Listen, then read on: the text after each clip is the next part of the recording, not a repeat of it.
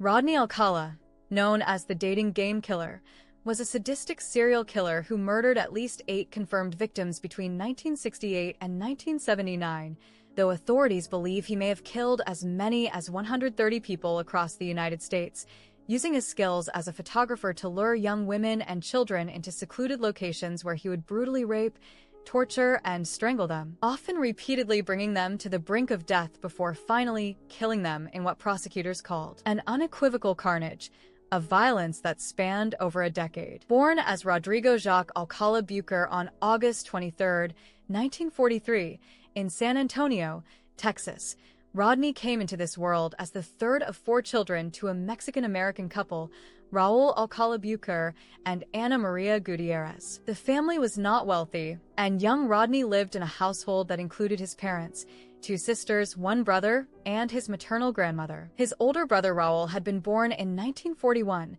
followed by his older sister Marie-Therese in 1942, and later his youngest sister Marie-Christine would be born in 1947. In 1948, when Rodney was just 5 years old, he began his education at St. Joseph Catholic Elementary School before transferring to Mount Sacred Heart. The family lived a relatively normal life in Texas during these early years, but dramatic changes were coming that would fundamentally alter the trajectory of young Rodney's life. When Rodney was 8 years old in 1951, his maternal grandmother became seriously ill and expressed her desire to spend her final years in Mexico. The entire family made the difficult decision to move to Mexico to care for her, and it was there that Rodney attended his first non-Catholic school. The move to Mexico represented a significant disruption in the young boy's life, taking him away from everything familiar in Texas and plunging him into a new country, a new language environment, and a completely different way of life. Tragedy struck the family while they were living in Mexico. Rodney's beloved grandmother,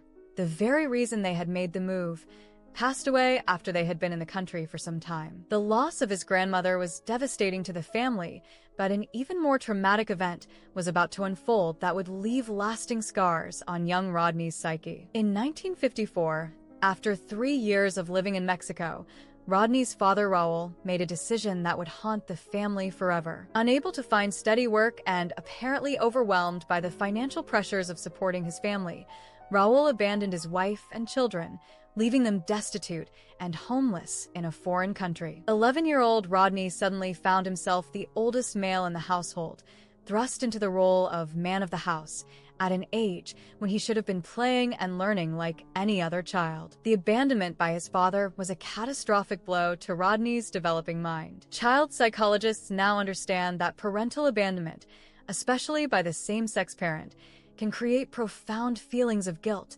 shame, rejection, and fear in a child. Young Rodney was forced to grapple with questions that no child should have to face. Why did his father leave? Was it something he had done? Could he have prevented it? The emotional turmoil of these unanswered questions, combined with the sudden responsibility of helping his mother care for his sisters, created an unbearable psychological burden. Ana Maria, now a single mother with limited resources in a foreign country, made the difficult decision to return to the United States with her children. In 1954, she packed up what few belongings they had and moved the family to Los Angeles, California, where they would start over once again. Rodney was enrolled at St. Alphonsus in East Los Angeles, where he would attend school for the next 2 years. Despite the trauma he had endured, Rodney proved to be academically gifted and reasonably popular among his peers. His teachers noted that he was intelligent and capable, though some would later recall that there was something slightly different about him, something they could not quite put their finger on. He was supported by his family, particularly his mother, who worked tirelessly to provide for her children in their new country. In 1956, at the age of 13, Rodney finished 8th grade and enrolled at Cantwell Sacred Heart of Mary, a private Catholic high school. He continued to excel academically, but as he progressed through his teenage years, he began to rebel against the strict religious education he had been receiving since childhood. During his final semester of high school, Rodney made it clear to his family that he felt he had received enough religious instruction and insisted on transferring to a public school to complete his education. In 1960, Rodney graduated from Montebello High School as a 17-year-old with his entire life ahead of him. Those who knew him during his high school years described him as having many friends and dating frequently. He was known to enjoy playing the piano and was actively involved in yearbook planning. On the surface, he appeared to be a normal, well-adjusted teenager with a bright future. However, beneath this facade of normalcy, something dark was beginning to stir within Rodney's mind. The trauma of his father's abandonment, combined with the constant upheaval and instability of his early childhood, had planted seeds of dysfunction that were beginning to take root. Child development experts now recognize that the kind of abandonment trauma Rodney experienced can lead to serious psychological disorders, including antisocial personality disorder, narcissistic tendencies, and difficulties forming healthy relationships. On June 19, 1961, just after his 18th birthday, Rodney made a decision that seemed to offer him structure and purpose. He enlisted in the United States Army, entering a paratrooper program in North Carolina. The military seemed like it might provide the stability and father figure that had been missing from his life since his real father's abandonment. He served as a clerk and trained as a paratrooper, and for a while, it appeared that military life might be exactly what the young man needed. However, tragedy struck the family again on January 8, 1962, when Rodney was 19 years old. His father, Raul, who had abandoned them nearly 8 years earlier, unexpectedly passed away in Tulare County, California. Despite all the pain and trauma his father's abandonment had caused, the entire family attended the funeral. For Rodney, this meant facing the reality that he would never have the opportunity to confront his father about the abandonment, never get answers to the questions that had tormented him throughout his adolescence, and never receive the apology or explanation he desperately needed. The death of his father seemed to trigger something in Rodney's already fragile mental state. In 1963, while stationed at Fort Campbell on the Kentucky-Tennessee border, 20-year-old Private Alcala began exhibiting increasingly disturbing behavior. He went AWOL multiple times, showing a blatant disregard for military authority and discipline. During one of these unauthorized absences in June 1963,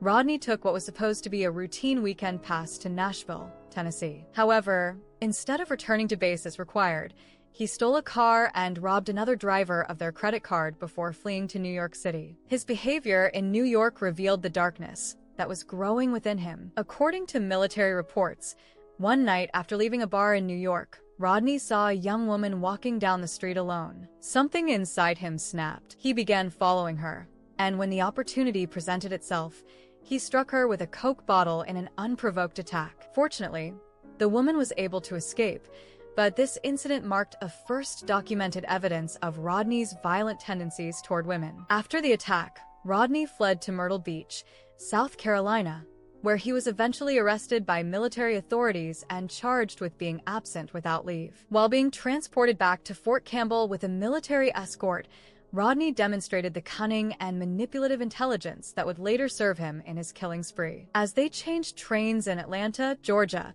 he managed to escape from his military guards and flee to his family's home in California. When Rodney arrived unexpectedly at his mother's door, claiming he had hitchhiked nearly 3,000 miles from Fort Bragg, his family was shocked and concerned. His mother and sisters, still caring for him despite everything that had happened, advised him to turn himself into military authorities. However, during his stay at home, Rodney exhibited behavior that horrified his family. According to military reports, he exposed himself to his youngest sister, who became hysterical at his actions. When questioned about the incident later, Rodney admitted that he did not know if he wanted to have sexual relations with her. This disturbing behavior toward his own sister was a clear indication that Rodney's mental state was deteriorating rapidly. His family, already concerned about his increasingly erratic behavior, became genuinely frightened of what he might be capable of. Military psychiatric experts at the Army Hospital in Fort Ord, California,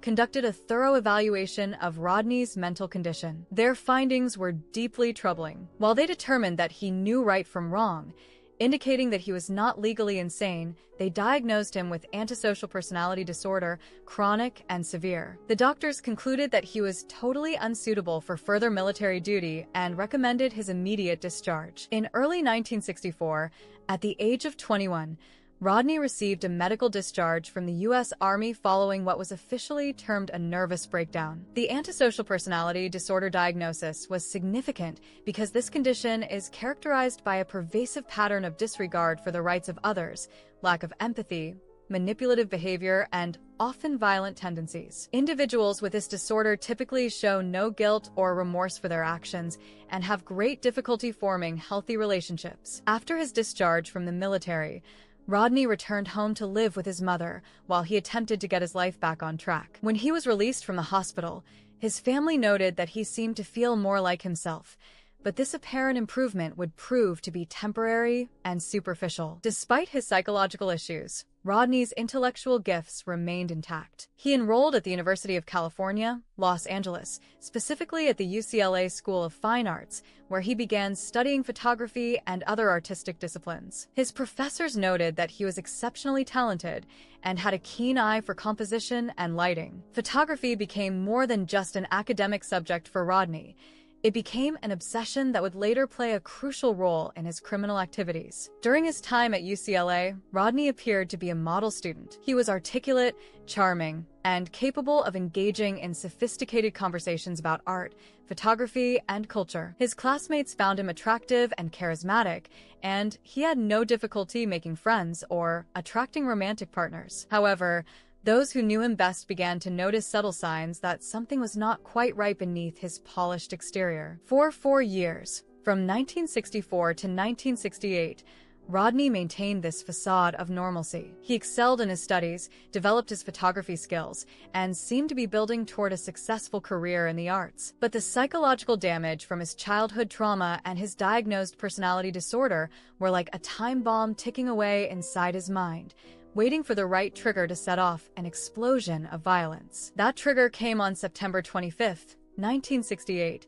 when Rodney was 25 years old and had just completed his degree at UCLA. On that fateful day, a man named Donald Haynes was going about his daily routine when he witnessed something that disturbed him deeply. He saw a tall, attractive man with long dark hair approaching a small girl on Sunset Boulevard in West Hollywood. The little girl was 8-year-old Tali Shapiro, who was walking to school that morning, just as she had done countless times before. She lived with her family at the iconic Chateau Marmont Hotel, less than a mile from where Rodney was now living. Tali was a bright, innocent child who had been taught to be polite to adults and to obey authority figures. Donald Haynes watched in growing alarm as Rodney approached the little girl. There was something about the man's behavior that set off every alarm bell in Haynes' mind. He was fixated on this little girl, Haynes would later recall. That disturbed me. The way Rodney was looking at Tali, the intensity of his focus on her, and his overall demeanor all screamed danger to the observant bystander. Rodney, using all the charm and manipulation skills he had perfected over the years, approached Tali with a friendly smile. When she initially showed hesitation, as she had been taught about not talking to strangers, Rodney smoothly lied to her, claiming that he knew her family. This deception was enough to overcome the little girl's natural caution. With the trusting nature of a child, Tali believed the handsome stranger's lie and allowed herself to be led to his car. Haynes, whose instincts were screaming that something was terribly wrong, made a decision that would save Tali's life. When he saw the little girl get into the back seat of Rodney's van, he immediately began following them. All the signs were there, Haynes would later say, describing how every detail of Rodney's behavior had indicated predatory intentions. Rodney drove Tali to his apartment, telling her that he was a professional photographer and wanted to show her a poster. The little girl, still trusting and unaware of the danger she was in, followed him into the apartment. He drove me to his house. I followed him in, and that's all I remember. There was nothing else to remember. Tali would later recall. He obviously hit me over the head right after that, and that was it. What happened next was an act of such brutality and depravity that it defied comprehension. Rodney savagely attacked the 8-year-old child, raping her and beating her with a metal bar with such violence that he nearly killed her. The attack was so severe that Tali suffered massive head trauma and required over 27 stitches in the back of her head. The innocent little girl who had been walking to school that morning was now fighting for her life. Meanwhile, Donald Haynes had called the police and reported what he had witnessed. Officers Chris Camacho and his partner responded to the call and rushed to Rodney's apartment. When they arrived and entered the premises, they discovered a scene of horror that would haunt them for the rest of their careers. They found 8-year-old Tali Shapiro lying unconscious on the floor in a massive pool of blood. She was naked, with the metal bar that had been used to beat her lying across her neck. She was barely clinging to life, groaning softly, which was the only indication to the officers that she was still alive. The apartment showed signs of the violent struggle that had taken place, with blood spattered on the walls and furniture. Rodney, however, was nowhere to be found. Hearing the police arrive, he had slipped out the back door of the apartment and fled, leaving his young victim to die. This ability to escape at the last moment, combined with his intelligence and manipulative skills, would become a recurring pattern in Rodney's criminal career. Tali was rushed to the hospital in critical condition. She remained in a coma for 32 days, and doctors were unsure whether she would survive or, if she did survive, whether she would suffer permanent brain damage from the severe head trauma. Her family maintained a constant vigil at her bedside, praying for her recovery and trying to come to terms with the fact that their innocent little girl had been subjected to such unthinkable violence. Miraculously, Tali did survive the attack and eventually made a full physical recovery, though the psychological trauma would affect her for years to come. She had no memory of the attack itself, which doctors explained was likely her mind's way of protecting itself from the horror of what had happened to her. The Los Angeles Police Department immediately launched a massive manhunt for Rodney Alcala. Detective Steve Hodel, who was investigating the case, spoke with neighbors and searched Rodney's apartment for clues. Among his belongings, they discovered a University of California at Los Angeles student ID, which helped them identify him as the primary suspect in the brutal attack on Tali Shapiro. However, Rodney had already put into motion an escape plan that demonstrated his cunning and intelligence. To evade the arrest warrant that he knew would be issued for him, Rodney fled California entirely and headed to the East Coast. Using forged documents and a false identity, he enrolled in New York University's School of the Arts undergraduate program under the alias John Berger. The choice of New York was strategic for several reasons. It was across the continent from California, making it much more difficult for law enforcement to track him down in the days before computerized databases and instant communication between police departments. Additionally, New York's large, anonymous urban environment provided the perfect place for someone to disappear and start a new life under a false identity. At NYU, Rodney enrolled in the film program and found himself studying under none other than Roman Polanski, the acclaimed director who would later become infamous for his own legal troubles. Polanski, not knowing anything about his student's violent past, found Rodney to be intelligent and talented, though he never completed his studies at the university. During his time in New York, Rodney worked to support himself while maintaining his false identity. He took a job as a photographer, building on the skills he had developed at UCLA. He also worked part-time as a security guard and camp counselor, jobs that gave him access to potential victims while maintaining the facade of being a respectable member of society. For 3 years, from 1968 to 1971, Rodney successfully evaded capture while living under his false identity in New York. To the outside world, John Berger appeared to be a talented young artist trying to make his way in the big city. He was charming, intelligent, and attractive, easily making friends and romantic connections. Few people suspected that behind his pleasant exterior lurked the mind of a violent predator. However, Rodney was not content to simply hide and live a quiet life under his assumed identity. The violent urges and psychological dysfunction that had driven him to attack Tali Shapiro had not been resolved. They had merely been suppressed. Like a cancer in remission, they were growing stronger beneath the surface, waiting for the right opportunity to emerge once again. In June 1971, while still living in New York under his false identity, Rodney encountered Cornelia Michelle Crilly, a 23-year-old flight attendant for Trans World Airlines. Cornelia was an attractive young woman who had moved to Manhattan to pursue her dreams of a career in aviation. She was living alone in her apartment, working hard to build her life in the competitive world of commercial aviation. The exact circumstances of how Rodney encountered Cornelia remain unclear, but investigators believe he may have posed as a photographer, as he often did when hunting for victims. Using his considerable charm and attractive appearance, he somehow gained access to her Manhattan apartment, possibly by offering to help her move furniture or by claiming he wanted to take her photograph for a professional portfolio. Once he had Cornelia alone and vulnerable, Rodney's true nature emerged with terrifying violence. He brutally raped the young flight attendant, bit her savagely, and then strangled her to death in her own apartment. The attack was characterized by the same extreme violence and sexual sadism that had marked his assault on Tali Shapiro, but this time there was no Donald Haynes to call police, and no chance for the victim to survive. The murder of Cornelia Crilly represented a significant escalation in Rodney's criminal behavior. While his attack on Tali Shapiro had been attempted murder, Cornelia's killing marked his first confirmed successful homicide. The psychological barriers that prevent most people from taking another person's life had been completely shattered in Rodney's mind. The NYPD investigated Cornelia's murder, but in 1971, New York City was experiencing an epidemic of violent crime, with nearly 2,000 homicides occurring that year alone. Without modern forensic techniques, DNA testing, or computerized databases, detectives had few leads to follow. The case of the murdered flight attendant was filed away with hundreds of other unsolved homicides,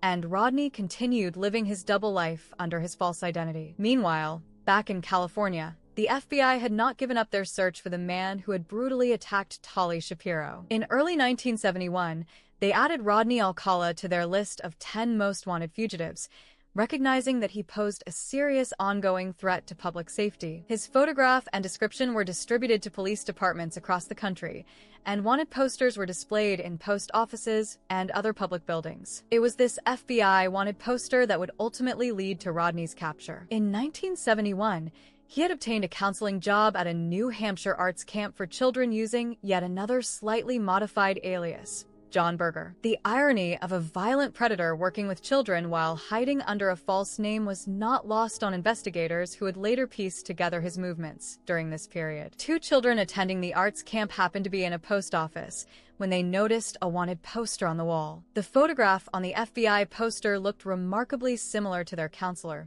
John Berger. The children, demonstrating exactly the kind of alertness and civic responsibility that adults hope to instill in young people, reported their suspicions to authorities. When FBI agents arrived at the camp to investigate, they quickly confirmed that John Berger was indeed Rodney Alcala, the fugitive they had been seeking for nearly 3 years. He was arrested and extradited back to California to face charges for the brutal attack on Tali Shapiro. However, the legal system in the early 1970s was very different from today, and Rodney's case highlighted the challenges of prosecuting violent crimes, especially when they involved child victims. By the time Rodney was brought to trial, Tali Shapiro's parents had made the heartbreaking decision to relocate their entire family to Mexico to escape the trauma and publicity surrounding the case. The Shapiro family's decision was understandable from a personal perspective. They wanted to protect their daughter from having to relive the trauma by testifying in court, and they hoped that moving to a new country would help Tali heal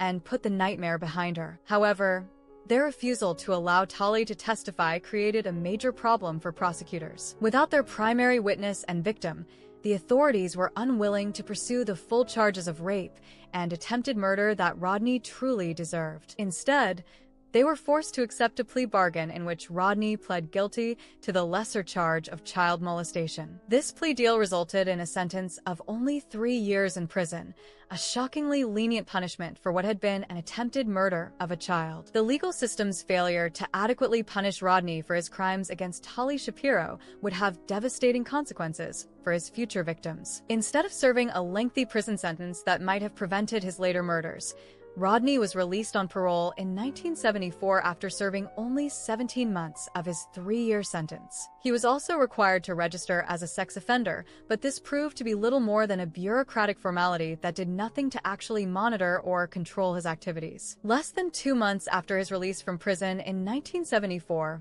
Rodney demonstrated that his time behind bars had done nothing to address his violent tendencies or cure his psychological disorders. He abducted a 13-year-old girl identified in court records only as Julie J., who had accepted what she thought would be a ride to school from the friendly stranger. The attack on Julie J.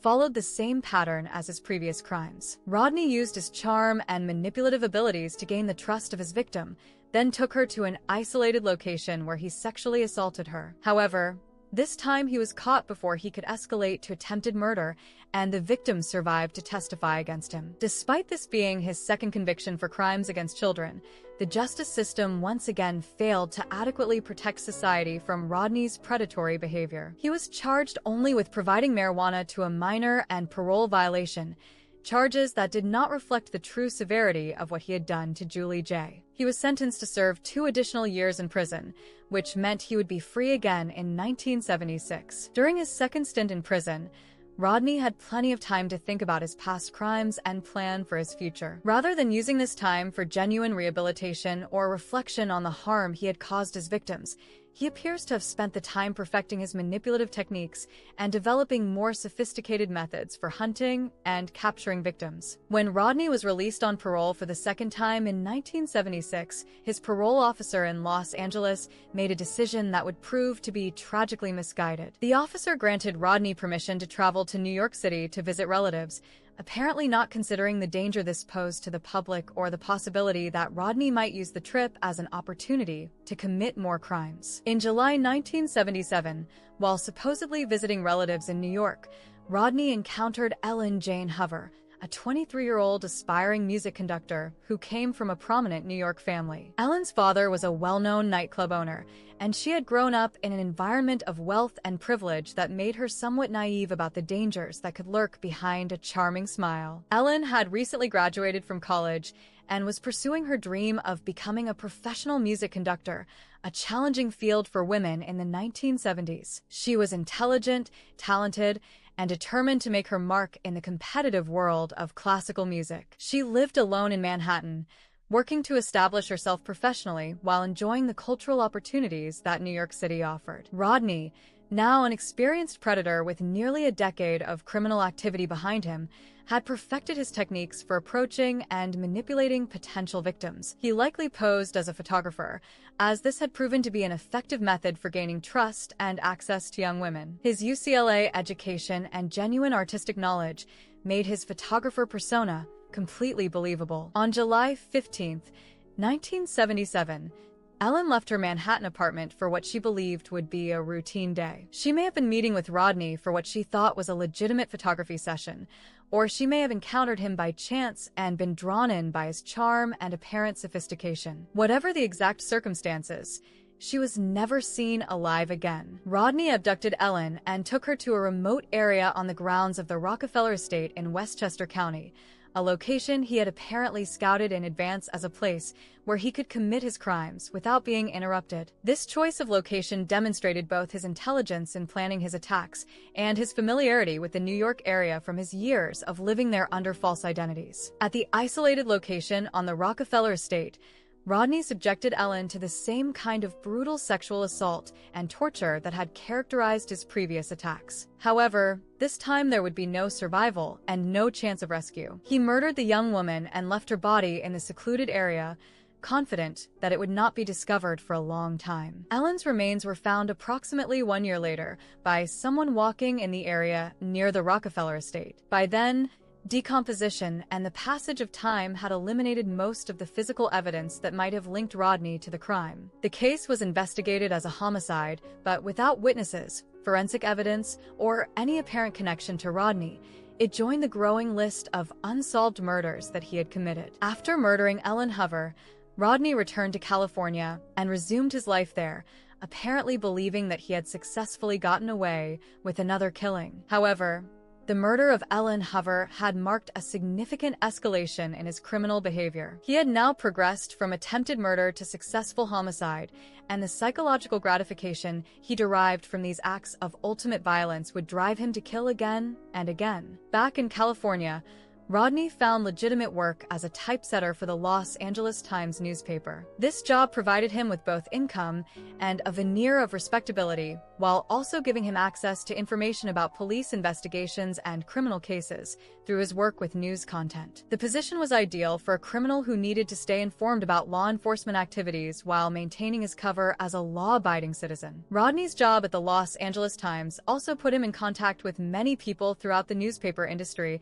and the broader Los Angeles media community. His intelligence, charm, and artistic background made him popular among his colleagues, many of whom had no idea that they were working alongside one of the most dangerous predators in the country. By 1977, Rodney had settled into what appeared to be a stable routine in Los Angeles. He had steady employment, was building a network of professional contacts, and seemed to be successfully reintegrating into society after his prison sentences. However, beneath this facade of normalcy, he was actively hunting for new victims and planning his next attacks. On November 10, 1977, Rodney encountered Jill Barkham, an 18-year-old aspiring actress who had recently moved to Los Angeles from New York with dreams of making it in Hollywood. Like thousands of other young women who came to Los Angeles each year hoping to break into the entertainment industry, Jill was beautiful, talented, and optimistic about her future. Jill had come to California with the same hopes and dreams that had drawn countless others to Hollywood over the decades. She wanted to use her beauty and talent to build a career in movies or television,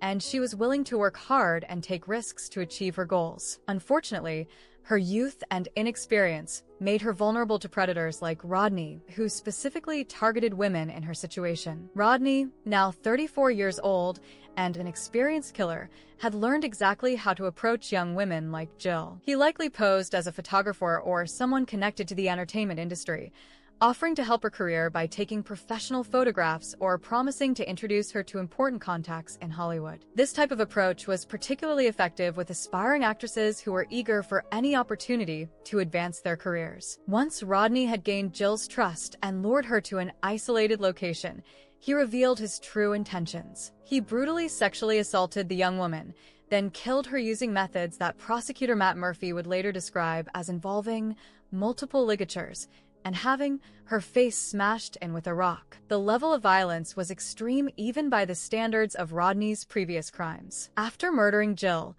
Rodney disposed of her body on a remote road in the Hollywood Hills, where it was discovered by someone passing by. The location was isolated enough that the crime scene had not been contaminated by other people, but it was accessible enough that the body would eventually be found. This choice of dump site suggested that Rodney wanted his victims to be discovered, possibly because he derived some psychological satisfaction from the fear and media attention his crimes generated. The murder of Jill Barkham devastated her family, who had supported her dreams and had been proud of her courage in pursuing a career in Hollywood. Her brother Bruce Barkham would later speak at Rodney's sentencing hearing, describing the impact her death had on everyone who loved her. There is murder and rape, and then there is the unequivocal carnage of a Rodney Alcala-style murder, he said, trying to convey the extreme nature of the violence that had taken his sister's life. Less than a month after killing Jill Barkham, Rodney struck again, demonstrating that he had now entered a phase of his criminal career where he was killing with increasing frequency and decreasing time between attacks. His next victim was Georgia Wickstead, a 27-year-old pediatric cancer nurse who had dedicated her life to caring for sick children. Georgia was the kind of person who represented everything good and decent in society. She had chosen one of the most challenging and emotionally demanding careers in medicine, working with children who were fighting for their lives against cancer. Her colleagues and patients' families described her as incredibly compassionate, skilled, and dedicated to helping others. She had recently moved into her own apartment in Los Angeles and was building what should have been a long and fulfilling career in nursing. Rodney's method of approaching Georgia followed his established pattern of using deception and manipulation to gain access to his victims. He may have posed as someone needing medical advice or assistance, or he may have used his photographer persona to approach her. Given Georgia's caring nature and professional background, she would have been particularly susceptible to someone who seemed to need help or who presented a professional opportunity. Once Rodney had Georgia alone in her apartment, he subjected her to the same kind of extreme violence that had characterized his other attacks. Prosecutor Matt Murphy later described Georgia as a super sweet person whose murder was particularly heinous because of the torture and sexual assault that preceded her death. She was found dead in her apartment, having been brutally beaten, sexually assaulted, and strangled. The murder of Georgia Wickstead represented not just the loss of a life, but the loss of all the future patients she would have cared for and all the families she would have helped during their most difficult times. The ripple effects of Rodney's violence extended far beyond his immediate victims to include all the people whose lives would have been touched by their kindness and contributions to society. By early 1978, Rodney had now killed at least 4 people in California and New York, but his crimes had not yet been connected by law enforcement. The lack of modern forensic techniques, computerized databases, and communication between different police departments meant that each murder was being investigated as an isolated incident. Rodney's intelligence and careful planning had allowed him to avoid detection while building an increasingly horrific trail of violence. In 1978, Rodney encountered Charlotte Lamb, a 32-year-old legal secretary who had also come to California with dreams of building a better life for herself. Charlotte was described by those who knew her as strikingly beautiful and ambitious,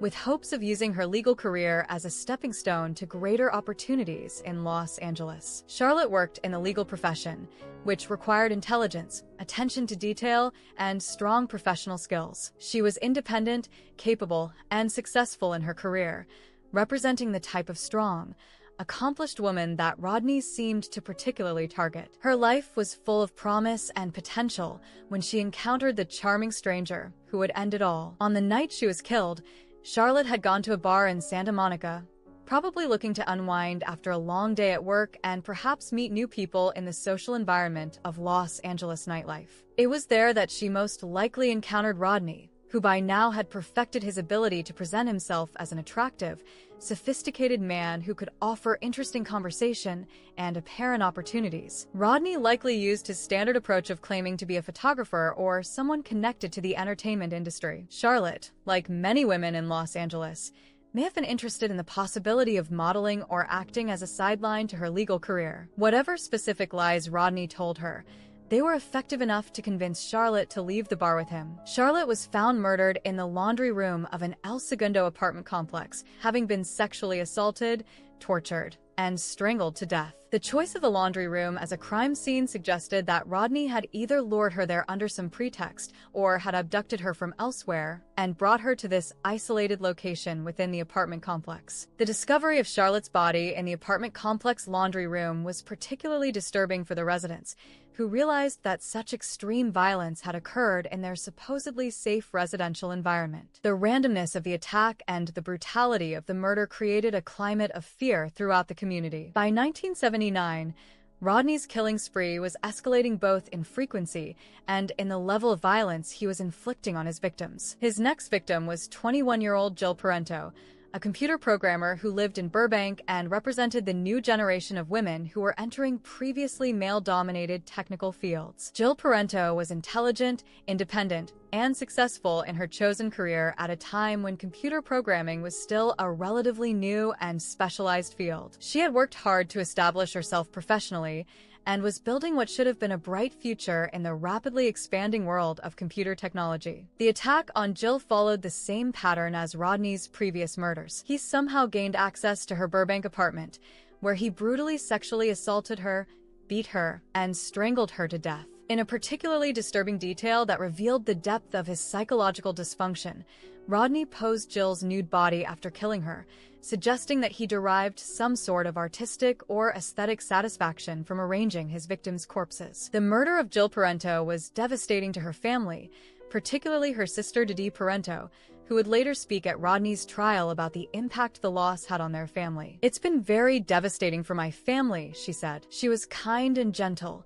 full, and with wonderful sense of humor." The description painted a picture of yet another promising life cut short by Rodney's violence. During this same period in 1978, while he was actively committing murders throughout California, Rodney did something that would later become one of the most infamous aspects of his criminal career. He applied to be a contestant on The Dating Game, a popular television show where 3 eligible bachelors competed to win a date with a bachelorette. The Dating Game was a lighthearted entertainment program that had been running since the mid-1960s. The format involved a bachelorette asking questions of 3 hidden bachelors, then choosing one of them for a date based on their answers. The show was known for its sexual innuendo and playful atmosphere, and appearing as a contestant was considered both fun and potentially beneficial for one's social life. What makes Rodney's appearance on The Dating Game so shocking in retrospect is that by the time he applied to be a contestant, he had already murdered at least 5 people and had served prison time for sexual assault of children. He was a registered sex offender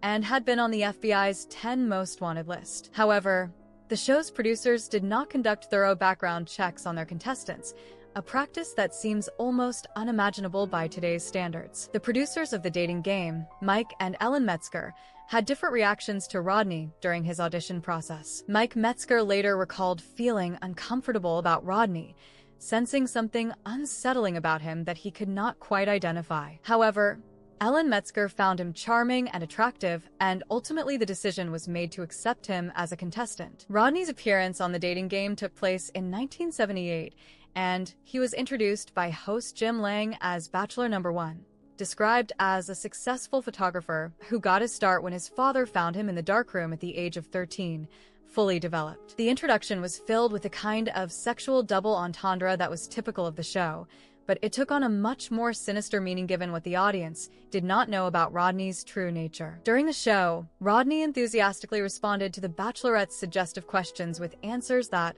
in hindsight, seemed deeply disturbing. He compared himself to a banana, said that nighttime was when he really gets good, and acted out the part of what the show described as a dirty old man. At the time, these responses seemed like typical dating game banter, but knowing what we now know about Rodney's crimes, they take on a much more ominous significance. The Bachelorette on that episode was Cheryl Bradshaw, an aspiring actress and teacher who was looking for romance and perhaps some exposure that might help her career. Based purely on the contestants' answers to her questions, she chose Rodney as the winner, which meant they would go on a date together sponsored by the show. However, after the show was over and Cheryl met Rodney backstage, her instincts immediately told her that something was wrong. She later described feeling weird vibes coming from him and told the show's contestant coordinator, Ellen Metzger, "I can't go out with this guy. There's weird vibes that are coming off of him. He's very strange. I am not comfortable." Cheryl Bradshaw's decision to trust her instincts and refuse the date may have saved her life. Her intuitive recognition that something was dangerous about Rodney, despite his charming exterior and the fun atmosphere of the show, demonstrated the importance of listening to one's gut feelings about people, even in seemingly safe social situations. Rodney's appearance on The Dating Game would later earn him the nickname, the Dating Game Killer, but at the time, his rejection by Cheryl Bradshaw probably frustrated and angered him. For someone with his narcissistic personality disorder and need for control, being rejected by a woman on national television was likely a significant blow to his ego that may have contributed to the escalation of his violent behavior. Just 1 month after his Dating Game appearance, Rodney committed what would become his final and most infamous murder. On June 20th, 1979, he approached 12-year-old Robin Samso, a ballet student from Huntington Beach, California, who was on her way to dance class when she encountered the friendly stranger who offered to take her picture. Robin Samso was described by everyone who knew her as a precocious, talented, and beloved child who brought joy to everyone around her. She was passionate about ballet and had been taking lessons for years, showing real talent and dedication to her art. As the youngest child in her family, she was doted on by her parents, brother, and sister, who saw her as the bright light of their household. On that fateful day in June, Robin was riding her bicycle to her ballet class, as she had done many times before. She was in familiar surroundings, following a routine that had always been safe, when she encountered Rodney, who was now an experienced predator with nearly 11 years of criminal activity behind him. Rodney approached Robin using his well-practiced photographer persona, probably complimenting her appearance and offering to take professional photographs that could help launch a modeling or acting career. For a young girl interested in dance and performance, the opportunity to have professional photos taken would have seemed exciting and legitimate. What happened next represented every parent's worst nightmare. Robin was never seen alive again after accepting Rodney's offer to photograph her. Her family reported her missing when she failed to return from ballet class, and a massive search effort was launched throughout the Huntington Beach area. 12 days after Robin's disappearance, her remains were found in a remote location in the San Gabriel Mountains, approximately 40 miles from where she was last seen alive. The discovery of her body revealed the full extent of Rodney's depravity and violence. According to prosecutor Gina Satriano, Robin's head was separated from the rest of her body.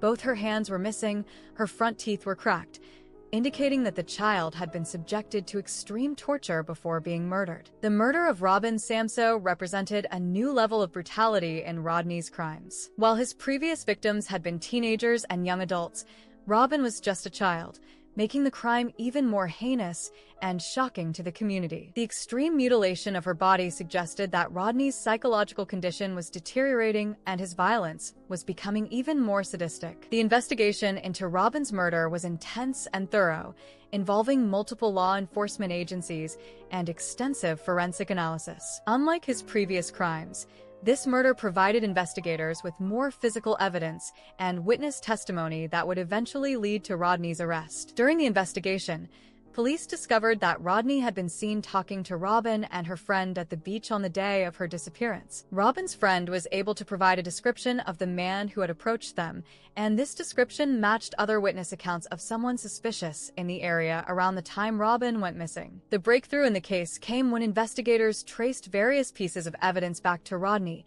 including testimony from witnesses who had seen him with Robin and forensic evidence that connected him to the crime. In July 1979, approximately 1 month after Robin's murder, Rodney was arrested and charged with her kidnapping and murder. At the time of his arrest, investigators also discovered that Rodney had rented a storage locker in Seattle, Washington, where he had moved after Robin's murder. When they obtained a warrant to search the locker, they made a discovery that revealed the full scope of his criminal activities and provided crucial evidence linking him to other murders. The storage locker contained what prosecutors would later describe as Rodney's trophies from his various crimes. Among the items found were earrings that belonged to Robin Samsoe, providing physical evidence connecting Rodney to her murder. Also found in the locker were earrings belonging to Charlotte Lamb, linking him to that murder as well. Perhaps most disturbing of all were the hundreds of photographs that Rodney had stored in the locker. These images showed women,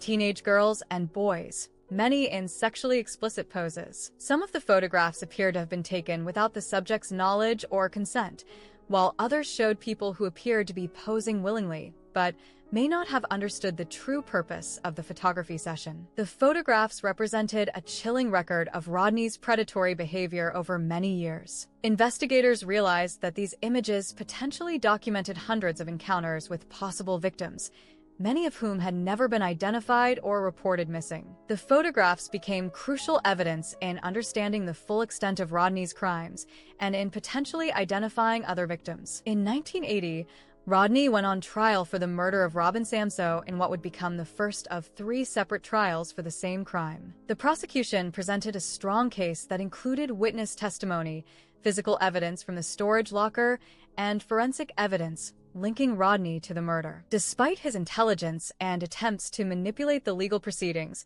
he was convicted of first-degree murder with special circumstances that made him eligible for the death penalty. The jury that convicted Rodney also heard testimony during the penalty phase of the trial from some of his surviving victims and from the families of those he had murdered. The emotional impact of these testimonies was profound, as family members described the devastating effect that Rodney's crimes had on their lives. Tali Shapiro, now an adult, bravely testified about the attack she had survived as an 8-year-old child. Despite having no memory of the attack itself, she was able to describe the lasting impact it had on her life and her family. Her testimony was particularly powerful because it demonstrated that even his failed attempts at murder had caused lifelong trauma to his victims. During the penalty phase, Rodney made the shocking decision to represent himself, cross-examining his own victims and attempting to manipulate the proceedings. When he questioned Tali Shapiro, he offered what seemed like an apology, saying, "I sincerely regret what happened. I apologize for my despicable behavior." However, this apparent remorse was widely viewed as another manipulation tactic rather than genuine regret. The jury ultimately recommended the death penalty for Rodney, and in 1980, he was sentenced to death for the murder of Robin Samsoe. However, this would not be the end of his legal proceedings. The complex nature of death penalty cases and the appeals process meant that Rodney would spend decades fighting his conviction and sentence. In 1984, the California Supreme Court overturned Rodney's conviction and death sentence, ruling that there had been errors in the trial proceedings. This decision meant that he would have to be retried for Robin's murder, giving him another opportunity to escape justice for his crimes. The second trial took place in 1986, and once again, Rodney was convicted of Robin's murder and sentenced to death. However, the legal system's handling of his case continued to be problematic. In 2003, a federal appeals court overturned his second conviction and death sentence, ruling that there had been prosecutorial misconduct during the trial. This meant that Rodney would face a third trial for the same murder. During the years between his second and third trials, advances in forensic science, particularly DNA testing, provided investigators with new tools for linking Rodney to his other crimes. DNA evidence collected from the crime scenes of his previous murders could now be tested and compared to samples from Rodney, providing scientific proof of his involvement in cases that had remained unsolved for decades. In 2006, prosecutors added 4 additional murder charges to Rodney's case, connecting him to the murders of Jill Barkham, Georgia Wickstead, Charlotte Lamb, and Jill Parento through DNA evidence and other forensic techniques that had not been available during his previous trials. This meant that when he went to trial for the third time in 2010, he would be facing charges for 5 murders rather than just Robin's death. The third trial, which took place in 2010, was a media sensation that brought renewed attention to Rodney's crimes and their impact on his victims' families. By this time, he was 66 years old and had spent over 30 years in the legal system, but he remained as manipulative and narcissistic as ever. During the 2010 trial, Rodney once again chose to represent himself, a decision that allowed him to cross-examine witnesses and essentially put on a performance for the court and media. This self-representation was widely viewed as another example of his narcissistic personality and his desire to maintain control over the proceedings. One of the most bizarre moments of the third trial came when Rodney played a seconds-long clip of his appearance on the dating game as part of his defense. He claimed that the grainy footage proved he was wearing a gold ball earring almost a year before Robin was killed, somehow attempting to use his television appearance to create reasonable doubt about his guilt. The absurdity of this defense strategy highlighted both his desperation and his continued inability to accept responsibility for his crimes. The prosecution in the 2010 trial presented overwhelming evidence of Rodney's guilt, including DNA evidence, witness testimony, physical evidence from his storage locker, and detailed analysis of his methods and patterns of behavior. The case against him was so strong that there was little doubt about the outcome. On February 25, 2010, the jury found Rodney guilty on 5 counts of first-degree murder with special circumstances, making him eligible for the death penalty once again. The special circumstances included rape, torture, and kidnapping, reflecting the extreme nature of his crimes and the suffering he had inflicted on his victims. 3 weeks later, the same jury recommended the death penalty for Rodney, and on March 30, 2010, Orange County Superior Court Judge Francisco Briceño sentenced him to death for the 3rd time. During the sentencing hearing, Judge Briceño told Rodney that his actions warranted the ultimate punishment, siding with the jury's recommendation for execution. The sentencing hearing provided an opportunity for the families of Rodney's victims to finally confront him and express the impact his crimes had on their lives. The emotional testimony from family members was heartbreaking, as they described not only the loss of their loved ones but also the decades of pain and uncertainty they had endured while waiting for justice. Bruce Barkham, whose sister Jill had been Rodney's first California victim, delivered particularly powerful testimony during the sentencing phase. "There is murder and rape, and then there is the unequivocal carnage of a Rodney Alcala-style murder," he said, trying to convey to the court the extreme nature of the violence that had taken his sister's life. He also directly addressed Rodney, saying, "Give up your debt, Rodney. All victims, all states, all occurrences. Own your truth." Even after his third death sentence, Rodney's legal case was not completely resolved. In 2012, he was extradited to New York to face charges for the murders of Cornelia Crilly and Ellen Jane Hover, the two women he had killed during his years of hiding under false identities in the 1970s. The New York charges were possible because of advances in DNA testing that had allowed investigators to match saliva found on Cornelia Crilly's body to Rodney's genetic profile. Additionally, forensic odontologists were able to match bite marks found on Cornelia's body to molds of Rodney's teeth, providing multiple forms of scientific evidence linking him to the crime. Rather than face another lengthy trial, Rodney chose to plead guilty to the New York murders in 2012. He was sentenced to an additional 25 years to life in prison, ensuring that even if his California death sentences were somehow overturned again, he would remain in prison for the rest of his life. In 2016, prosecutors in Wyoming filed charges against Rodney for the murder of Christine Ruth Thornton, a 28-year-old pregnant woman who had disappeared in 1978. Christine had been 6 months pregnant when she vanished, making her murder particularly heinous. Her remains were not discovered until 1982, and she was not identified until 2015 through DNA testing. The Wyoming case was significant because it demonstrated that Rodney's crimes had extended beyond California and New York to include victims in other states. However, by 2016, Rodney was in poor health and confined to a wheelchair, and prosecutors eventually determined that he was too ill to be extradited to Wyoming to face the charges. Throughout his decades in prison, investigators continued to work on identifying the people in the hundreds of photographs found in Rodney's storage locker. In 2010, after his third conviction, the Huntington Beach Police Department released more than 100 of these photographs to the public, hoping that someone would recognize the subjects and help determine whether they had been victims of additional crimes. The release of the photographs generated hundreds of phone calls from people who thought they recognized someone in the images. Most of the individuals who were identified turned out to be alive and well, having been photographed by Rodney during legitimate photography sessions or casual encounters. However, investigators remained concerned that some of the unidentified subjects might have been victims of crimes that were never reported or discovered. The investigation into Rodney's photographs also led to the identification of Christine Ruth Thornton in Wyoming. A relative who had been searching for Christine since her disappearance in 1977 was looking through the released photographs in 2013 when they recognized her. This led to DNA testing that confirmed the identification and ultimately resulted in the murder charges filed in Wyoming. Psychological experts who studied Rodney's case identified several factors that contributed to his development into a serial killer. His abandonment by his father at age 11 created deep psychological wounds that were never properly addressed. The instability and trauma of his early childhood, combined with his diagnosed antisocial personality disorder, created a perfect storm of psychological dysfunction. Dr. Damien Sendler,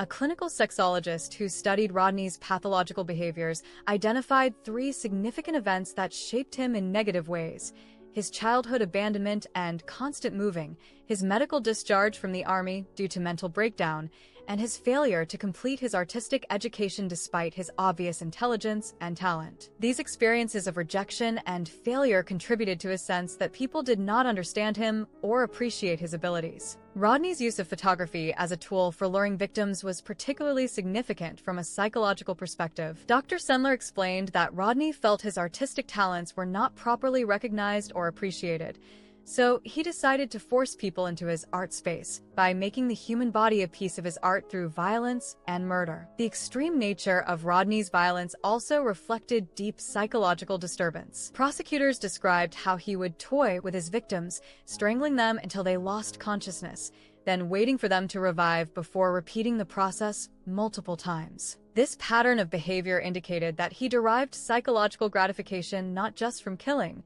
but from the process of controlling and terrorizing his victims. One detective described Rodney as a killing machine, while others compare him to Ted Bundy in terms of his intelligence, charm, and ability to manipulate people. However, Rodney's crimes were arguably even more sadistic than Bundy's, involving extreme torture and mutilation that went beyond what was necessary to kill his victims. Throughout his decades in prison, Rodney never showed genuine remorse for his crimes or accepted responsibility for the pain he had caused. He continued to file lawsuits and appeals, claiming that his rights were being violated and that he deserved better treatment. He even filed lawsuits over minor issues like a slip-and-fall incident and complaints about the prison diet, demonstrating his continued narcissistic focus on his own concerns rather than those of his victims. During his imprisonment, Rodney also wrote a book titled You, the Jury, in which he continued to maintain his innocence and present his version of events. The book was seen by many as another manipulation tactic,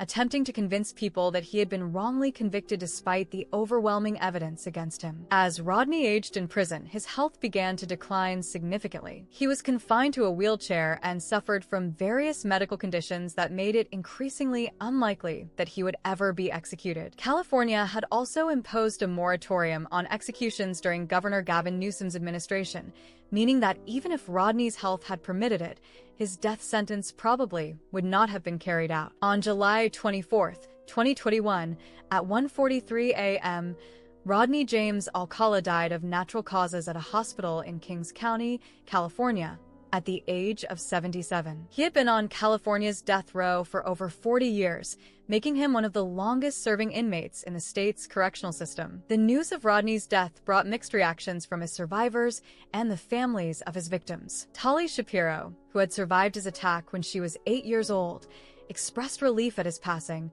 saying, "The world is a better place without him, that's for sure." For many of those affected by his crimes, his death represented the final closing of a chapter that had dominated their lives for decades. However, Rodney's death also meant that many questions about his crimes would never be answered. He had never fully confessed to all of his murders or provided information about other potential victims. Investigators believe that he may have been responsible for as many as 130 murders across multiple states, but without his cooperation, many of these cases will likely remain unsolved forever. The case of Rodney Alcala serves as a stark reminder of the importance of thorough background checks, the need for effective monitoring of convicted sex offenders, and the critical role that intuition and awareness can play in personal safety. Cheryl Bradshaw's decision to trust her instincts and refuse to go on a date with him after the dating game may have saved her life, while the alertness of Donald Haynes in calling police when he saw Rodney approaching Tali Shapiro certainly saved the little girl's life. The failures of the justice system in Rodney's case also highlight the importance of adequate sentencing for violent crimes and the need for effective rehabilitation programs for offenders with serious psychological disorders. His early releases from prison after relatively short sentences for violent crimes against children directly contributed to his ability to commit multiple murders. The investigation of Rodney's crimes also demonstrates the importance of advances in forensic science, particularly DNA testing, in solving cold cases and connecting crimes that might otherwise remain isolated incidents. Without DNA evidence, he might never have been connected to many of his murders, and justice for his victims might never have been achieved. For the families of Rodney's victims, his death marked the end of a decades-long ordeal of trials, appeals, and legal proceedings. While they could never bring back their loved ones, they could finally have the certainty that he would never hurt anyone else, and that the legal system had ultimately held him accountable for his crimes. The legacy of Rodney Alcala's crimes extends beyond his immediate victims to include all the people whose lives were touched by his violence. The families who lost loved ones, the survivors who carried physical and emotional scars for decades, the investigators who dedicated years of their careers to bringing him to justice, and the communities that lived in fear during his killing spree were all affected by his actions. His story also serves as a cautionary tale about the dangers of superficial charm and the importance of looking beyond appearances when evaluating people's character. Rodney was intelligent, attractive, and capable of presenting himself as a cultured, artistic individual, but beneath this exterior lurked one of the most dangerous predators in American criminal history. The photographs found in Rodney's storage locker remain a haunting reminder of the full scope of his predatory behavior. While most of the identified subjects turned out to be survivors of photography sessions rather than murder victims, The images serve as evidence of the systematic way he approached and documented his interactions with potential victims over many years. The impact of Rodney's crimes on law enforcement practices has been significant. His case contributed to improvements in background check procedures for television shows and other public forums,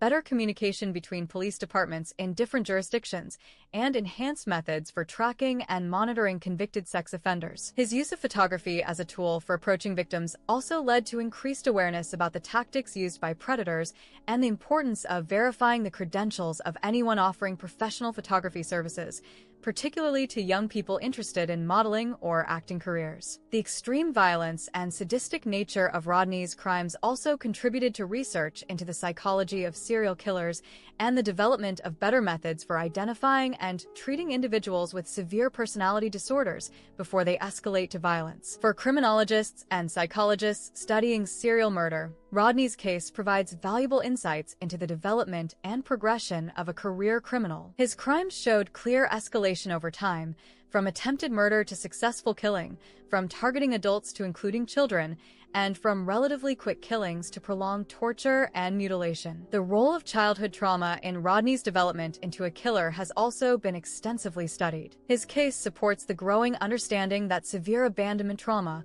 particularly during critical developmental periods, can contribute to the development of antisocial personality disorders and violent behavior patterns. However, experts also emphasize that while childhood trauma may be a contributing factor in the development of violent criminals, it is not an excuse for their actions or a guarantee that trauma survivors will become violent. Millions of people experience childhood abandonment and trauma without becoming serial killers, highlighting the complex interaction of genetic, psychological, and social factors that contribute to criminal behavior. The media attention surrounding Rodney's case, particularly his appearance on The Dating Game, has also contributed to popular understanding of serial killers and the ways they can hide in plain sight within normal society. His television appearance has become one of the most famous examples of how dangerous criminals can successfully present themselves as ordinary, even appealing individuals. The case has been the subject of numerous books, documentaries, television shows, and most recently, the Netflix film, Woman of the Hour, directed by and starring Anna Kendrick. These media portrayals have helped keep the memory of his victims alive while also educating the public about the warning signs of predatory behavior. For the field of victim services, Rodney's case has highlighted the importance of providing long-term support for survivors of violent crimes and the families of murder victims. The decades-long legal proceedings in his case meant that those affected by his crimes had to relive their trauma repeatedly through trials, appeals, and media coverage. The case also demonstrated the importance of protecting child victims during legal proceedings. The Shapiro family's decision to move to Mexico to avoid having Tully testify was understandable from a personal perspective, but it also allowed Rodney to receive a much lighter sentence than his crimes warranted, contributing to his ability to commit future murders. Modern victim services and legal procedures have evolved to better protect child witnesses, while still allowing for effective prosecution of crimes against children. These improvements were influenced, in part, by cases like Rodney's, where the failure to adequately protect child victims had devastating consequences for public safety. The international aspects of Rodney's case, including his family's time in Mexico and his crimes in multiple U.S. states, also highlighted the challenges of investigating and prosecuting crimes that cross jurisdictional boundaries. His case contributed to improvements in communication and cooperation between law enforcement agencies at different levels of government. The storage locker full of photographs that Rodney maintained also influenced law enforcement practices regarding the collection and analysis of evidence in serial crime cases. The systematic way he documented his interactions with potential victims provided investigators with unprecedented insight into the mind and methods of a serial predator. The public release of some of these photographs, while controversial from a privacy standpoint, demonstrated the value of community involvement in identifying victims and solving cold cases. The hundreds of phone calls generated by the photo release showed how public participation can be a valuable tool in criminal investigations. For the families of Rodney's victims, the decades-long legal proceedings meant that they never had the opportunity to fully grieve and move on with their lives. Each new trial, appeal, or legal development forced them to relive the trauma of their losses and confront the man who had destroyed their families. The the impact on the survivors, particularly Tali Shapiro and Morgan Rowan, was also profound. Both women had to live with the knowledge that they had survived attacks by one of the most dangerous serial killers in American history. Their ability to rebuild their lives and eventually speak publicly about their experiences demonstrated remarkable courage and resilience. The friendship that developed between Tali and Morgan after they connected through social media decades later showed how survivors can find strength and healing through connecting with others who have shared similar traumatic experiences. Their mutual support and advocacy work have helped other survivors and contributed to public understanding of the long-term effects of violent crime. The case also highlighted the importance of bystander intervention in preventing crimes. Donald Haynes' decision to follow Rodney and call police when he saw him approaching Tali Shapiro directly saved the little girl's life and led to Rodney's first arrest. His actions demonstrated how ordinary citizens can play a crucial role in public safety by trusting their instincts and taking action when they witness suspicious behavior. Similarly, the children at the New Hampshire arts camp who recognized Rodney's photograph on an FBI wanted poster and reported it to authorities showed how community awareness and civic responsibility can help law enforcement capture dangerous criminals. The failure of the Dating Games production team to conduct thorough background checks on contestants became a watershed moment for the entertainment industry. The show's producers' admission that they felt uncomfortable about Rodney but still allowed him to participate highlighted the importance of trusting professional instincts and implementing proper safety procedures. Modern television and film productions now routinely conduct extensive background checks on participants, influenced in part by the recognition that failure to do so can put both other participants and the general public at risk. Rodney's case became a cautionary tale about the responsibility that media companies have for public safety. The psychological profile that emerged from Rodney's case also contributed to the development of better methods for identifying and monitoring individuals who pose a high risk for violent crime. His combination of charm, intelligence, artistic ability, and extreme violence created a template that law enforcement and mental health professionals use to identify similar individuals. His case also demonstrated the limitations of the criminal justice system in dealing with individuals who have severe personality disorders. Despite multiple arrests, convictions, and prison sentences, the system was unable to prevent him from continuing to commit increasingly serious crimes. The role of mental health treatment in preventing violent crime was also highlighted by Rodney's case. His diagnosis with antisocial personality disorder while in the military represented an early opportunity for intervention, but the lack of effective treatment options at that time meant that his underlying psychological problems were never addressed. Modern understanding of personality disorders and treatment options has advanced significantly since the 1960s, but Rodney's case serves as a reminder of the challenges involved in treating individuals who lack empathy and show no genuine desire to change their behavior. The extreme length of time between Rodney's crimes and his final conviction also raised questions about the effectiveness of the death penalty as a deterrent and punishment. He spent over 40 years on death row, during which time he continued to consume significant resources through appeals and legal proceedings while never being executed. His death from natural causes while still appealing his convictions meant that the death penalty was never actually carried out, raising questions about whether life imprisonment without parole might be a more effective and economical approach to dealing with the most serious criminals. The case also demonstrated the importance of preserving physical evidence and biological samples from crime scenes, even when cases appear to be unsolvable with current technology. The DNA evidence that eventually linked Rodney to multiple murders was only possible because investigators had preserved samples from crime scenes decades earlier. This lesson has influenced modern law enforcement practices, with many agencies now maintaining extensive evidence storage facilities and protocols for preserving biological samples that might become useful as forensic technology continues to advance. The international interest in Rodney's case, including documentaries and news coverage in countries around the world, also highlighted how serial murder cases can transcend national boundaries and contribute to global understanding of criminal behavior patterns. His case has been studied by law enforcement agencies, psychologists, and criminologists internationally, contributing to the development of better methods for preventing, investigating, and prosecuting serial crimes worldwide. The cultural impact of Rodney's case has also been significant, inspiring not only true crime documentaries and books, but also fictional works that explore themes of hidden evil, the danger of superficial charm, and the importance of trusting one's instincts about people. The phrase dating game killer has become part of American popular culture, representing the concept of how dangerous individuals can hide behind facades of normalcy and even celebrity. His case is frequently cited in discussions about personal safety, background checks, and the importance of being aware of potential dangers in seemingly safe social situations. For the study of serial murder,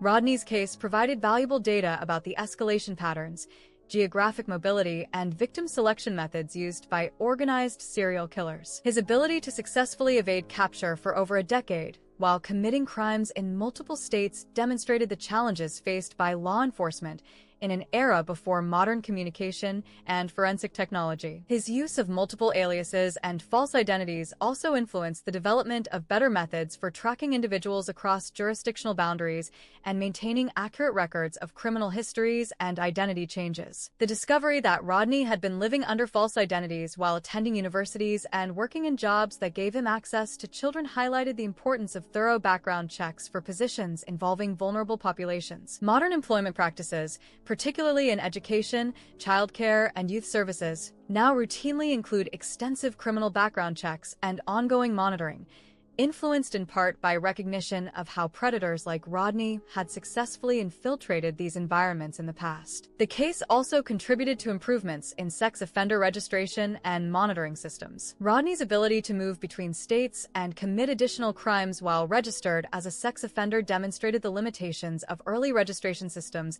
and the need for better tracking and supervision of high-risk offenders. Modern sex offender registration laws include more stringent reporting requirements, longer registration periods, and better communication between jurisdictions, all influenced by recognition of the failures that allowed offenders like Rodney to continue committing crimes. The role of technology in both committing and solving crimes was also highlighted by Rodney's case. His use of photography equipment to lure victims showed how technology could be misused by criminals, while the eventual use of DNA testing and computer databases to connect his crimes demonstrated how advancing technology could be a powerful tool for law enforcement. The massive collection of photographs found in his storage locker also foreshadowed modern concerns about digital privacy and the potential for technology to be used for stalking and documenting potential victims. His systematic photography of subjects over many years created a physical record similar to what might now be maintained digitally by online predators. For the field of criminal profiling,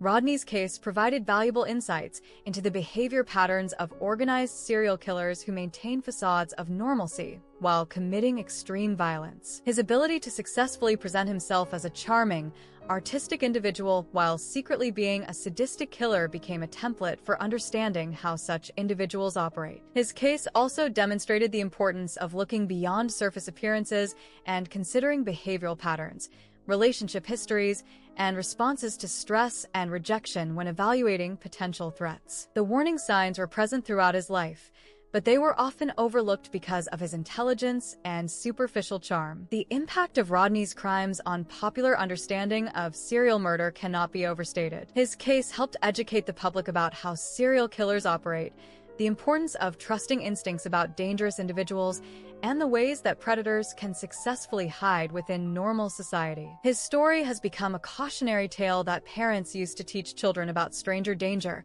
that women reference when discussing personal safety strategies, and that law enforcement agencies use to train officers about the characteristics and methods of serial predators. The decades-long legal proceedings in his case also educated the public about the complexities of the death penalty system, the appeals process, and the challenges of achieving justice in cases involving multiple jurisdictions and sophisticated defendants who represent themselves. For the victims' families, the resolution of Rodney's case brought a sense of closure that had been decades in the making. While nothing could bring back their loved ones or erase the trauma they had endured, the finality of his death and the certainty that he would never hurt anyone else provided some measure of peace. The courage shown by survivors like Tali Shapiro and Morgan Rowan in speaking publicly about their experiences helped other survivors find their voices and contributed to public understanding of the long-term effects of violent crime. Their advocacy work and their friendship demonstrated the possibility of healing and resilience even after experiencing unthinkable trauma. The case also highlighted the importance of supporting victims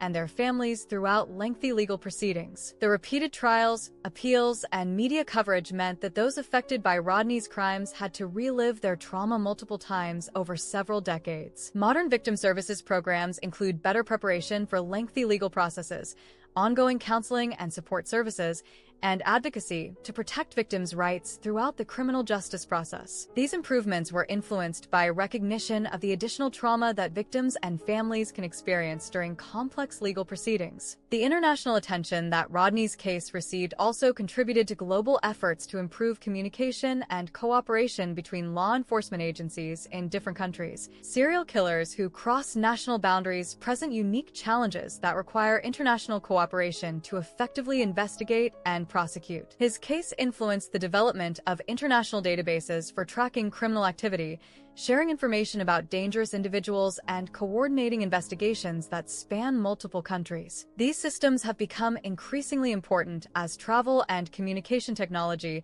make it easier for criminals to operate across international boundaries. The psychological research generated by Rodney's case has also contributed to better understanding of the factors that contribute to the development of serial killers. His combination of childhood trauma, personality disorders, intelligence, and artistic ability created a unique profile that researchers continue to study. This research has influenced the development of early intervention programs designed to identify and help children who have experienced severe trauma before they develop into violent adults. While not all trauma survivors become criminals, early intervention can significantly improve outcomes and reduce the risk of future violence. The case also demonstrated the importance of recognizing and properly treating personality disorders, particularly antisocial personality disorder. Rodney's diagnosis in the military represented an early opportunity for intervention, but the lack of effective treatment options at that time meant that his condition went untreated. Modern understanding of personality disorders includes better treatment approaches,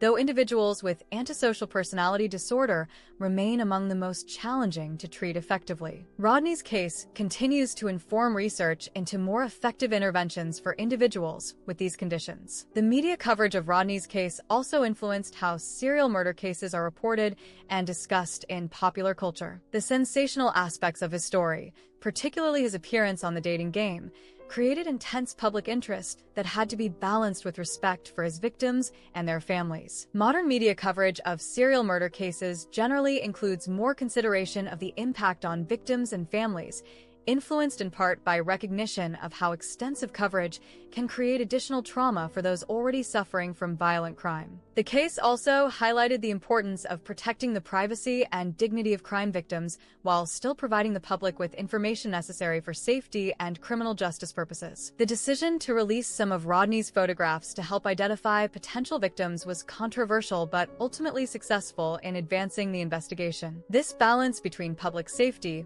criminal investigation needs, and victim privacy continues to be a challenge in high-profile cases, with Rodney's case serving as an important precedent for how these competing interests can be managed. For the field of criminology, Rodney's case provided valuable data about the geographic and temporal patterns of serial murder. His crimes spanned multiple states and occurred over more than a decade, providing researchers with information about how serial killers adapt their methods and selection criteria over time. His case also demonstrated the importance of considering all forms of evidence, including behavioral patterns, witness testimony, and physical evidence, when investigating serial crimes. The combination of different types of evidence was crucial in ultimately connecting him to multiple murders and achieving convictions. The storage locker full of photographs that Rodney maintained also provided unprecedented insight into how some serial killers document and memorialize their crimes. This discovery influenced law enforcement training about what types of evidence to look for when investigating suspected serial killers. Modern investigators now routinely search for collections of photographs,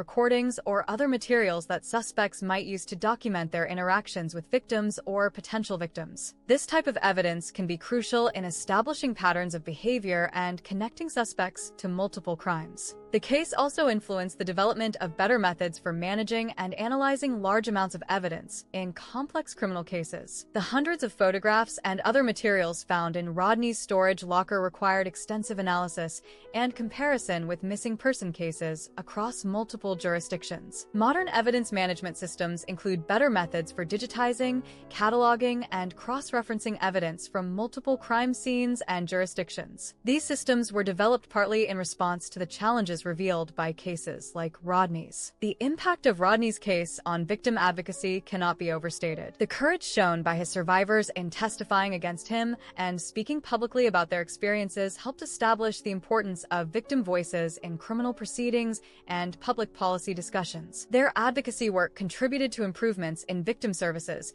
changes in legal procedures to better protect victims during trials, and increased public awareness of the long-term effects of violent crime on survivors and families. The case also demonstrated the importance of providing victims with information about legal proceedings and involving them in decisions about plea bargains and sentencing. The decades-long legal process in Rodney's case meant that victims and families had to endure uncertainty and repeated trauma as the case moved through the courts. Modern victim rights laws include provisions for keeping victims informed about legal proceedings, providing them with opportunities to participate in plea negotiations, and ensuring that their voices are heard during sentencing phases of trials. The international scholarly interest in Rodney's case has also contributed to academic understanding of serial murder and violent crime. His case has been the subject of numerous research studies, academic papers, and scholarly analyses that have advanced the field of criminology. This academic attention has helped establish better theoretical frameworks for understanding serial murder,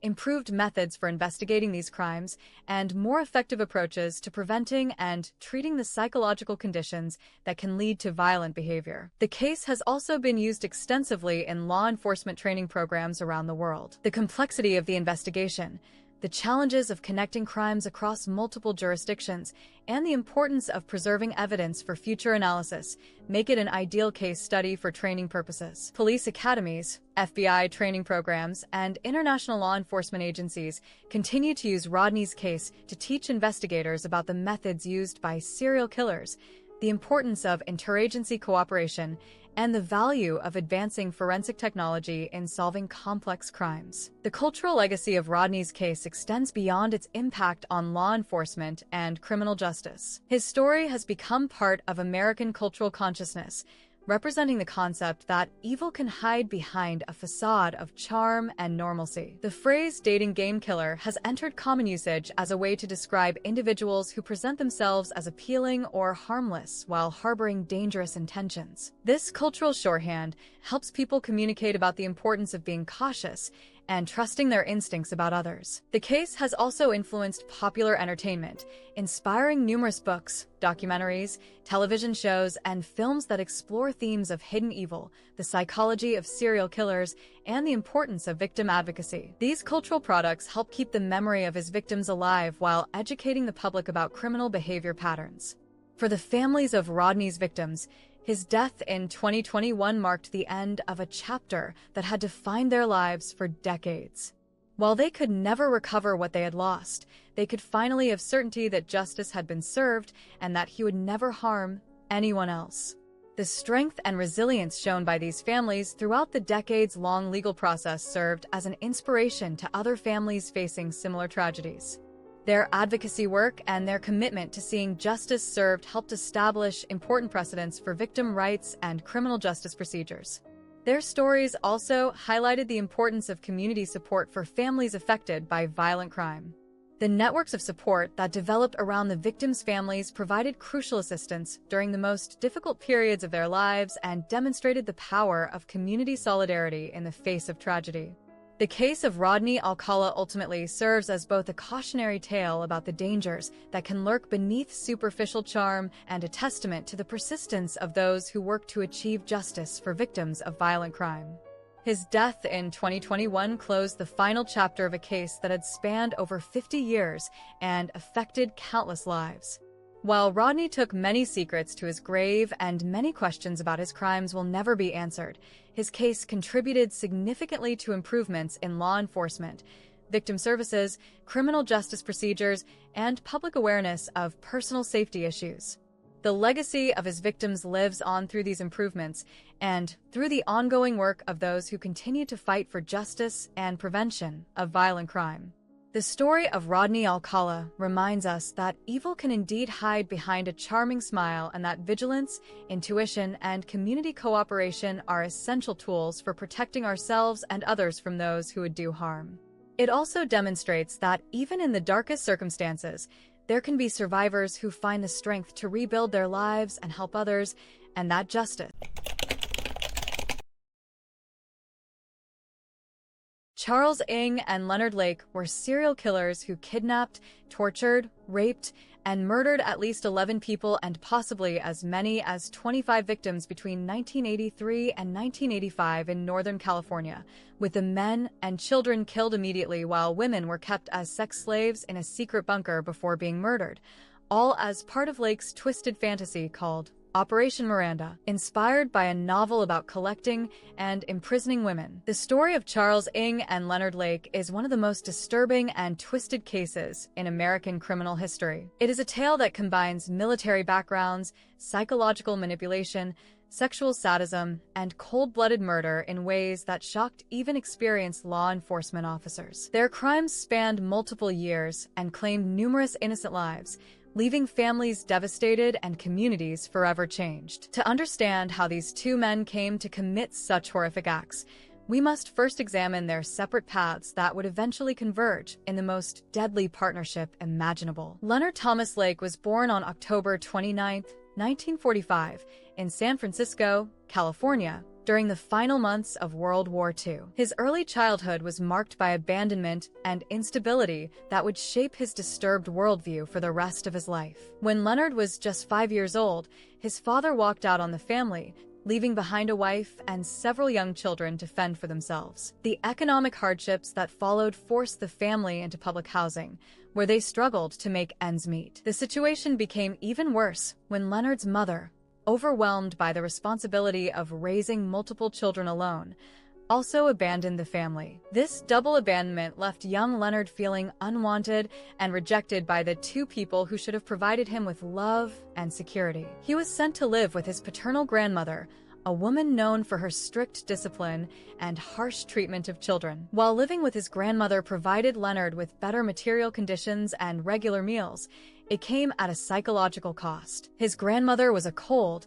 controlling woman who believed in severe punishment for even minor infractions. Under her roof, Leonard learned to suppress his emotions and developed a deep mistrust of authority figures and intimate relationships. During his childhood, Leonard displayed several troubling behaviors that would later become more pronounced. He developed an unhealthy obsession with taking nude photographs of his sisters, often convincing them to pose for him under the pretense of artistic photography. His grandmother, rather than stopping this inappropriate behavior, seemed to encourage it or at least turn a blind eye to what was happening. Leonard also showed early signs of sexual deviance by coercing his younger sister into sexual acts. He would use a combination of threats and false promises of protection from their other brother, Donald, who was physically abusive. This early pattern of using manipulation and coercion to control others would become a defining characteristic of Leonard's personality as he grew older. Another disturbing hobby that Leonard developed during his youth was conducting amateur chemistry experiments on small animals. He would capture mice and other small creatures and dissolve them in various chemical solutions, watching with fascination as their bodies broke down. This cruel experimentation with living beings showed an early lack of empathy and a desire to control and destroy life. Despite these troubling behaviors, Leonard was considered intelligent by his teachers and showed academic promise. However, his emotional development was severely stunted by the trauma and abandonment he had experienced. He struggled to form healthy relationships with peers and often felt like an outsider looking in on normal social interactions. As Leonard entered his teenage years, his behavior became increasingly antisocial. He was known for being a loner who spent most of his time reading survival magazines and books about warfare. He became obsessed with the idea of nuclear holocaust and began preparing for what he believed would be the inevitable end of civilization. This survivalist mentality would later play a major role in the crimes he would commit. Leonard's obsession with pornography also began during his teenage years. He collected magazines and photographs featuring women in submissive positions,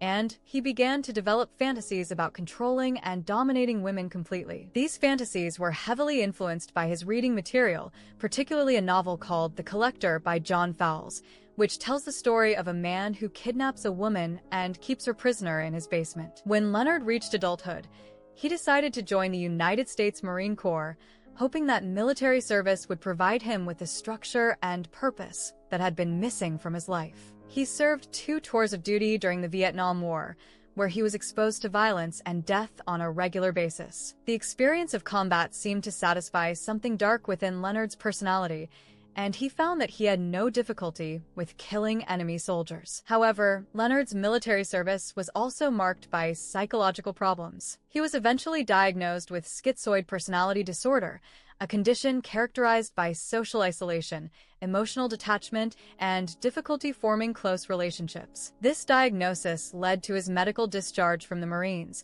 ending what might have been a stabilizing influence in his life. After returning from Vietnam, Leonard struggled to readjust to civilian life. He married twice, but both marriages ended in divorce due to his increasingly strange behavior and obsessions. His wives later reported that Leonard seemed more interested in creating sadomasochistic bondage videos than in maintaining normal intimate relationships. He would spend hours setting up elaborate scenarios designed to humiliate and degrade women, often filming these sessions for his personal collection. Leonard's first marriage ended when his wife could no longer tolerate his bizarre sexual demands and controlling behavior. She later told investigators that Leonard had become increasingly paranoid and violent, often talking about his plans to survive a nuclear war by retreating to a remote location with a group of carefully selected women who would serve his needs. His second marriage followed a similar pattern, with Leonard becoming more and more obsessed with his survivalist fantasies. He began stockpiling weapons, food, and other supplies in preparation for what he called the coming apocalypse. He also started placing advertisements in survivalist magazines, looking for like-minded individuals who shared his extreme views about society and the future. During this period, Leonard also committed his first known murders. His victims included his own brother, Donald Lake, whom Leonard had always resented for his childhood abuse of their sister. Leonard invited Donald to what he claimed was a house-sitting job at a remote location, then shot him in the head while he slept. He burned Donald's body and buried the remains on the property where he was staying. Leonard also murdered Charles Gunner, a friend who had become suspicious of Leonard's activities. Like Donald, Gunner was lured to an isolated location under false pretenses, then killed and his body disposed of in a way that would make identification difficult. These early murders gave Leonard a taste for killing and helped him refine the methods he would later use on a much larger scale. Charles Cheetat Ng was born on December 24, 1960,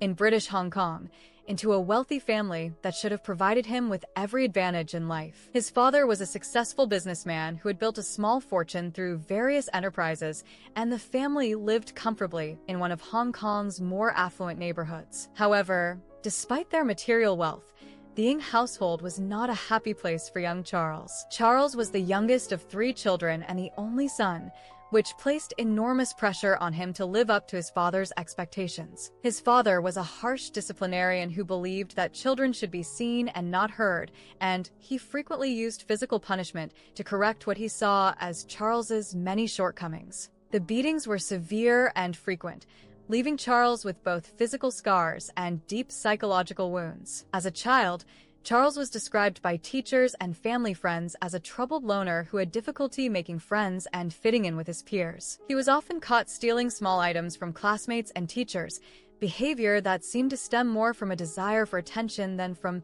any real need for the stolen objects. When confronted about his thievery, Charles would often lie convincingly, showing an early talent for deception that would serve him well in his later criminal activities. Charles's problems at school became more serious as he grew older. He was expelled from several schools for various infractions, including theft, fighting, and disrespecting teachers. Each expulsion brought more shame to the family and resulted in more severe punishments from his father, creating a cycle of bad behavior and harsh discipline that only made Charles more resentful and rebellious. When Charles was 15 years old, he was arrested for shoplifting at a local department store. This arrest was a major embarrassment for his father, who was well known in Hong Kong's business community. Rather than deal with the scandal at home, Charles's father decided to send him away to boarding school in England, hoping that the distance and different environment would help straighten out his troubled son. Charles was enrolled at Bentham Grammar School in North Yorkshire, England, a prestigious institution known for its strict discipline and academic excellence. However, the change of scenery did little to improve Charles's behavior. If anything, being away from home seemed to make him more rebellious and antisocial than ever before. At Bentham Grammar School, Charles quickly gained a reputation as a troublemaker who had no respect for rules or authority. He was caught stealing from other students on multiple occasions, taking everything from money and food to personal belongings that had sentimental value to their owners. When confronted by school officials, Charles showed no remorse for his actions and seemed to take pleasure in the distress he caused to his victims. Charles's stay at Bentham Grammar School was short-lived. After less than a year, he was expelled for his repeated thefts and his failure to show any improvement in his behavior. The school officials noted that Charles seemed to enjoy causing trouble and appeared to be immune to the various punishments and disciplinary measures they had tried. With nowhere else to turn, Charles returned to Hong Kong, where he faced his father's anger and disappointment. The relationship between father and son had deteriorated beyond repair, and Charles spent most of his time at home plotting his escape from what he saw as an oppressive family situation. In 1978, when Charles was 18 years old, he managed to obtain a student visa to study in the United States. This represented his chance to escape his family's expectations and start fresh in a new country where no one knew about his troubled past. He enrolled at the College of Notre Dame in Belmont, California, ostensibly to study biology, but his real interest lay in the freedom that America represented. Charles's time at the College of Notre Dame was brief and unsuccessful. He showed little interest in his studies and spent most of his time exploring the more permissive aspects of American culture. He was fascinated by the availability of weapons, pornography, and other items that were heavily regulated in Hong Kong. Within a semester, he had dropped out of college, much to his family's dismay. Soon after leaving college, Charles was involved in a hit-and-run accident that could have resulted in serious criminal charges. Rather than face the consequences of his actions, Charles made a decision that would change the course of his life forever. He decided to enlist in the United States Marine Corps, hoping that military service would provide him with protection from prosecution and give him access to weapons and combat training. Charles's decision to join the Marines was motivated more by a desire to escape legal trouble than by any sense of patriotism or duty. He lied about his place of birth on his enlistment papers, claiming to have been born in Indiana rather than Hong Kong, in order to avoid any complications related to his immigration status. This lie would later cause problems when his true identity was discovered, but at the time it allowed him to enter the military without difficulty. Charles's time in the Marine Corps was marked by the same pattern of rule-breaking and criminal behavior that had characterized his earlier life. He was stationed at Kaneohe Marine Corps Air Station in Hawaii, where he was supposed to learn discipline and become a productive member of the military community. Instead, Charles used his access to the base to plan and execute a major theft that would land him in serious legal trouble. In October 1981, Charles organized a group of 3 other Marines to help him steal weapons from the base armory. The theft was carefully planned and executed, with Charles serving as the mastermind behind the operation. The stolen items included 2 M60 machine guns, 1 M16 rifle, 3 M203 grenade launchers, 1 Starlight scope for night firing, and 7.45 caliber weapons. The total value of the stolen property was approximately $11,500. Charles and his accomplices managed to remove the weapons from the base without being detected and they began making plans to sell them on the black market. However, their criminal enterprise was short-lived. Military investigators quickly identified Charles as the leader of the theft ring, and all 4 Marines were arrested and charged with multiple felonies. Faced with overwhelming evidence of his guilt, Charles made a decision that would later have deadly consequences. He agreed to testify as a prosecution witness against his accomplices in exchange for a reduced sentence. This betrayal of his fellow Marines showed a callous disregard for loyalty and friendship that would become a hallmark of Charles's personality. Despite his cooperation with prosecutors, Charles was convicted of weapons theft and sentenced to serve time at Fort Leavenworth Military Prison in Kansas. However, before he could be transported to serve a sentence, Charles made a daring escape from the Marine stockade. He managed to flee Hawaii and make his way to the mainland United States, where he became a fugitive from military justice. Charles's escape led him to California, where he hoped to disappear into the large population and avoid capture by military authorities. It was during this period as a fugitive that Charles first encountered Leonard Lake, a meeting that would prove to be one of the most deadly partnerships in criminal history. The exact circumstances of how Charles Ng and Leonard Lake first met have been the subject of much investigation and speculation by law enforcement agencies. What is known is that their initial contact occurred sometime in 1981, when Charles was on the run from military authorities and looking for a place to hide. According to most accounts, the 2 men were brought together through Leonard's practice of placing advertisements in survivalist magazines. Leonard had been using these publications to find like-minded individuals who shared his extreme views about society and his preparations for what he believed would be an inevitable nuclear war. His advertisements typically sought people who were interested in remote living, weapons, and survival techniques. Charles, who was desperately seeking a place to hide from military authorities, responded to one of Leonard's advertisements. The 2 men discovered that they had several things in common, including their military backgrounds, their fascination with weapons, and their complete lack of respect for social norms and legal authority. More importantly, they both harbored dark fantasies about controlling and dominating other people. Leonard was immediately impressed by Charles's youth, military training, and apparent willingness to engage in illegal activities. For his part, Charles saw Leonard as a mentor figure who could provide him with shelter and guidance while he remained a fugitive. The relationship that developed between them was complex, with Leonard taking on the role of leader and Charles serving as his devoted follower. Charles moved into Leonard's remote cabin in Mendocino County, California, where Leonard was living under an assumed identity to avoid his own legal troubles. The cabin was located on property owned by Leonard's ex-wife, Claralyn Balish, who allowed Leonard to stay there despite their divorce. The isolated location provided both men with the privacy they needed to plan their future criminal activities. During Charles's stay at the cabin, Leonard began to educate him about his survival philosophy and his plans for the future. Leonard believed that society was on the verge of collapse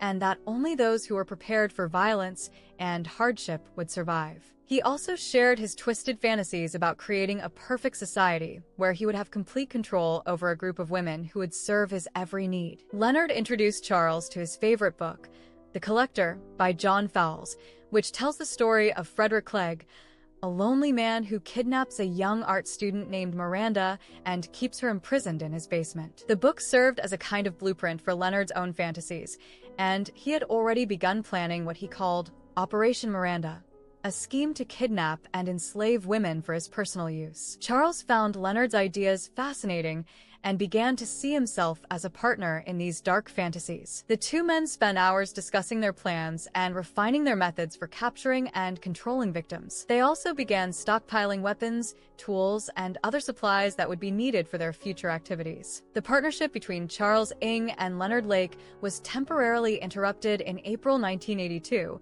when FBI agents tracked Charles down to Leonard's cabin. The dramatic arrest involved a helicopter-borne SWAT team that surrounded the property and took Charles into custody without resistance. Charles was immediately transported back to Fort Leavenworth to serve his sentence for the weapons theft. Leonard, who had managed to avoid arrest during the raid, was forced to abandon the cabin and go deeper underground. He assumed a new identity and began moving from place to place, always staying ahead of law enforcement agencies that were looking for him in connection with various crimes. During this period, Leonard continued to commit murders, including the killings of his brother Donald and his friend Charles Gunner. Charles spent the next 2 years in military prison, where he had plenty of time to think about his future plans. Rather than being reformed by his imprisonment, Charles used the time to further develop his criminal mindset and plan his eventual reunion with Leonard. He also began to develop his skills as a manipulator, learning how to present himself as a reformed individual while hiding his true intentions. In June 1984,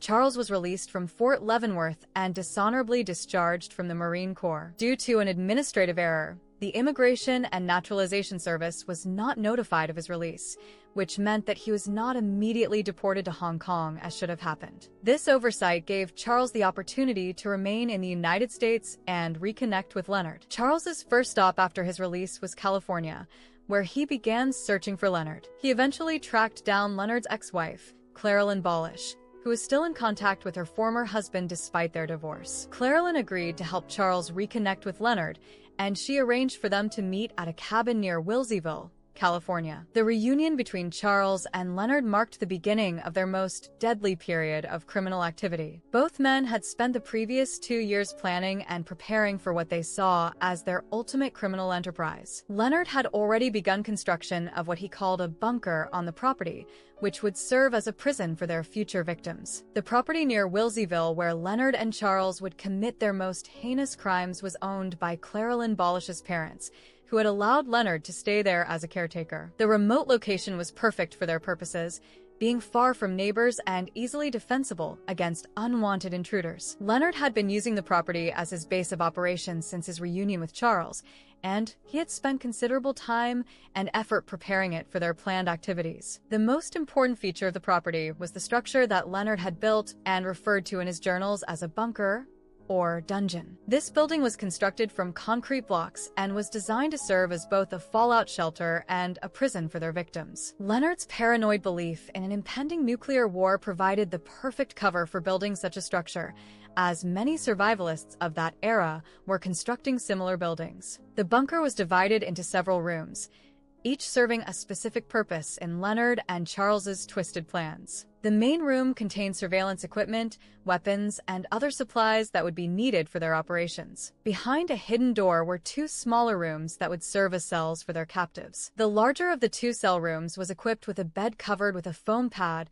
basic sanitary facilities consisting of a plastic bucket and toilet paper, and restraints that could be used to secure prisoners. The room had no windows and could be sealed completely, creating a soundproof environment where victims could be tortured without fear of their screams being heard by anyone outside. The smaller cell room was even more cramped and uncomfortable, measuring only 3 feet wide by 6 feet long and 6 feet high. This room was designed to serve as punishment for prisoners who did not cooperate with their captors' demands. The psychological effect of being confined in such a small space was intended to break down victims' resistance and make them more compliant. One of the most sinister features of the bunker was a one-way mirror that allowed Leonard and Charles to observe their prisoners without being seen. This mirror was connected to video recording equipment, which would allow them to document their crimes for later viewing. Leonard was particularly excited about this feature, as it would allow him to relive his favorite moments of power and control over his victims. The bunker also contained a well-stocked library of pornographic materials, survivalist manuals, and books about torture techniques. Leonard's favorite book,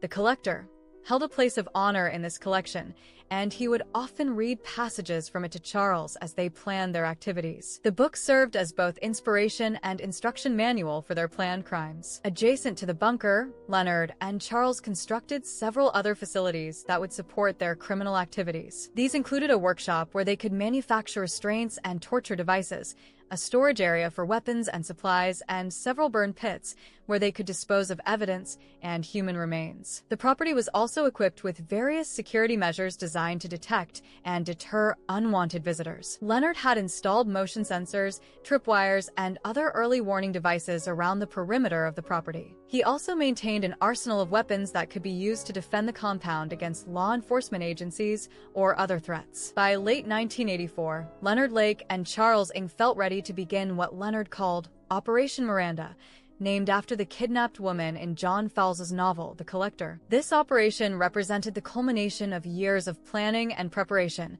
and both men were excited about finally putting their twisted fantasies into action. The basic plan for Operation Miranda was deceptively simple. Leonard and Charles would identify suitable victims, typically young women who fit Leonard's specific physical preferences, and lure them to the Wilseyville property under false pretenses. Once the victims were isolated and vulnerable, they would be kidnapped and imprisoned in the bunker, where they would be subjected to rape, torture, and psychological abuse until they were broken down completely. Leonard's ultimate goal was to create a group of completely submissive women who would serve his every need without question or resistance. He believed that through a combination of physical torture, psychological manipulation, and systematic abuse, he could transform independent women into willing slaves who would do anything he demanded. This fantasy had been the driving force behind all of his criminal activities, and he was convinced that he could make it a reality. Charles's role in Operation Miranda was to serve as Leonard's lieutenant and enforcer. His military training and younger age made him valuable for the physical aspects of their crimes,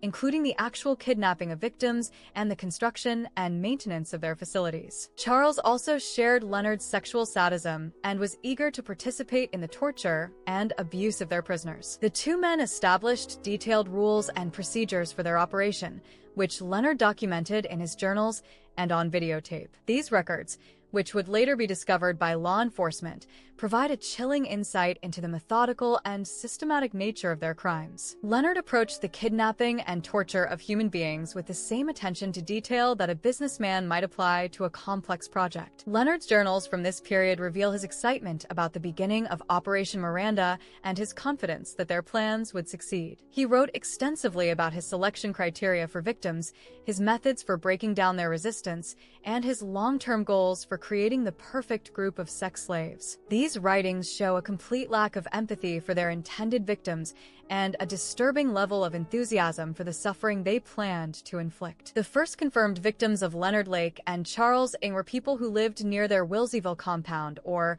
who had some other connection to Leonard through his various business dealings and personal relationships. This pattern of selecting victims from Leonard's extended social circle would continue throughout their killing spree, as it provided them with easy access to potential targets and reduced the risk of being caught by law enforcement. One of their earliest victim families was Harvey and Deborah Dubbs, along with their young son Sean. Harvey Dubbs was a local man whom Leonard had met through various survivalist circles, and Leonard had gained Harvey's trust by presenting himself as a fellow survivalist who shared similar interests and concerns. Leonard used this relationship to learn about Harvey's schedule and routine, information that would prove crucial when he and Charles decided to target the family. The attack on the Dubbs family was carefully planned and executed with military precision. Leonard and Charles waited until they knew Harvey would be at home with his wife and child, then approached the house under the pretense of discussing survivalist topics. Once they were inside and had gained the family's trust, Leonard and Charles revealed their true intentions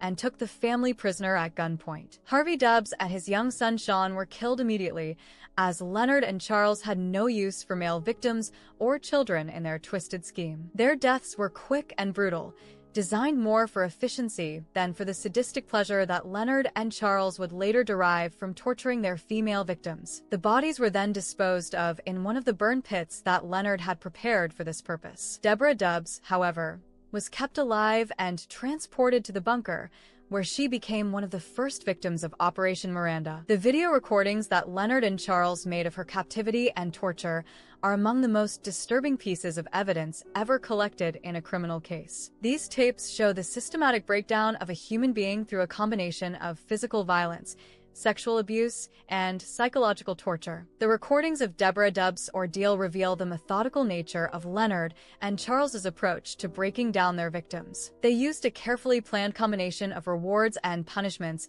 designed to destroy their victims' sense of identity and self-worth. The torture was not random or impulsive, but rather followed a specific pattern that Leonard had developed based on his study of psychological manipulation techniques. Deborah Dubbs was subjected to weeks of continuous abuse before she was finally killed. The video evidence shows that she fought courageously to maintain her dignity and humanity even under the most extreme circumstances. However, the constant torture and abuse eventually took their toll, and she was reduced to a broken shell of her former self before her captors finally ended her suffering. Another early victim family was that of Lonnie Bond Sr., his girlfriend Brenda O'Connor, and their infant son Lonnie Bond Jr. This case would become one of the most notorious aspects of the Lake Ending crimes, as it involved the kidnapping and murder of a baby along with his parents. The Bond family disappeared on April 19, 1985, and their fate would not be known until Leonard's property was searched by law enforcement. Lonnie Bond Sr. had met Leonard Lake through mutual acquaintances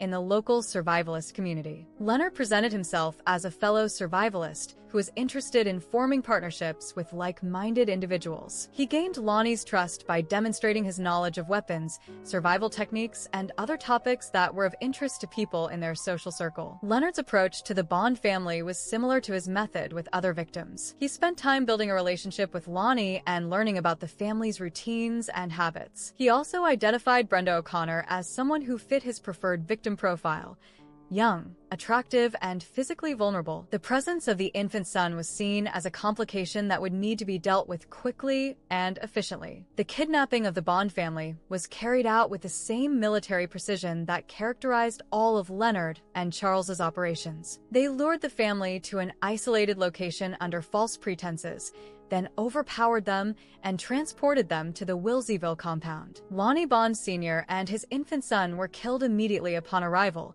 as Leonard and Charles had no use for them in their twisted scheme. Brenda O'Connor, however, was kept alive and became one of the primary subjects of Leonard's Operation Miranda experiment. The 19-year-old woman was imprisoned in the bunker and subjected to the same systematic torture and abuse that had been inflicted on previous victims. Video recordings of her captivity show the devastating psychological impact of her ordeal and the gradual breakdown of her resistance to her captors' demands. The video evidence from Brenda O'Connor's imprisonment provides some of the most disturbing insights into the methods used by Leonard and Charles to control their victims. The recordings show how they used a combination of physical violence, sexual abuse, and psychological manipulation to transform a strong, independent young woman into a terrified and compliant victim who would do anything to avoid further punishment. One particularly chilling aspect of Brenda O'Connor's case was her repeated pleas for information about her baby son. She begged Leonard and Charles to tell her what had happened to little Lonnie Jr.,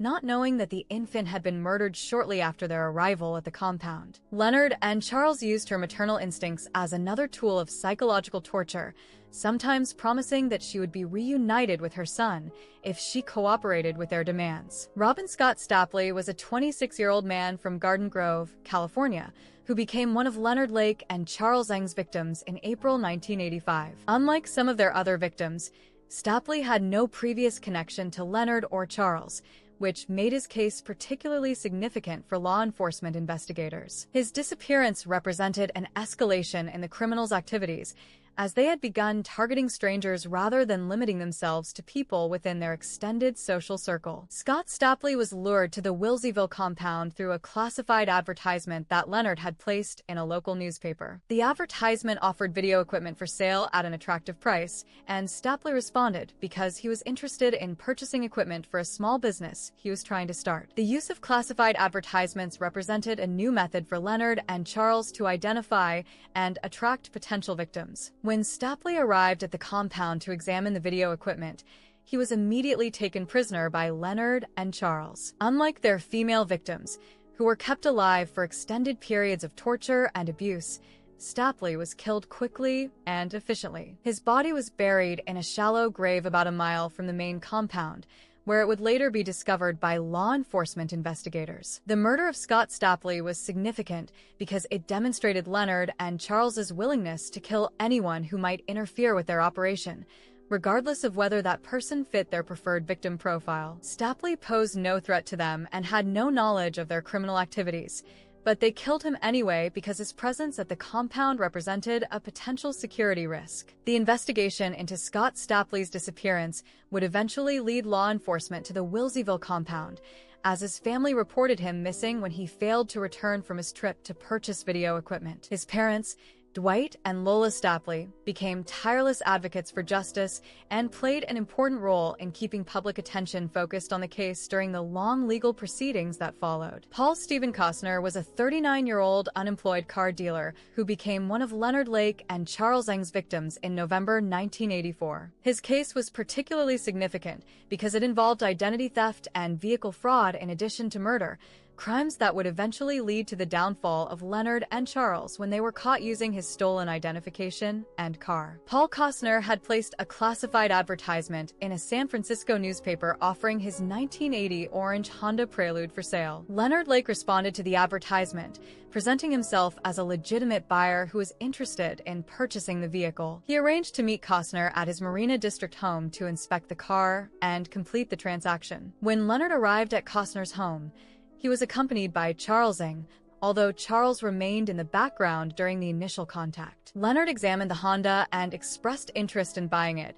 but he asked if Costner would be willing to deliver the car to a location in the East Bay where Leonard claimed to live. Costner, eager to complete the sale, agreed to this arrangement. The delivery of the Honda to the supposed buyer was actually a carefully planned kidnapping operation. Leonard and Charles lured Costner to an isolated location where they could overpower him without being observed by witnesses. Once they had control of Costner, they forced him to drive to the Wilseyville compound, where he was imprisoned and eventually murdered. Paul Costner was killed relatively quickly after his arrival at the compound, but Leonard and Charles kept his identification documents and continued to use his identity for several months after his death. They also kept his Honda Prelude and used it as their primary vehicle, which proved to be a critical mistake that would eventually lead to their capture by law enforcement. The theft of Paul Costner's identity allowed Leonard and Charles to conduct business and travel without using their own names, which provided them with an additional layer of protection from law enforcement agencies. However,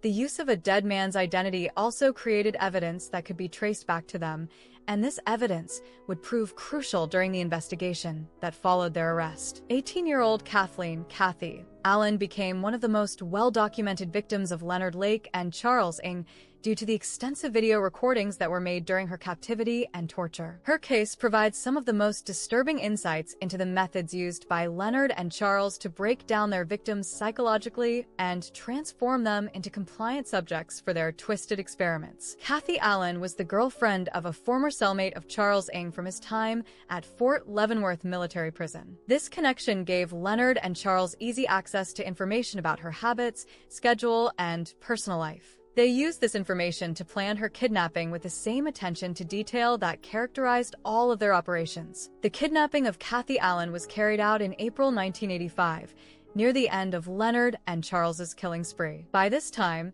they had refined their methods and developed a systematic approach to capturing and controlling their victims. Kathy was lured to an isolated location under false pretenses, then overpowered and transported to the Wilseyville compound. Unlike some of their other victims, Kathy Allen was kept alive for several weeks and subjected to extensive torture and abuse. The video recordings of her captivity show the gradual breakdown of her resistance and the systematic destruction of her personality and sense of self. These recordings were later used as evidence in Charles Ng's trial and provided prosecutors with powerful proof of the defendant's guilt. The video evidence from Kathy Allen's case shows Leonard Lake taking the lead role in her psychological manipulation and torture. He is seen on the recordings explaining to her the rules that she must follow and the consequences she will face if she fails to comply with his demands. His calm, methodical approach to inflicting suffering demonstrates the calculated nature of their crimes and the complete lack of empathy that both men showed toward their victims. One of the most chilling aspects of the Kathy Allen recordings is the way that Leonard and Charles treated her torture as a form of entertainment. They can be seen joking and laughing while inflicting pain and humiliation on their victim,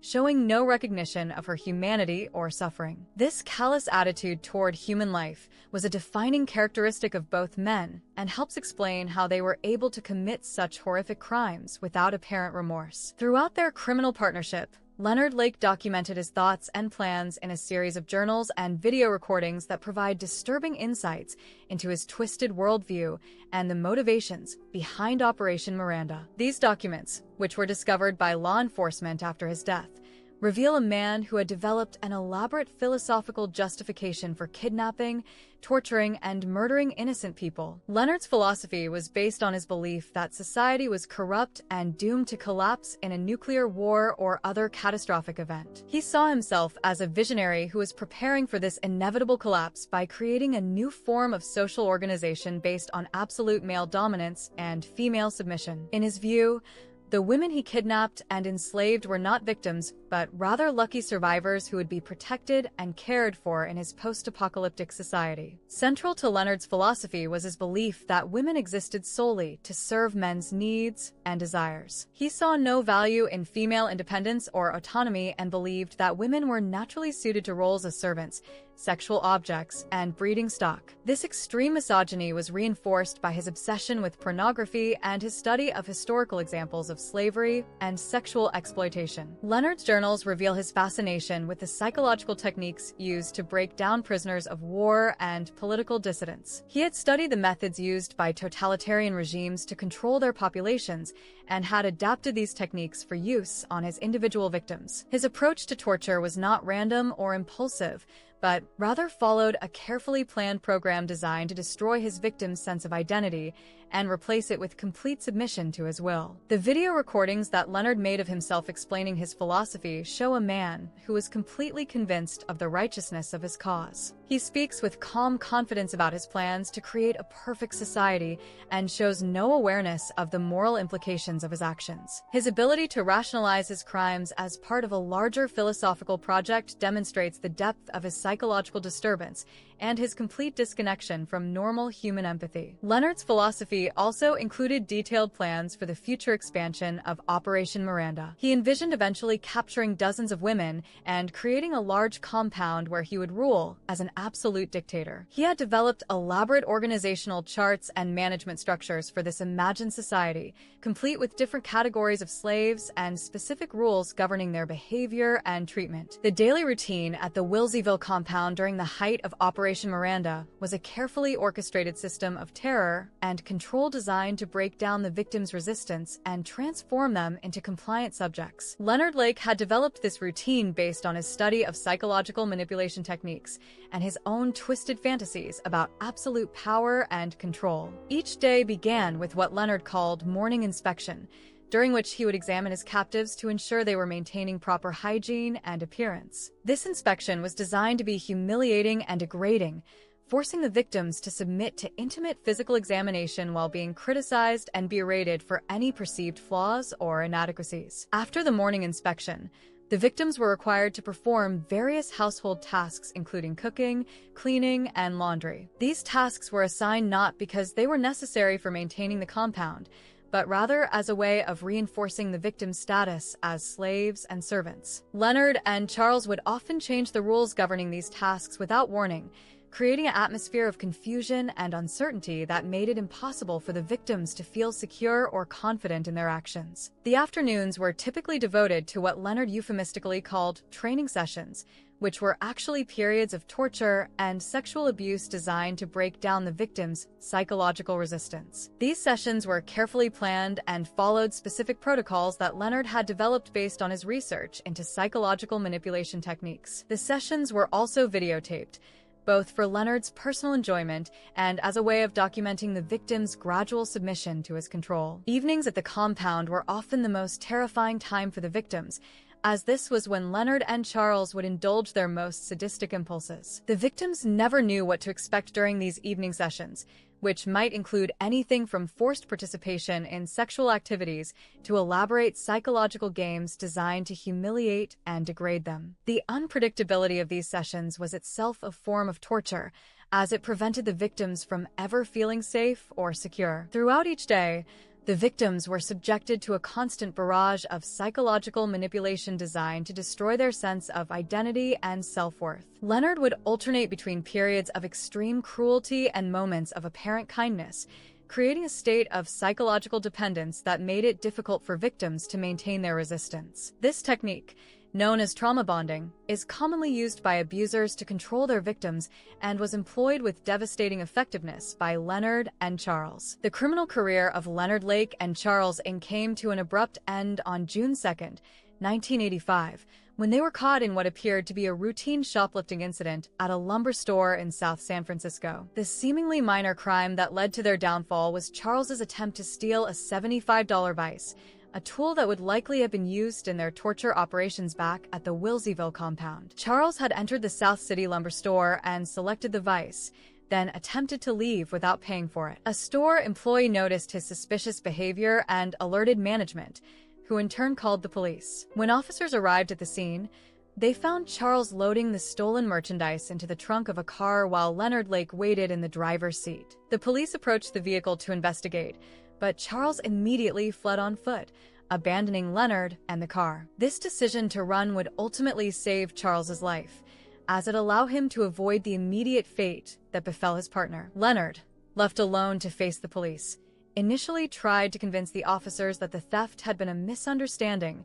and offered to pay for the vise. However, when the police searched the vehicle, they discovered several items that raised serious suspicions about Leonard's identity and activities. The car contained a .22 caliber automatic pistol equipped with a silencer, which was illegal under both state and federal law. More importantly, the vehicle registration and Leonard's driver's license did not match, indicating that he was using false identification. The driver's license that Leonard presented to police bore the name Robin Scott Stapley, who had been reported missing by his family several weeks earlier. The license plate on the Honda Prelude was registered to Lonnie Bond Sr., another missing person who had disappeared along with his girlfriend and infant son. These discrepancies made it clear to investigators that they were dealing with something far more serious than a simple shoplifting case. Leonard was arrested and taken to the South San Francisco police station for questioning. During the initial interview, he maintained his false identity and insisted that he had simply made an honest mistake about the merchandise. However, as the questioning continued and more discrepancies in his story became apparent, Leonard realized that his situation was hopeless. At some point during the interrogation, Leonard asked for a glass of water, claiming that he needed to take medication for a heart condition. The officers allowed him to go to the bathroom, where he swallowed 2 cyanide pills that he had sewn into the collar of his shirt in preparation for exactly this type of emergency. The pills contained potassium cyanide, a fast-acting poison that would kill him within minutes. Leonard's suicide was not an impulsive act of desperation, but rather a carefully planned contingency that he had prepared for the possibility of capture. He had carried the cyanide pills with him for months, knowing that if he were ever arrested, the evidence of his crimes would be so overwhelming that he would face certain execution. By taking his own life, he avoided the public trial and legal proceedings that would have exposed the full extent of his and Charles's crimes. The death of Leonard Lake marked the end of Operation Miranda, but it was also the beginning of one of the largest and most complex murder investigations in California history. The discovery of his false identities and the evidence found in Paul Costner's Honda Prelude led investigators to the Wilseyville compound, where they would uncover a chamber of horrors that shocked even experienced law enforcement officers. The investigation into the crimes of Leonard Lake and Charles Ng began immediately after Leonard's suicide in police custody on June 2, 1985. The evidence found in Paul Costner's Honda Prelude, including the false identification documents and illegal weapons, provided investigators with several leads that would eventually guide them to the Wilseyville compound, where the most horrific discoveries awaited. The first major breakthrough came when investigators traced the utility bill found in Leonard's possession to the remote property in Calaveras County. The bill was addressed to Claralyn Balish, Leonard's ex-wife, who owned the property along with her parents. When investigators contacted Balish, she initially claimed to have no knowledge of Leonard's recent activities and insisted that she had not seen him for several months. However, as the investigation progressed, it became clear that Balish had been in regular contact with Leonard and had even helped him by allowing him to use her property and providing him with various forms of assistance. Her cooperation with the investigation was crucial in helping authorities understand the extent of Leonard and Charles's criminal activities and identify potential victims. The search of the Wilseyville property began on June 5, 1985, just 3 days after Leonard's suicide. A team of investigators from multiple law enforcement agencies descended on the remote compound, equipped with cadaver dogs, excavation equipment, and forensic specialists who would be needed to process what they expected to find. The initial search of the property revealed clear evidence of criminal activity, including weapons caches, stolen property, and suspicious areas where the ground appeared to have been disturbed. However, It was the discovery of the concrete bunker that provided investigators with their first clear indication of the true scope and nature of the crimes that had been committed at the location. When investigators broke open the sealed door of the bunker, they were confronted with a scene that would haunt them for the rest of their careers. The interior of the structure had been carefully designed and equipped to serve as a prison and torture chamber, complete with restraints, surveillance equipment, and other devices that could only have been intended for the most sinister purposes. The bunker contained several rooms, each serving a specific function in Leonard and Charles's twisted operation. The main room housed their collection of pornographic materials, survivalist literature, and video recording equipment. Behind a hidden door, investigators found the two cell rooms where victims had been imprisoned and tortured. The walls of the bunker were covered with 21 photographs of partially clothed young women, many of whom appeared to be in distress or under coercion. These photographs would later be identified as pictures of some of Leonard and Charles's victims, taken during their captivity and torture. The presence of these photographs confirmed that the bunker had been used for exactly the purposes that its design suggested. In addition to the photographs, investigators found 18 photo albums containing hundreds of images of women in various stages of undress and apparent distress. These albums appeared to represent Leonard's collection of trophies from his victims, documenting their suffering and degradation for his later enjoyment. The systematic nature of this documentation showed the calculated and premeditated nature of the crimes. Among the most disturbing discoveries made during the search of the Wilseyville compound were the videotapes that Leonard Lake and Charles Ng had made of their crimes. These recordings, which were found buried in waterproof containers near the bunker, provided investigators with graphic evidence of the torture and murder that had taken place at the location. The videotapes were labeled with various cryptic names, but the most significant was one marked M Ladies, which contained recordings of the torture and psychological abuse of several female victims. The M in the title referred to Miranda, the character from John Fowles's novel who had inspired Leonard's twisted fantasies and provided the name for his operation. The M Ladies tape contained footage of Brenda O'Connor and Kathy Allen during their captivity at the compound. The recordings show both women being subjected to systematic torture and sexual abuse, while Leonard and Charles explain the rules they must follow and the consequences they will face for disobedience. The calm, methodical way in which the two men inflict suffering on their victims demonstrates the premeditated and calculating nature of their crimes. One particularly chilling segment of the videotape shows Leonard Lake speaking directly to the camera, explaining his philosophy and his plans for Operation Miranda. In this recording, he describes his belief that women exist solely to serve men's needs and outlines his methods for breaking down his victims' resistance and transforming them into compliant slaves. The recording provides clear evidence of Leonard's twisted worldview and his complete lack of empathy for his victims. Another disturbing aspect of the videotaped evidence is the way it documents the gradual psychological breakdown of the victims. The early recordings show strong, independent young women who are clearly terrified but still maintaining their dignity and resistance. However, as the recordings progress, the same women can be seen becoming increasingly compliant and submissive as the constant torture and abuse takes its toll on their mental state. The videotapes also contain evidence of Charles Ng's active participation in the crimes. He can be seen threatening victims,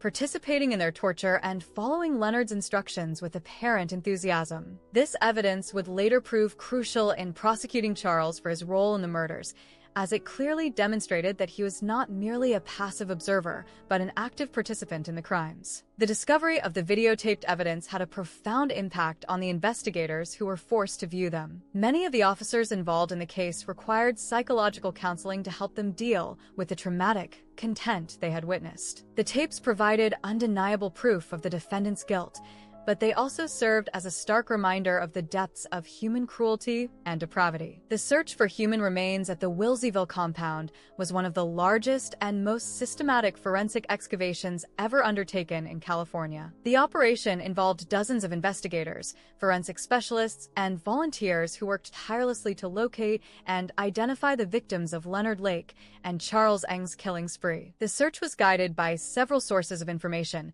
including Leonard's journals, which contained cryptic references to burial sites and disposal methods, and the observations of investigators who had noted areas where the ground appeared to have been disturbed. The use of cadaver dogs also helped identify locations where human remains might be buried. The first significant discovery came when investigators found a shallow grave approximately 1 mile from the main compound. This grave contained the remains of Robin Scott Stapley and Lonnie Bond Sr., two of the male victims who had been killed immediately upon their arrival at the property. The condition of the remains indicated that they had been buried for several months, consistent with the timeline of their disappearances. Near the bunker itself, investigators discovered several burn pits that had been used to dispose of human remains and other evidence. These pits contained more than 40 pounds of burned and fragmented human bones, representing the remains of multiple victims. The systematic burning of the remains was clearly intended to prevent identification of the victims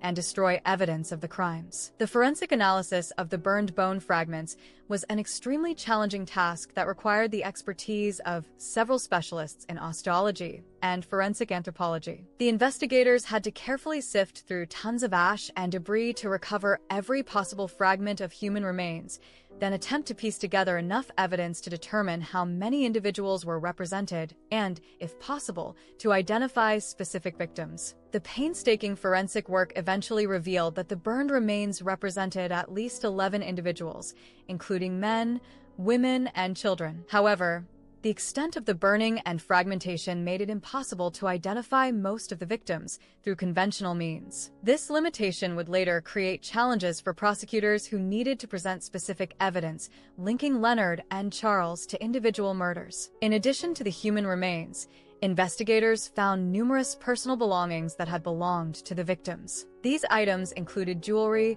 clothing, identification documents, and other personal effects that had been kept as trophies by Leonard and Charles. The presence of these items provided additional evidence linking the defendants to specific victims and helped establish the timeline of their crimes. The search of the property also revealed the extent of the defendants' criminal enterprise beyond just murder. Investigators found evidence of extensive theft, fraud, and weapons trafficking, as well as detailed plans for expanding their operation to include more victims and larger facilities. The scope of their criminal activities was far greater than initially suspected and demonstrated the organized and systematic nature of their crimes. While investigators were uncovering the horrific evidence at the Wilseyville compound, an international manhunt was underway for Charles Ng, who had fled the scene when Leonard Lake was arrested. Charles's escape from the lumber store parking lot had given him a significant head start, and he used his military training and survival skills to evade capture for more than a month.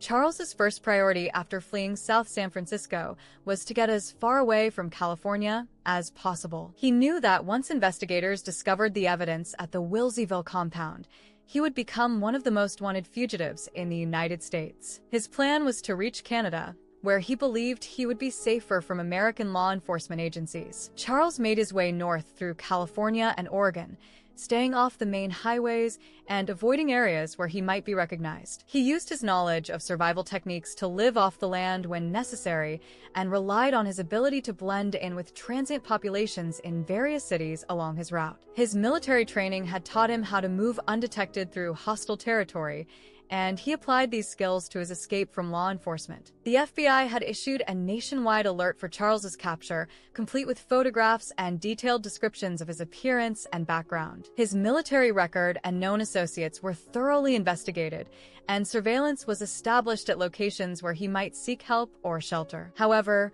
Charles was careful to avoid contact with anyone who might recognize him or report his presence to authorities. Charles's criminal behavior continued during his flight from justice, as he committed several thefts and other crimes to support himself while on the run. His compulsive shoplifting, which had been a problem throughout his life, became even more pronounced under the stress of being a fugitive. This tendency would ultimately prove to be his downfall, just as it had been for Leonard Lake. The breakthrough in the manhunt came on July 6, 1985, when Charles was spotted attempting to steal food and other items from a Hudson's Bay department store in Calgary, Alberta, Canada. Security guards confronted him as he tried to leave the store with stolen merchandise concealed in a backpack, leading to a violent confrontation that would result in his capture. When the security guards attempted to detain Charles, he drew a .22 caliber handgun and threatened them. A struggle ensued during which one of the guards was shot in the hand before Charles was overpowered and subdued by the combined efforts of both security personnel. The sound of gunfire brought additional help,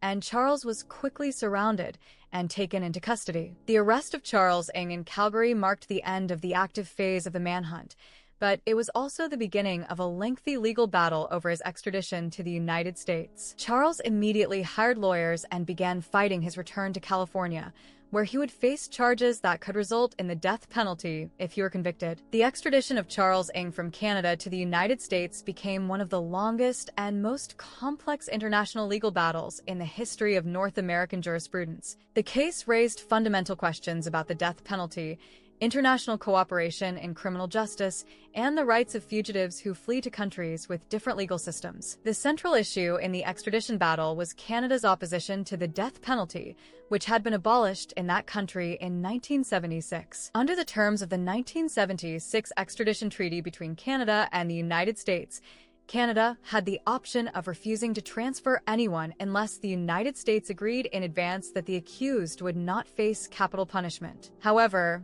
the Canadian government had not initially sought such assurances in Charles's case. Charles's defense team, led by experienced criminal lawyer Julius Gray, argued that extraditing him to face possible execution would violate the Canadian Charter of Rights and Freedoms. They contended that Canada should not be complicit in any process that might result in the death of a person under its protection, regardless of the crimes that person might have committed. The case proceeded through multiple levels of the Canadian court system, with Charles's lawyers exhausting every possible avenue of appeal and delay. They argued that the evidence against their client had been obtained illegally, that he would not receive a fair trial in the United States, and that the death penalty itself constituted cruel and unusual punishment that violated international human rights standards. The Canadian government initially supported Charles's extradition, arguing that the severity of his alleged crimes warranted cooperation with American law enforcement agencies. However, as the legal proceedings dragged on and public opinion became more involved, the government's position became more nuanced and complex. The extradition battle generated significant media attention in both Canada and the United States, with various groups using the case to advance their positions on the death penalty and international cooperation in criminal justice. Opponents of capital punishment saw Charles's case as an opportunity to challenge the death penalty system, while victims' rights advocates argued that justice required his return to face trial for his crimes. The legal proceedings were further complicated by Charles's own behavior during his imprisonment in Canada. He attempted several escapes, assaulted prison guards and fellow inmates, and generally made himself as difficult and disruptive as possible. These actions may have been calculated to demonstrate his dangerous nature and bolster his lawyers' arguments that he would not receive fair treatment in the American legal system. The case ultimately reached the Supreme Court of Canada, which ruled in 1991 that Charles could be extradited to the United States without assurances that he would not face the death penalty. The court found that while Canada opposed capital punishment, it could not impose its constitutional restrictions on other countries, and that refusing extradition could result in Canada becoming a haven for international criminals. The 6-year battle over Charles's extradition cost both governments millions of dollars in legal fees and court costs. The case also strained relations between Canada and the United States and created precedents that would affect future extradition cases involving capital punishment. The length and complexity of the proceedings frustrated victims' families and law enforcement agencies who were eager to see justice served. Charles Ng was finally extradited to California in September 1991, more than 6 years after his arrest in Calgary. His return to the United States marked the beginning of another lengthy legal process, as his defense team immediately began filing motions and appeals designed to delay his trial and challenge the evidence against him. Upon his arrival in California, Charles was housed in a high-security facility where he was kept under constant surveillance to prevent escape attempts or suicide. His behavior in custody continued to be disruptive and violent, requiring special security measures and isolation from other inmates. Prison officials noted that he seemed to enjoy the attention his case generated and often made inflammatory statements designed to provoke reactions from guards and fellow prisoners. The preparation for Charles's trial was an enormous undertaking that required years of work by both prosecution and defense teams. The evidence collected from the Wilseyville compound filled hundreds of boxes and included thousands of documents, photographs, videotapes, and physical exhibits. The complexity of the case and the volume of evidence made it one of the most challenging prosecutions in California history. Charles's defense team, funded by the state at enormous expense, consisted of multiple lawyers, investigators, and expert witnesses who worked to challenge every aspect of the prosecution's case. They argued that Charles had been an unwilling participant in Leonard Lake's crimes and that he had been coerced or manipulated into participating in activities that he did not fully understand. The defense strategy centered on portraying Charles as a dependent personality who had been dominated and controlled by the older and more experienced Leonard Lake. They brought in psychiatrists and psychologists who testified that Charles suffered from various mental disorders that made him susceptible to influence and manipulation by stronger personalities. However, the prosecution's case against Charles was overwhelming, supported by videotaped evidence showing his active participation in the torture and murder of victims, as well as witness testimony and physical evidence linking him to specific crimes. The systematic and premeditated nature of the crimes made it difficult for the defense to argue that Charles was merely an unwilling participant. The venue for Charles's trial was moved from Calaveras County to Orange County due to concerns about pretrial publicity and the ability to seat an impartial jury. This change of venue added additional costs and complexity to the proceedings, as it required the transportation of evidence, witnesses, and court personnel to a different jurisdiction. The trial preparation was further complicated by Charles's own behavior and demands. He frequently fired his lawyers and demanded to represent himself, leading to additional delays and legal proceedings. He also made numerous motions challenging various aspects of the case and seeking to suppress evidence or dismiss charges entirely. The trial of Charles Ng finally began on October 26, 1998, more than 13 years after the crimes were committed and 7 years after his extradition from Canada. The proceedings took place in Orange County Superior Court before Judge John J. Ryan, with a jury of 9 women and 3 men who would be responsible for determining Charles's fate. The prosecution team, led by Deputy Attorney General Charlene Hanaka, presented a case that relied heavily on the videotaped evidence found at the Wilseyville compound. These recordings provided graphic and undeniable proof of Charles's participation in the torture and murder of multiple victims, making it impossible for the defense to claim that he was not present or involved in the crimes. The trial opened with prosecutors showing excerpts from the videotapes that documented the torture of Brenda O'Connor and Kathy Allen. The courtroom was filled with family members of the victims, many of whom wept as they watched the evidence of their loved ones' final moments. The impact of this evidence on the jury was immediate and profound, setting the tone for the entire trial. The prosecution's case methodically linked Charles to each of the murders through a combination of physical evidence, witness testimony, and the defendant's own recorded statements. They showed how Charles and Leonard had worked together to plan and execute their crimes, with Charles serving as an active and willing participant rather than a reluctant follower. The defense team, led by Deputy Public Defender William Kelly, attempted to shift responsibility for the crimes entirely onto Leonard Lake. They argued that Leonard was the mastermind behind Operation Miranda and that Charles had been manipulated and coerced into participating in activities that he did not fully understand or control. The defense strategy included bringing in expert witnesses who testified about Charles's psychological state and his susceptibility to influence by dominant personalities. They argued that his military background and cultural upbringing had conditioned him to follow orders without question, making him vulnerable to manipulation by someone like Leonard Lake. However, the defense's arguments were severely undermined by the videotaped evidence, which clearly showed Charles taking an active and enthusiastic role in the torture of victims. The recordings captured him making threats, inflicting pain, and showing no signs of reluctance or coercion in his actions. The trial also included testimony from law enforcement officers who had investigated the crimes, forensic experts who had analyzed the evidence, and family members of the victims who spoke about the impact of their losses. The combination of technical evidence and emotional testimony created a powerful case for conviction. Charles himself testified in his own defense, claiming that he had been an unwilling participant who was forced to cooperate with Leonard's plans out of fear for his own safety. He attempted to minimize his role in the crimes and suggested that many of the threats and statements captured on videotape were simply attempts to appear cooperative with Leonard while secretly planning to help the victims escape. The prosecution's cross-examination of Charles was devastating, as they used his own recorded statements and actions to contradict his testimony. They showed how his behavior on the videotapes was consistent with someone who was enjoying the power and control he had over the victims,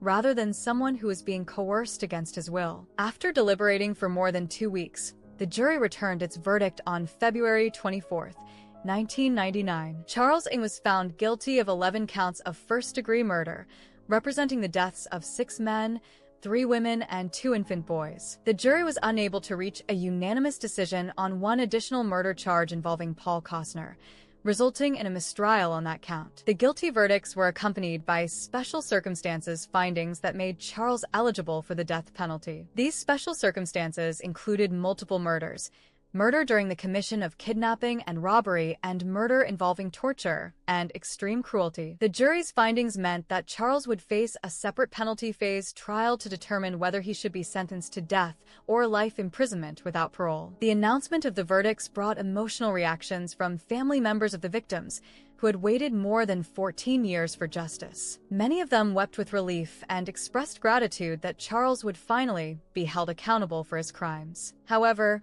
they also acknowledged that no verdict could bring back their loved ones or fully heal the wounds left by their losses. The penalty phase of the trial began on March 8, 1999, with both sides presenting evidence and arguments about whether Charles should be sentenced to death. The prosecution emphasized the heinous nature of the crimes and the suffering endured by the victims, while the defense sought to present mitigating factors that might spare Charles from execution. During the penalty phase, family members of the victims were allowed to present victim impact statements describing how the murders had affected their lives. These statements provided powerful testimony about the lasting damage caused by Charles and Leonard's crimes and the continuing pain felt by those left behind. The defense presented evidence about Charles's difficult childhood, his mental health issues, and other factors that they argued should be considered as mitigating circumstances. They also brought in additional expert witnesses who testified about the effects of trauma and abuse on personality development and decision-making. On June 30th, 1999,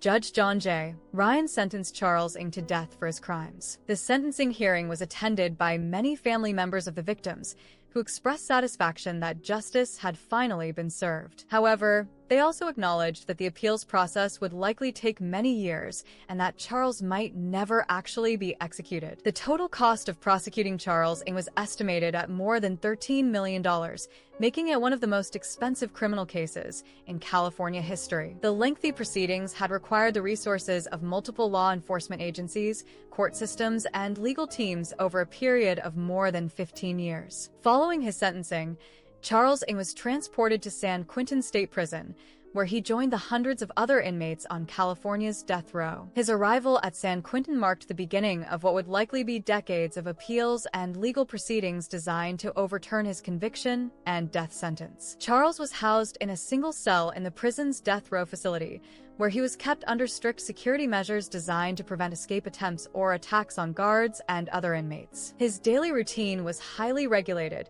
with limited opportunities for recreation, education, or social interaction with other prisoners. Despite being confined to death row, Charles continued to generate controversy and media attention through his behavior and statements. He frequently granted interviews to journalists and authors who were writing about his case, often using these opportunities to maintain his innocence and criticize the legal system that had convicted him. Charles also continued his pattern of disruptive behavior in prison, accumulating numerous disciplinary violations for fighting with other inmates, disobeying guards, and attempting to smuggle contraband. Prison officials noted that he seemed to enjoy the attention his notorious reputation brought him and often made inflammatory statements designed to provoke reactions. The appeals process for Charles's case began almost immediately after his sentencing, with his lawyers filing numerous motions challenging various aspects of his trial and conviction. These appeals focused on issues such as the admissibility of evidence, the adequacy of his legal representation, and the constitutionality of the death penalty itself. The appeals process was expected to take many years, as California's death penalty system had become severely backlogged with hundreds of cases awaiting review. The complexity of Charles's case, combined with the volume of evidence and legal issues involved, made it likely that his appeals would continue for decades before reaching final resolution. In July 2022, the California Supreme Court upheld Charles Ng's conviction and death sentence, rejecting his lawyer's arguments that he had not received a fair trial. The court found that the evidence against him was overwhelming and that his constitutional rights had been protected throughout the legal proceedings. However, this ruling was just one step in a lengthy appeals process that would likely continue for many more years. The crimes committed by Leonard Lake and Charles Ng left a lasting impact on law enforcement, the criminal justice system, and society as a whole. Their case highlighted the dangers posed by individuals with extreme antisocial personalities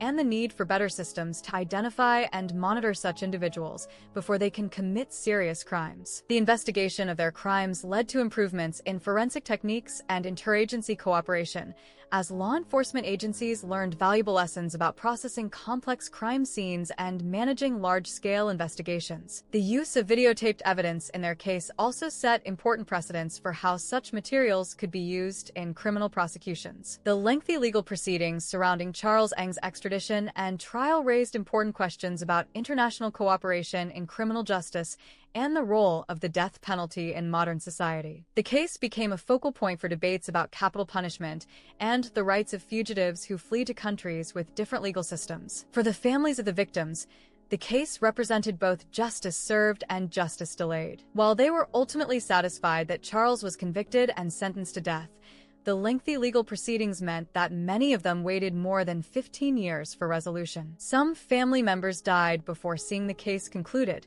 never experiencing the closure they had sought. The case also had a significant impact on public awareness of serial killing and the psychology of extreme criminal behavior. The systematic and calculated nature of Leonard and Charles's crimes shocked the public and led to increased interest in understanding how such individuals develop and what can be done to prevent similar crimes in the future. The story of Leonard Lake and Charles Ng serves as a reminder of the depths of human cruelty and the importance of vigilant law enforcement in protecting society from dangerous individuals. Their crimes stand as one of the most disturbing examples of serial killing in American history and continue to be studied by criminologists, psychologists, and law enforcement professionals seeking to understand and prevent such horrific acts. The case also demonstrates the resilience of the human spirit, as represented by the courage of the victims who endured unimaginable suffering and the determination of their families to seek justice despite the lengthy and painful legal process. Their strength and perseverance in the face of such tragedy serves as an inspiration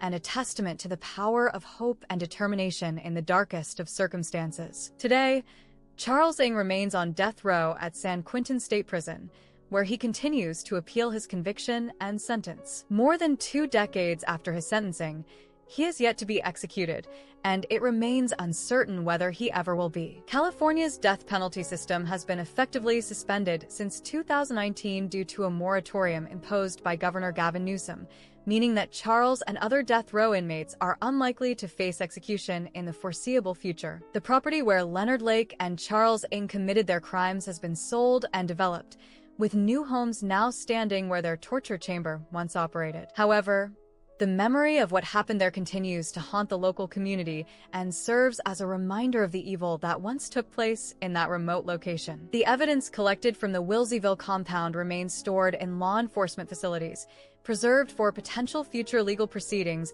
and as a record of one of the most disturbing criminal cases in American history. The videotapes and other materials continue to be studied by researchers and law enforcement professionals seeking to understand the psychology of extreme criminal behavior. The names of Leonard Lake and Charles Ng have become synonymous with some of the most heinous crimes ever committed, serving as a cautionary tale about the potential for human evil and the importance of protecting society from dangerous individuals.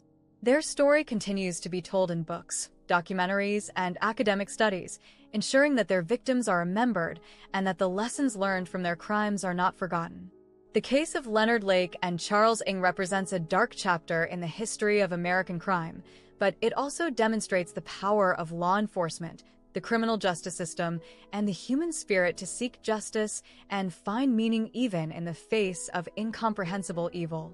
Their story serves as both a warning about the potential for human cruelty and a testament to the resilience of those who refuse to let evil triumph over good. In the end, the legacy of Leonard Lake and Charles Ng is one of horror tempered by justice, of evil confronted by good, and of victims remembered even as their killers fade into the darkness of history. Their crimes will never be forgotten, but neither will the courage of those who brought them to justice or the strength of those who survived their ordeal. The story of these two monsters serves as a reminder that while evil exists in the world, it can be defeated by the combined efforts of those who refuse to let it prevail. The complete story of Charles Ng and Leonard Lake is one that challenges our understanding of human nature and forces us to confront the darkest aspects of the human psyche. It is a story that reminds us of the importance of vigilance, compassion, and justice in protecting the innocent and holding the guilty accountable for their actions. Most importantly, it is a story that honors the memory of the victims and ensures that their suffering.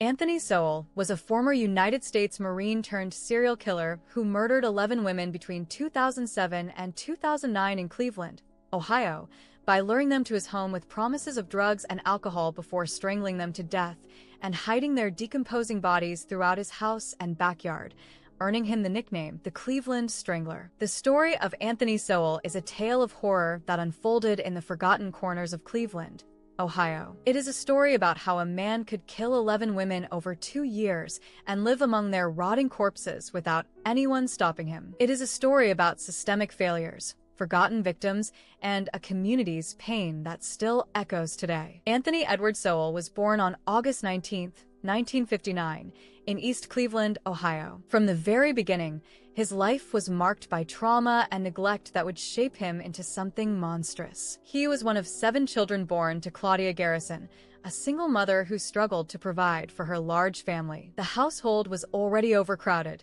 but it became even more chaotic when 7 more children moved in after Anthony's sister died from a chronic illness. The Garrison household was a place of violence and abuse. Claudia Garrison ruled with an iron fist and brutal methods. She would beat the children with electrical cords until they bled, forcing the other children to watch as she stripped them naked and whipped them mercilessly. The abuse was not just physical, but sexual as well. According to his niece Leona Davis, who moved into the household at age 9 after her mother's death, Anthony began raping her almost daily when he was just 11 years old and she was 10. The sexual abuse continued for 2 years, and Davis testified that other males in the household also participated in the assaults. Young Anthony learned early that violence was a way to exert control over others, especially women. He witnessed his grandmother's brutal punishments and participated in the sexual abuse of his cousin. The lessons he learned in that house would stay with him forever. Violence meant power. Women were objects to be used and discarded. Pain was something you inflicted on others before they could inflict it on you. As a child,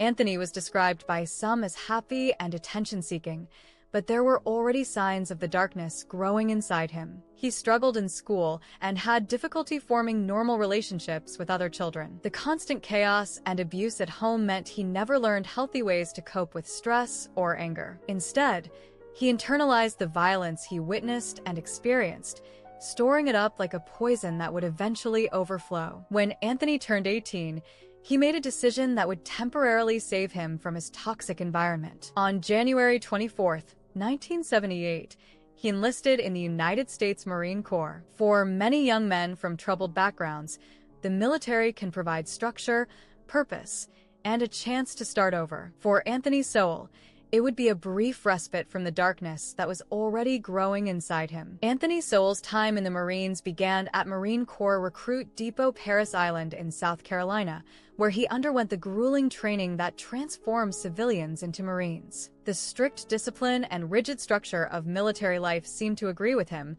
at least on the surface. He learned to follow orders, maintain equipment, and work as part of a team. After basic training, Sowell was trained as an electrician at Camp Lejeune in North Carolina. On July 13, 1978, he was assigned to the 2nd Marine Aircraft Wing at Marine Corps Air Station Cherry Point, also in North Carolina. The technical training gave him a skill he could use both in the military and in civilian life. For a young man from a chaotic background, having a trade was important. In 1980, Sowell was sent overseas to Japan with the 3rd Force Service Support Group. This year abroad exposed him to different cultures and gave him experiences that many young men from his background never had. He served competently and without major incident, earning recognition for his work. After his year in Japan, he returned to Cherry Point to continue his service. On January 20, 1984, Sowell was ordered to Marine Corps Base Camp Butler in Okinawa Prefecture, Japan. This second overseas assignment showed that the military trusted him with important responsibilities. He spent another year in Japan before being transferred to Camp Pendleton in California for 3 days until his discharge on January 18,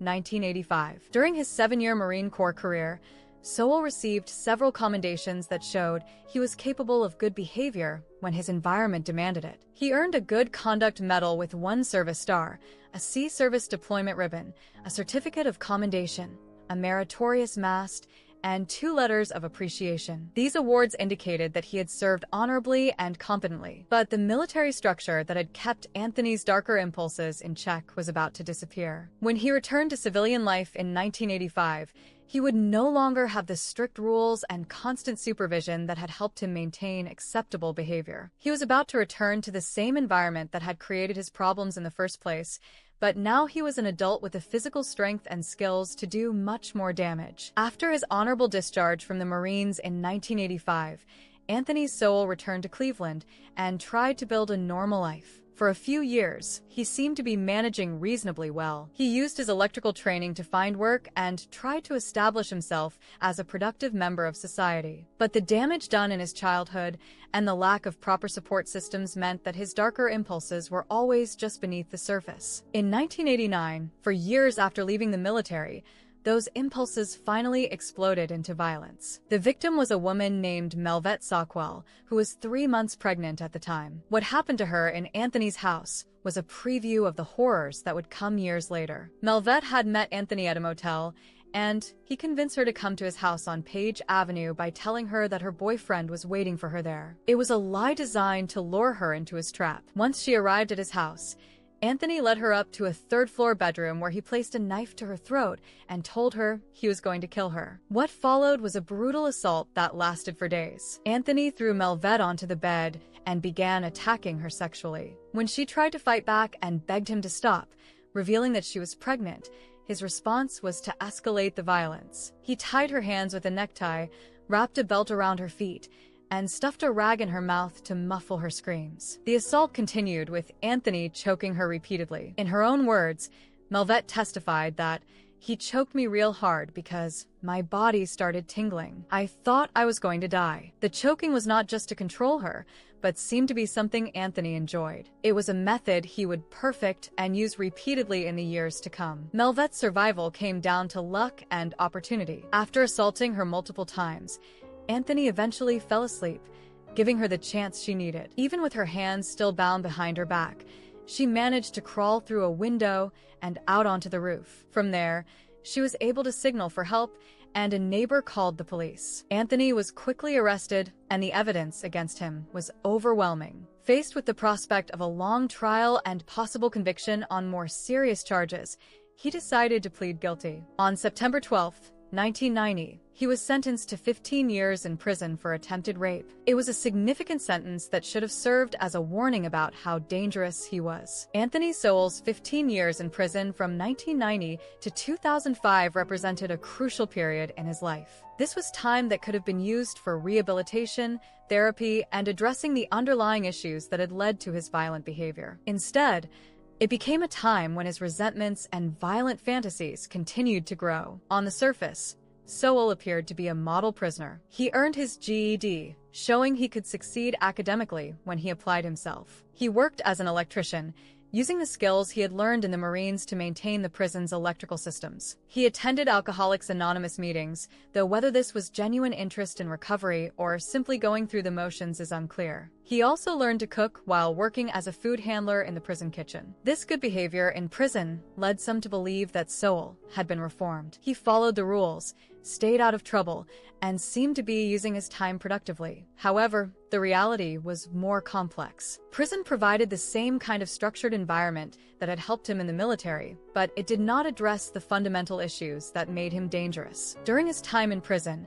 Sowell's thoughts often turned to women and his feelings of anger and resentment toward them. In one prison evaluation, when asked to complete the sentence that began with women, Sowell wrote, "Just tell lies." This simple statement revealed a deep-seated hatred and distrust that had been growing since his childhood experiences of abuse and neglect. The prison system in the early 1990s was not equipped to deal with sexual offenders in the way that modern correction systems attempt to. There were no specialized treatment programs for sex offenders, no intensive therapy to address the root causes of violent behavior, and no real attempt to understand what made Anthony Sowell dangerous. He was simply warehoused for 15 years, and when his time was up, he was released back into society with no real supervision or support. Despite his apparently good behavior, the parole board recognized something troubling about Sowell. They denied his applications for early release multiple times, keeping him in prison for the full 15-year sentence. This suggested that they saw something in his record or behavior that made them reluctant to let him out early,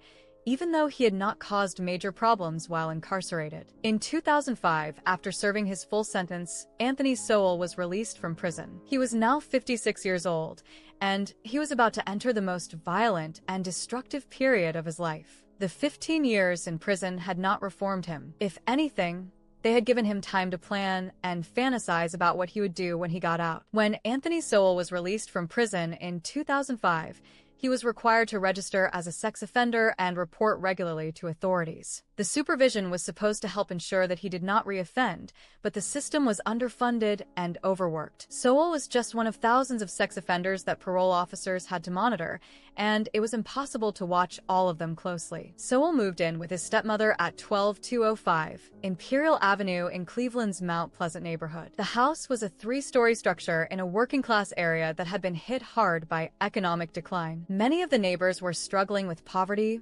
addiction, and other problems that made them vulnerable to predators like Sowell. For the first couple of years after his release, Sowell managed to stay out of trouble, at least as far as the authorities knew. He worked at a factory until 2007, when he began collecting unemployment benefits. When that ran out, he made money by collecting scrap metal, which gave him an excuse to roam the neighborhood looking for opportunities. But beneath this seemingly normal exterior, Sowell was planning and preparing. He was studying the neighborhood, identifying potential victims, and setting up his house as a place where he could commit violence without being detected. The 3-story structure gave him plenty of space to hide his crimes, and the basement provided a place where screams would not be heard by neighbors. Sowell also began cultivating relationships with women in the neighborhood, particularly those who struggled with addiction. He presented himself as a friendly neighbor who was willing to share drugs and alcohol. Many women in the area knew him as someone who would let them come to his house to get high or drink without asking too many questions. This reputation would serve him well when he began hunting for victims. The neighborhood itself was part of what made Sowell's crimes possible. Mount Pleasant was an area where people often went missing without much attention from authorities. Drug addiction was common,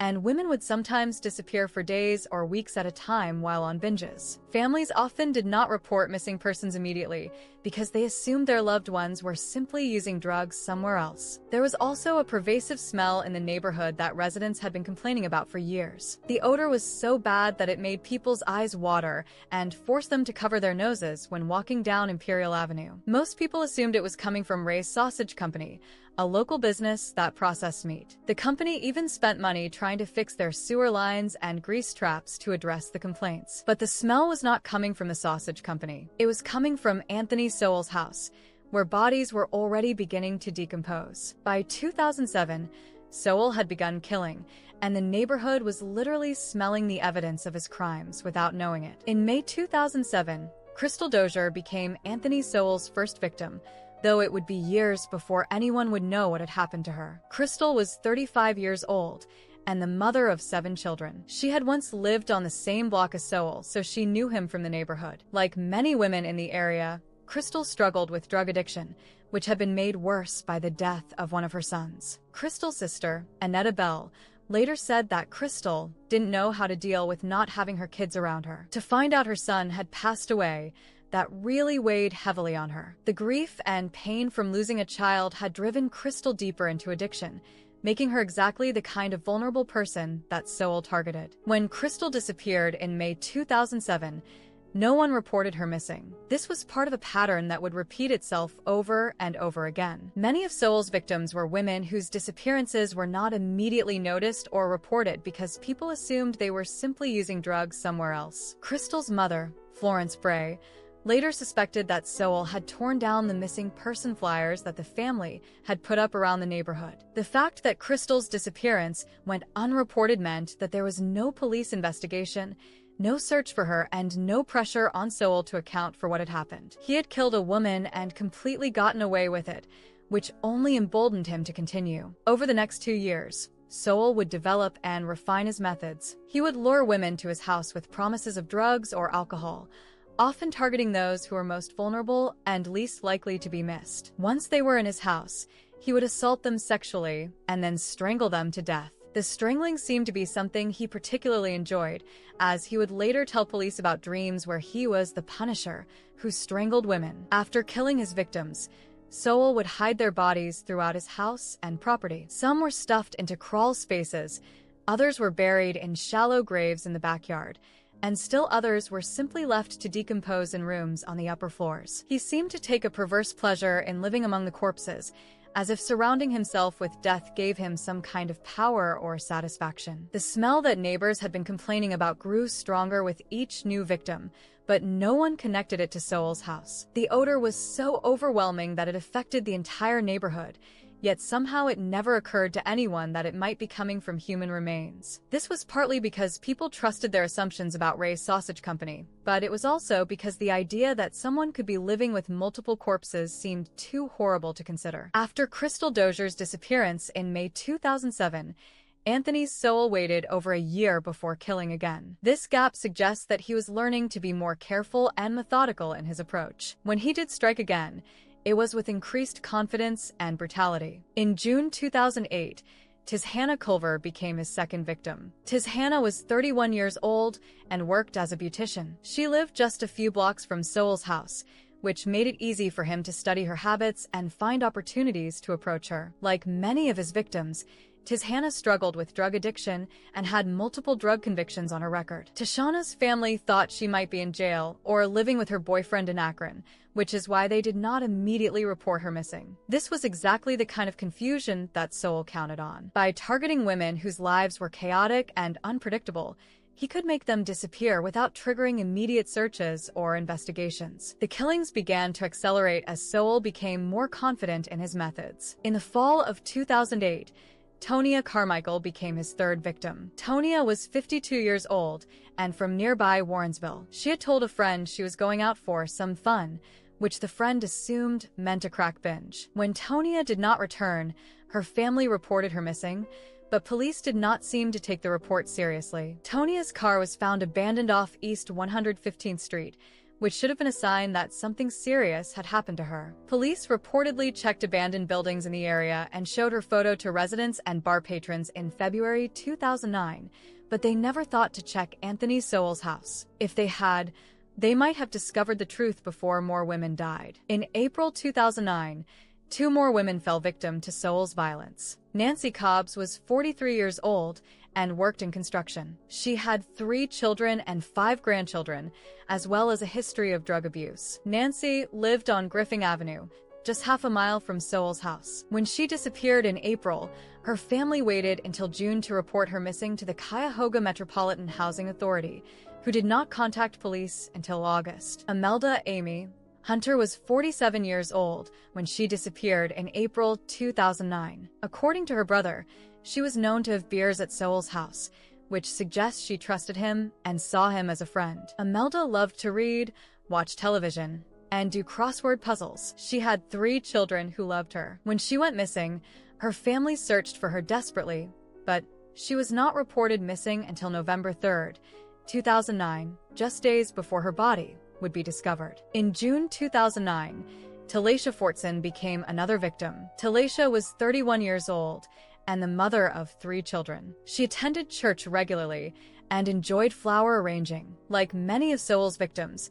a drug problem had cost her custody of her children, which may have made her more vulnerable to his approaches. Talacia was not reported missing until publicity about the bodies in Sowell's house reached her family. Also in June 2009, Janice Webb disappeared. Janice was 48 years old and the mother of 1 child and grandmother of 3. She often visited the neighborhood and was last seen by her family in June. Her family reported her missing 2 months later, but by then it was too late. Each of these women had full lives with people who loved them, but they also had vulnerabilities that Sowell exploited. Their struggles with addiction, their economic circumstances, and the chaotic nature of their lives made them perfect targets for a predator who understood how to identify and exploit weakness. While Anthony Sowell killed 11 women between 2007 and 2009, there were others who managed to escape his house of horrors. These survivors would later provide crucial testimony that helped convict him, but their experiences also showed just how close they came to becoming victims themselves. One of the most important survivors was Vanessa Gay, who encountered Sowell in September 2008. Vanessa testified that Sowell brought her to the 3rd floor of his house to use drugs, but then suddenly punched her in the face and ordered her to take off her clothes. He repeatedly raped her over several hours, demonstrating the same pattern of violence that he used with his murder victims. During her ordeal, Vanessa saw something that would haunt her forever. When Sowell allowed her to go to the bathroom, she saw something in a room off the hallway that looked like a headless body, propped up in a seated position and taped up. This was evidence that Sowell was already killing and keeping bodies in his house, but Vanessa was too terrified to fully process what she had seen. When she returned to the bedroom after seeing the body, Sowell said repeatedly, "You're going to tell? I know you're going to tell." He was clearly worried that she would report what had happened and what she had seen. However, Vanessa managed to persuade him to let her go, probably by convincing him that she would not tell anyone. Her survival was largely due to her ability to stay calm and talk her way out of the situation. Another crucial survivor was Gladys Wade, whose attack in December 2008 should have ended Sowell's killing spree, but did not because of police failures. Gladys was walking down Imperial Avenue when Sowell approached her and wished her "Merry Christmas," then asked if she wanted to share a beer with him. When she declined and tried to continue walking, he would not let her pass. What happened next was a brutal assault that followed Sowell's established pattern. He punched Gladys in the face and dragged her toward his house. He choked her until she lost consciousness, and when she woke up, she was in his house and he was ordering her to remove her clothes. Gladys fought back desperately, clawing at his eyes and trying to escape. The struggle was violent and chaotic. At some point, Gladys was able to grab Sowell between the legs and twist, causing him enough pain to give her a chance to run. She careered down the stairs, smashing her hand through glass in a door and cutting her thumb badly. Despite her injuries, she made it out of the house and flagged down a police cruiser. The police response to Gladys Wade's attack was everything that was wrong with the system that was supposed to protect women like her. The officers who responded saw that she was bleeding from a gash in her thumb and noted the red marks on her throat. They arrested Sowell and took photographs of the blood on the walls and stairs of his house, as well as Gladys's torn clothing that had been shoved into a trash can. All of this evidence clearly showed that a violent assault had taken place, and Sowell was a registered sex offender who had spent 15 years in prison for attempted rape. This should have been an easy case to prosecute, but Detective Georgia Hussein, who caught the case, failed to do her job properly. Hussein never talked to the arresting officers about what they had seen. She did not review the photographs of the crime scene or Gladys's injuries. She did not get a search warrant to look through Sowell's house, even though there was clear evidence that a violent crime had taken place there. Most importantly, she did not tell the prosecutor that Sowell was a registered sex offender who had recently been released from prison. Instead, Hussein decided that Gladys was not a credible witness. She claimed there were inconsistencies in Gladys's story and that Gladys did not look like she had been punched when she came to give a statement the next day. Based on Hussein's recommendation, the prosecutor decided there was insufficient evidence to charge Sowell and he was released from jail after just 2 days. This failure would have devastating consequences. If Sowell had been prosecuted for the attack on Gladys Wade, he would have been sent back to prison, and at least 6 more women would still be alive today. Instead, he was free to continue killing, and he took full advantage of that freedom. After his release from jail in December 2008, Anthony Sowell seemed to become more violent and reckless. Perhaps the close call with Gladys Wade made him realize that he was running out of time,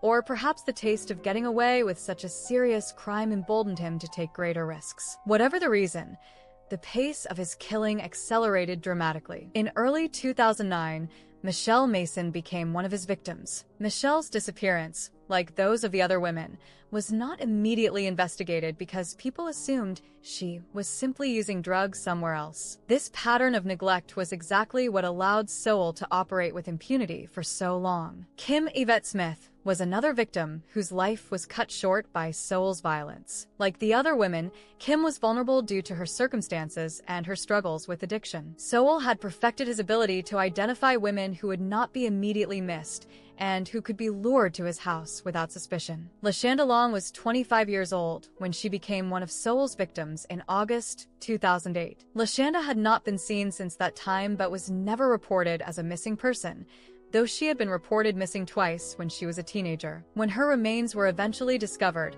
only her skull was found, wrapped in paper and placed in a bucket in Sowell's basement. The condition of her remains suggested that Sowell had kept her skull as some kind of trophy. Diane Turner was another woman whose life ended in Sowell's House of Horrors. When police eventually searched the property, Diane's body was one of the first 2 that they discovered, along with Talacia Fortson. Both women had been dead for some time, and their bodies were in advanced stages of decomposition. Each of these women had become part of Sowell's collection of victims, their bodies hidden throughout his house and property like macabre decorations. Some were stuffed into crawl spaces, others were buried in shallow graves in the backyard, and still others were left to rot in rooms on the upper floors. Sowell seemed to take pleasure in living among the corpses, as if their presence gave him some kind of power or satisfaction. The smell that had been plaguing the neighborhood for years grew stronger with each new victim, but still no one connected it to Sowell's house. Neighbors continued to complain to the health department,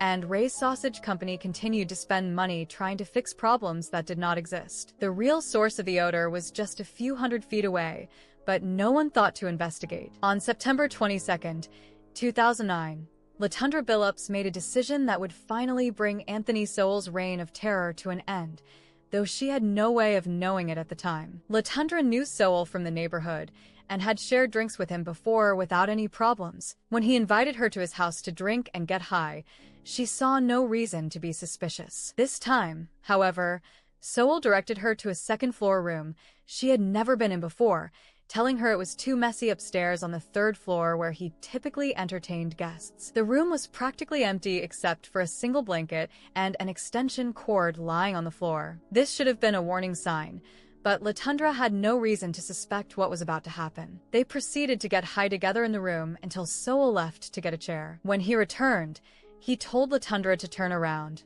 which she did. But then he suddenly grabbed her by the back of the neck, causing her to shove him away and question what he was doing. His response was to punch her hard in the face. What followed was a brutal assault that followed Sowell's established pattern. He overpowered LaTundra and forced her down onto her stomach. While he was sexually assaulting her, he wrapped the extension cord around her neck and began choking her until she lost consciousness. This was the same method he had used to kill his 11 victims, and LaTundra came very close to becoming number 12. When LaTundra regained consciousness, Sowell was sitting across the room in the chair, looking shocked to see her moving. He told her that he was going to kill her and himself because he knew he was going to jail, but somehow LaTundra was able to persuade him to let her go. Her survival was due to a combination of luck, quick thinking, and perhaps Sowell's own confusion about what to do next. Unlike his previous victims, LaTundra was able to escape from the house and immediately went to the police to report what had happened. She told them that she had been raped and choked at 12205 Imperial Avenue and identified Anthony Sowell as her attacker. She also mentioned that she had left a personal item in the house, which could serve as evidence. This report should have resulted in immediate action, but once again the system failed. No patrol officers went to question Sowell immediately after the attack was reported. Instead, the case was referred to the Sex Crimes Unit, where it sat unworked for almost a month. This delay gave Sowell time to clean up any evidence and to attack another woman. In October 2009, while Latundra Billups's case was still sitting unworked on someone's desk, Anthony Sowell struck again. This time his victim was Sean Morris, who met Sowell one morning and went to his home to drink and smoke crack. After spending 5 hours at the house, Sean left but then realized she had forgotten her identification card and returned to retrieve it. This return trip nearly cost Sean her life. When Sowell opened the door and she came inside, he immediately placed her in a chokehold and forced her upstairs. He ordered her to remove her clothes and then violently raped her, following the same pattern he had used with all his victims. What happened next was both terrifying and ultimately life-saving. When Sowell left the room to close windows to prevent her screaming from being heard, Sean saw her chance to escape. She climbed out a third-floor window and hung naked from a ledge, desperately trying to get away from her attacker. Sowell saw what was happening and tried to pull her back inside, but when he could not, he shoved her down as hard as he could. Sean fell to the ground from the third floor, was seriously injured, and lost consciousness. The fall should have killed her, but somehow she survived. What happened next was witnessed by several people in the neighborhood and was captured on security camera footage from Ray's Sausage Company next door. Bystanders testified that Sowell, who was also naked, tried to bring Sean back inside the house while she was unconscious and bleeding. A crowd gathered and tried to prevent him from moving her because of the extent of her injuries. This was the moment when Sowell's carefully constructed facade finally cracked. For years, he had been able to commit his crimes in secret, but now there were witnesses who could see exactly what kind of man he really was. Don, a man who worked in the area, later described what he saw. "That's the worst thing I've seen in my life. She was but naked, and she was bleeding out of her mouth and her nose. I saw Anthony Sowell come around the corner, and he was naked too. He said, 'Listen, that's my wife, and we were just having sex, and she fell out the window.' The whole thing seemed really strange to me." Don immediately called 911, saying it was the first time in his life he had ever called that number. Emergency personnel arrived and transported Sean to the hospital, where she survived her injuries and was able to tell police what had happened to her. The attack on Sean Morris was the final straw that brought police attention back to Anthony Sowell and his house on Imperial Avenue. With 2 recent reports of sexual assault and now a woman thrown from a third-floor window, even the overworked Cleveland Police Department could not ignore what was happening. On October 29, 2009, police arrived at 12205 Imperial Avenue with an arrest warrant for Anthony Sowell and a search warrant for his house. Sowell was not home when they arrived, but they proceeded to execute the search warrant anyway. What they found inside would haunt them for the rest of their lives. The smell that neighbors had been complaining about for years hit the officers like a physical force as soon as they entered the house. It was the overwhelming stench of death and decay, so strong that it made their eyes water and forced them to cover their noses and mouths. The house was filled with trash, clothes were strewn everywhere, and there was an indescribable feeling of evil in the air. As the officers moved through the house, they made a discovery that would change everything. In the basement, they found 2 bodies that were basically sitting out in the open, decomposing. The bodies were next to a shovel, suggesting that Sowell had been in the process of burying them when something interrupted him. The officers immediately called for backup and crime scene investigators. What followed was one of the most extensive crime scene investigations in Cleveland's history. Over the course of more than a week, police and forensic experts searched every inch of the house and property. With each passing day,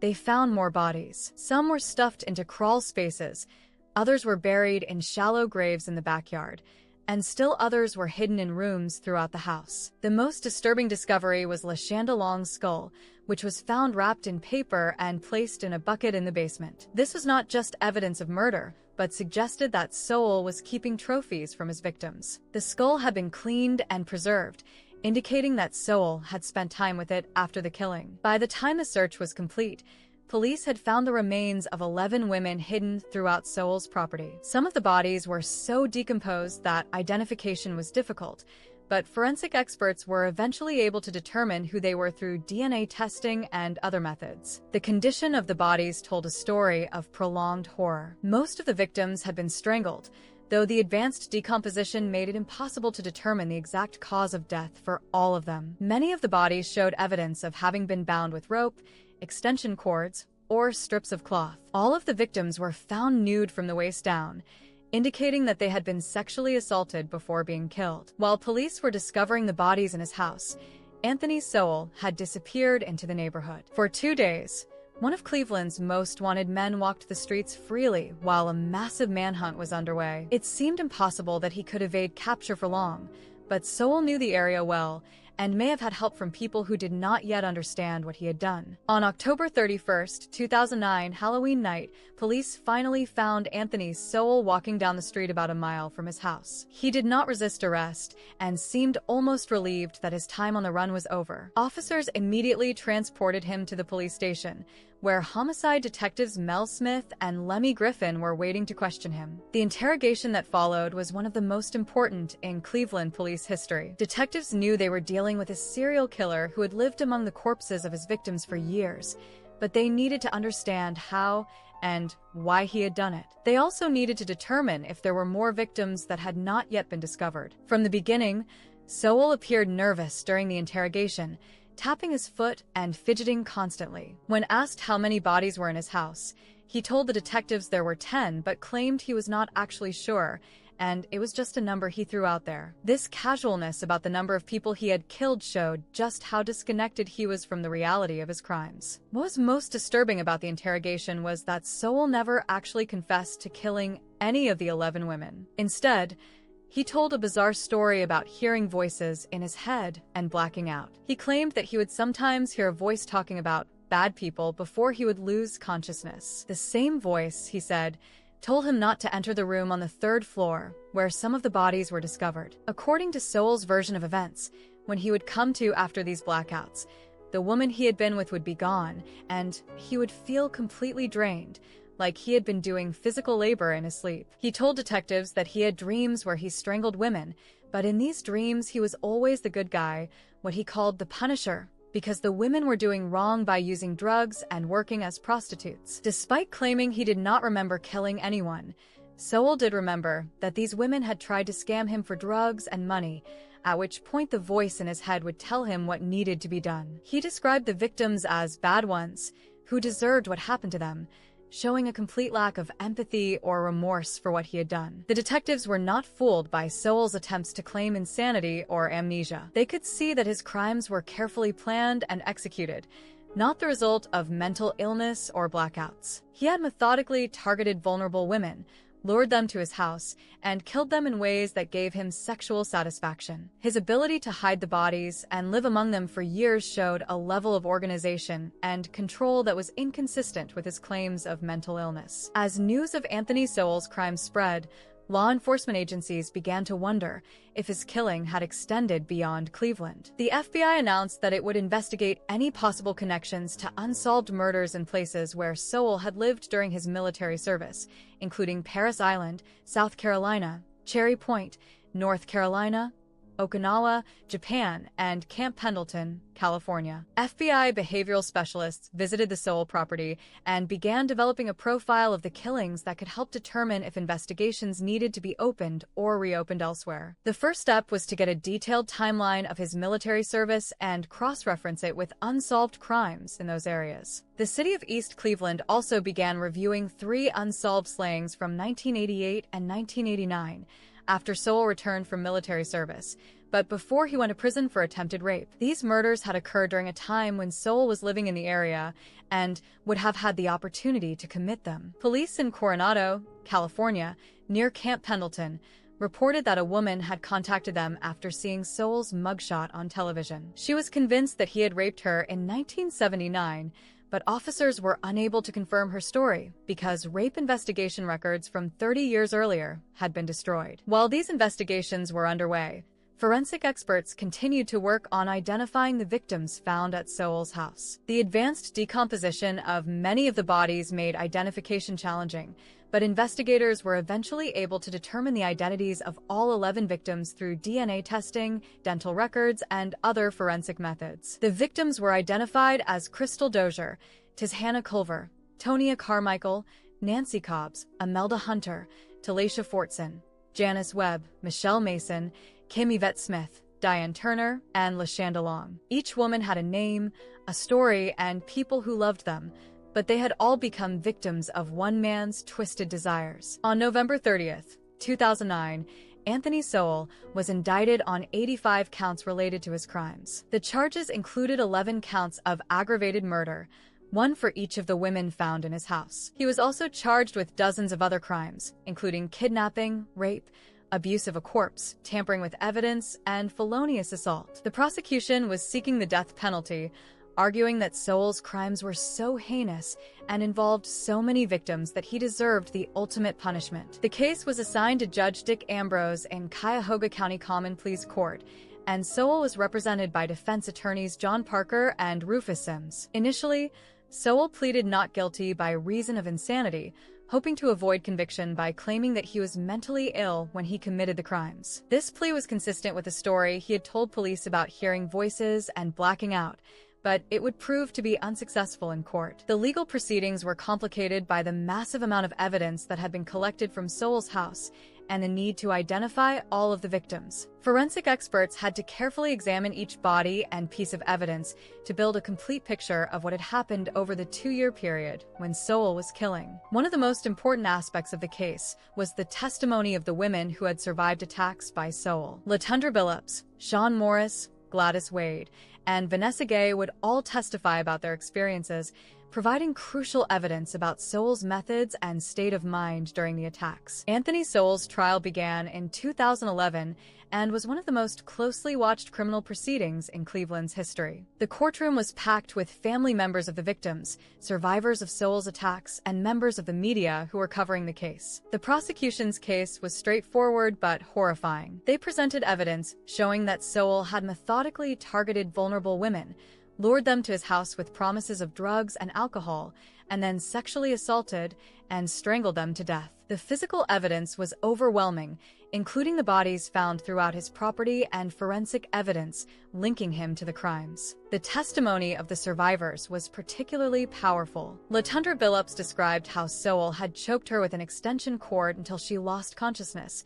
and how he had told her he was going to kill her. Sean Morris testified about being thrown from the third-floor window and the injuries she sustained. Gladys Wade told the court about her attack in December 2008 and how the police had failed to properly investigate. Vanessa Gay's testimony was especially disturbing because she described seeing what appeared to be a headless body in Sowell's house during her attack in September 2008. This testimony showed that Sowell was not only killing women but keeping their bodies as trophies or decorations in his house. The defense team tried to argue that Sowell was not guilty by reason of insanity, pointing to his claims about hearing voices and blacking out. They brought in mental health experts who testified about Sowell's troubled childhood and the abuse he had suffered. However, the prosecution was able to show that Sowell's crimes were too organized and methodical to be the result of mental illness. The evidence showed that Sowell had carefully planned his attacks, had taken steps to hide the bodies and clean up evidence,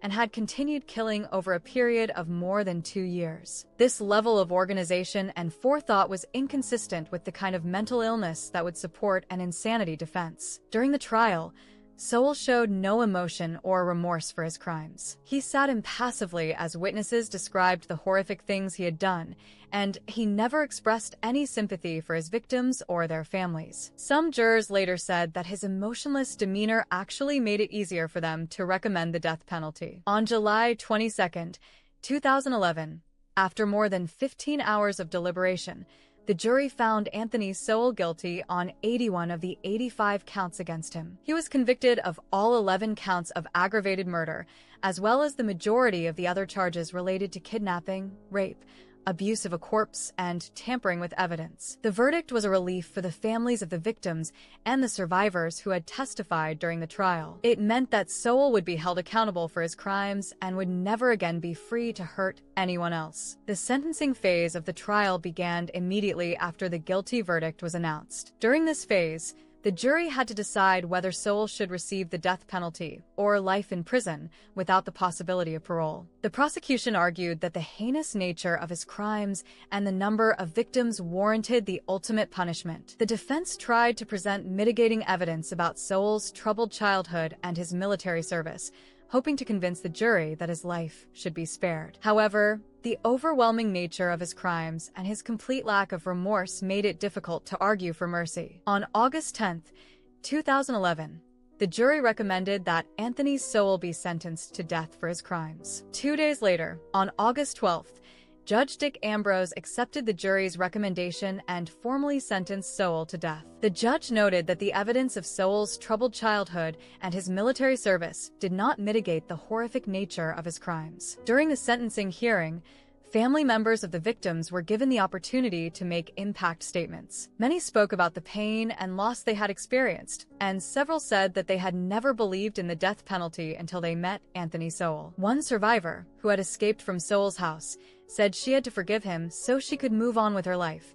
But another relative said she hoped he would never have peace because he would have to answer to God for what he had done. After his sentencing, Anthony Sowell was transferred to the Chillicothe Correctional Institution in Ohio, where he was placed on death row. He would spend the next 10 years appealing his conviction and sentence while living in isolation, waiting for his execution. Sowell's appeals focused on various legal arguments, including claims that his trial attorneys had been ineffective and that he had not received a fair trial. His lawyers argued that the extensive media coverage of the case had made it impossible for him to get an impartial jury, and they claimed that there had been errors in the way evidence was handled during the investigation. In 2016, the Ohio Supreme Court reviewed Sowell's case and affirmed both his conviction and his death sentence. In a 5-2 decision, the court found that while there had been some procedural errors during the trial, they were not significant enough to warrant a new trial or a new sentencing hearing. The court noted that, although Sowell's statements to police are incriminating, the state presented overwhelming independent evidence of guilt supporting Sowell's convictions and sentence. The physical evidence against Sowell was so strong that even if his confessions were thrown out, there was still more than enough evidence to convict him. Sowell continued to file appeals and legal challenges, but they were consistently rejected by the courts. As recently as May 2020, a 3-judge panel with the 8th District Court of Appeals unanimously held that Sowell had failed to present enough evidence that he did not receive a fair trial. By January 2021, Anthony Sowell's long legal battle was coming to an end, but not in the way that anyone expected. Prison officials noticed that Sowell was becoming seriously ill and was diagnosed with a terminal illness. He was transferred to the Franklin Medical Center in Columbus, Ohio, where he could receive end-of-life care. On February 8, 2021, Anthony Edward Sowell died at the age of 61. His death was not related to COVID-19, and he died of natural causes related to his terminal illness. After more than 11 years on death row, Sowell had escaped execution by dying in prison. The news of Sowell's death brought mixed reactions from the families of his victims and the survivors of his attacks. Some felt relieved that he was finally gone and could never hurt anyone else, while others felt cheated that he had not faced execution for his crimes. Donita Carmichael, daughter of victim Tonia Carmichael, told reporters, "I am glad he is dead. God made it happen. I will never, ever, ever forgive him." Her reaction reflected the feelings of many family members who had been waiting more than a decade for justice. The Anthony Sowell case exposed serious failures in Cleveland's law enforcement and social service systems that allowed a serial killer to operate with impunity for more than 2 years. The fact that multiple women had reported attacks by Sowell and that neighbors had been complaining about suspicious odors for years raised serious questions about how the crimes could have been prevented. In 2018, the city of Cleveland agreed to pay $1 million to the families of 6 of Sowell's victims to settle lawsuits that alleged police negligence had allowed the killings to continue. The families' lawyers argued that if Detective Georgia Hussein had properly investigated Gladys Wade's attack in December 2008, Sowell would have been arrested and at least 6 lives would have been saved. In 2019, Cleveland also settled lawsuits filed by 2 survivors of Sowell's attacks. LaTundra Billups Henderson received $260,000 and Gladys Wade Thomas received $40,000 for the failures in investigating their cases. The settlements were seen as an acknowledgement that the system had failed these women, but many felt that the amounts were too small given the magnitude of the failures. Activist Kathy Ray Coleman of the Imperial Women Coalition argued that the settlements would have been larger if the victims had not been poor and Black. The case also highlighted the broader problem of missing persons investigations, particularly when the victims are women of color who struggle with addiction. Many of Sowell's victims were never reported missing, or their cases were not properly investigated because police assumed they were simply using drugs somewhere else. In the years following Sowell's conviction, community activists and family members of the victims worked to create a memorial to honor the 11 women who had lost their lives. The house where the murders took place was demolished in 2011, leaving an empty lot that served as a painful reminder of what had happened there. In 2021, after years of planning and fundraising, the Garden of 11 Angels was officially opened on the site where Sowell's house had once stood. The memorial park includes trees, flowers, and monuments honoring each of the 11 victims by name. The Western Reserve Land Conservancy, Burton, Bell, Car Development Incorporated, Land Studio, and other local organizations led the effort to create the memorial. They acquired and demolished additional adjacent properties to create a space comprising 8 parcels in total. Joy Johnson, executive director at Burton, Bell, Car Development Incorporated, said at the opening ceremony, "This beautiful garden will be a living memorial to the 11 angels whose lives were so brutally taken. It's been years in the making. We now have some closure and healing for this community." The memorial serves not just as a place to remember the victims, but as a symbol of the community's resilience and determination to heal from the trauma of Sowell's crimes. It represents hope that something beautiful can grow even in places where terrible things have happened. More than a decade after Anthony Sowell's crimes were discovered, their impact continues to be felt in Cleveland and beyond. The case changed how law enforcement agencies investigate missing persons cases, particularly when the victims are vulnerable women who may struggle with addiction or mental health issues. Training programs for police officers now emphasize the importance of taking all missing persons reports seriously, regardless of the victim's background or lifestyle. The case is used as an example of how assumptions and biases can lead to tragic consequences when investigators fail to properly pursue leads. The case also highlighted the need for better coordination between different law enforcement agencies and social service organizations. Many of Sowell's victims had interactions with multiple agencies,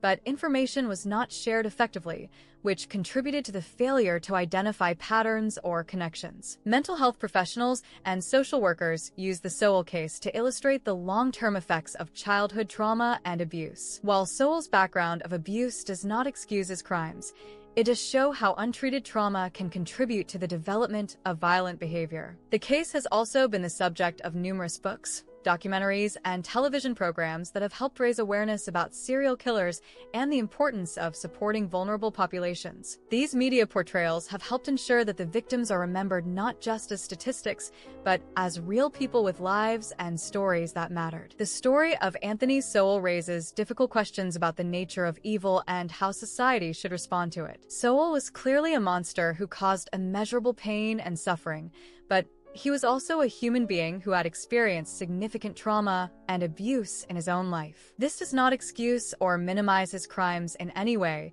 but it does remind us that evil rarely emerges from nowhere. Sowell's childhood was marked by violence, abuse, and neglect that damaged him in ways that may have contributed to his later actions. While many people experience trauma without becoming violent, the combination of genetic factors, environmental influences, and individual choices can sometimes produce devastating results. The failure of multiple systems to stop Sowell before he killed 11 women also raises questions about societal responsibility. The military provided structure that helped him function for 7 years, but there was no follow-up support when he returned to civilian life. The prison system warehoused him for 15 years without addressing the underlying issues that made him dangerous. The parole system released him with minimal supervision and support. Most importantly, the law enforcement system failed repeatedly to take seriously the reports of women who were attacked by Sowell. The assumption that these women were not credible witnesses because of their backgrounds or lifestyles allowed a serial killer to continue operating for years. The Anthony Sowell case offers several important lessons for society about how to prevent similar tragedies in the future. First,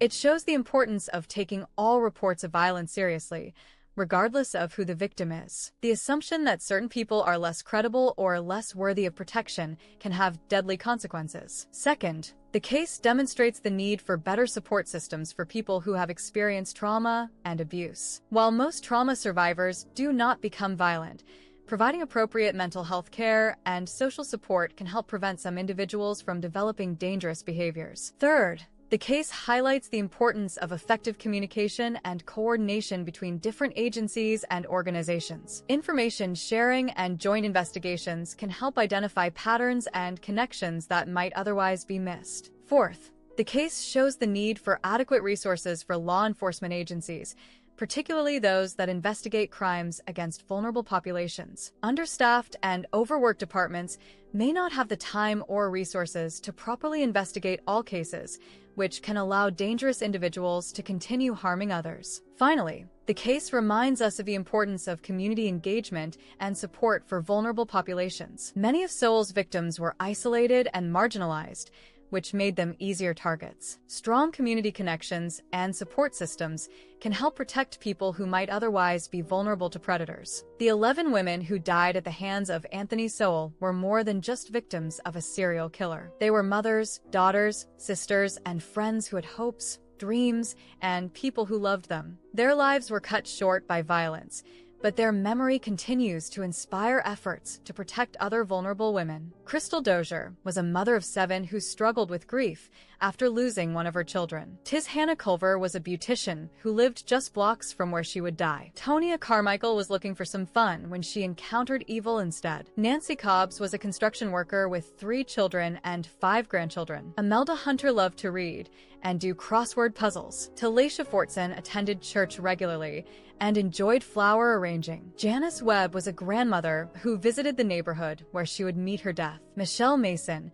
Kim Yvette Smith, Diane Turner, and Lashanda Long were all women with their own stories and their own dreams that were never fulfilled. These women have become symbols of all the vulnerable people in our society who need protection and support. Their deaths were preventable tragedies that occurred because multiple systems failed to do their jobs properly. But their memory serves as a reminder of what can happen when we fail to value and protect all members of our community. The Garden of 11 Angels stands as a testament to their lives and as a promise that they will not be forgotten. It represents not just loss and grief, but also hope and renewal. It shows that even in places where terrible things have happened, beauty and life can flourish again. The story of Anthony Sowell is ultimately a story about failure, the failure of systems, institutions, and individuals to protect vulnerable people from a predator in their midst.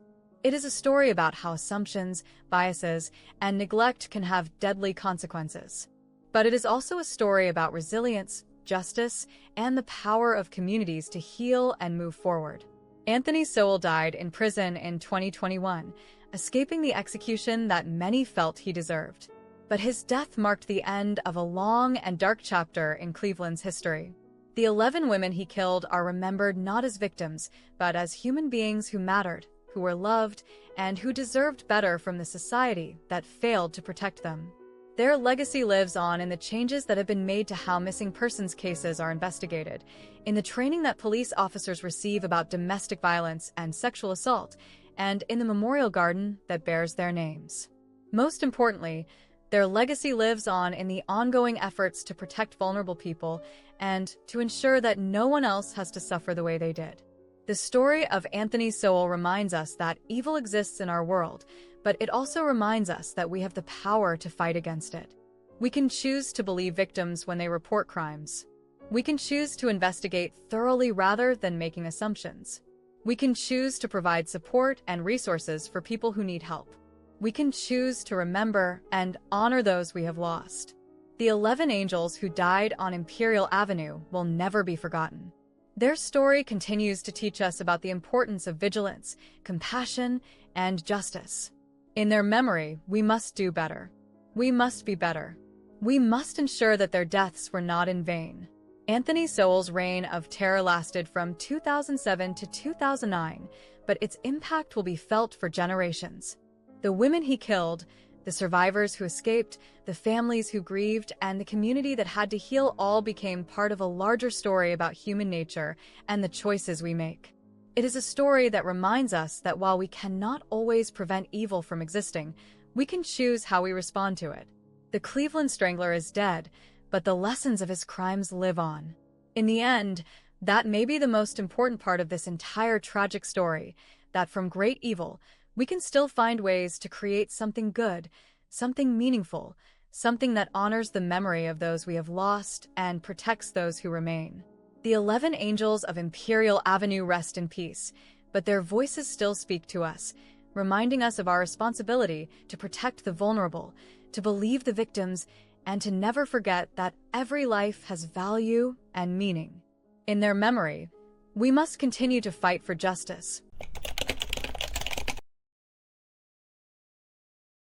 Samuel Little was a serial killer who confessed to murdering 93 women between 1970 and 2005, with the FBI confirming at least 60 of these killings, making him the most prolific serial killer in American history as he targeted vulnerable women, including prostitutes and drug addicts, whom he would strangle after first knocking them unconscious with powerful punches from his boxing background. The story of Samuel Little is one of the darkest chapters in American criminal history. For over 3 decades, this man moved across the United States like a shadow, leaving behind a trail of death that would eventually make him the most prolific serial killer in the nation's history. His victims numbered in the dozens, women who lived on the edges of society, forgotten by many until one determined Texas Ranger finally got him to confess to crimes that had gone unnoticed for years. Samuel Little was born on June 7, 1940, in Reynolds, Georgia, a small town with barely 1,000 people living in it. The town sits about 100 miles south of Atlanta,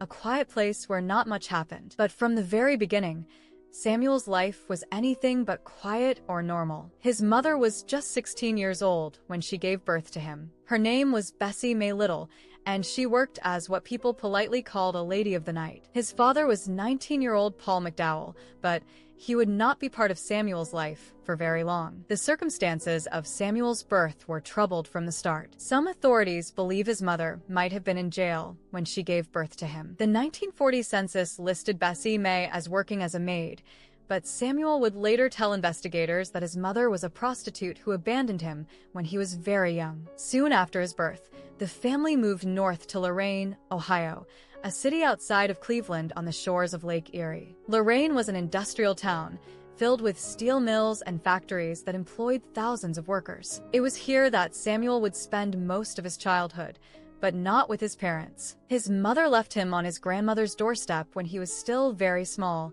and it was his grandmother who would raise him. She did her best to provide for the young boy, but Samuel was troubled from an early age. Even as a small child, Samuel showed signs that something was not right. He would later tell investigators about having sexual fantasies involving strangling women that started when he was just 5 years old. He said it began when he saw his kindergarten teacher touch her neck, and that simple gesture gave him his first sexual feeling. This disturbing fascination would grow stronger as he got older. As a teenager, Samuel collected true crime magazines that showed pictures of women who had been strangled. He would pin these pictures to his bedroom wall and stare at them for hours. His grandmother probably had no idea what was happening in the young man's mind, but these early warning signs would prove to be the beginning of a lifetime of violence against women. Samuel attended Hawthorne Junior High School in Lorain, but he was not a good student. He was constantly getting into trouble, fighting with other students, and causing problems for his teachers. By the time he was 13 years old,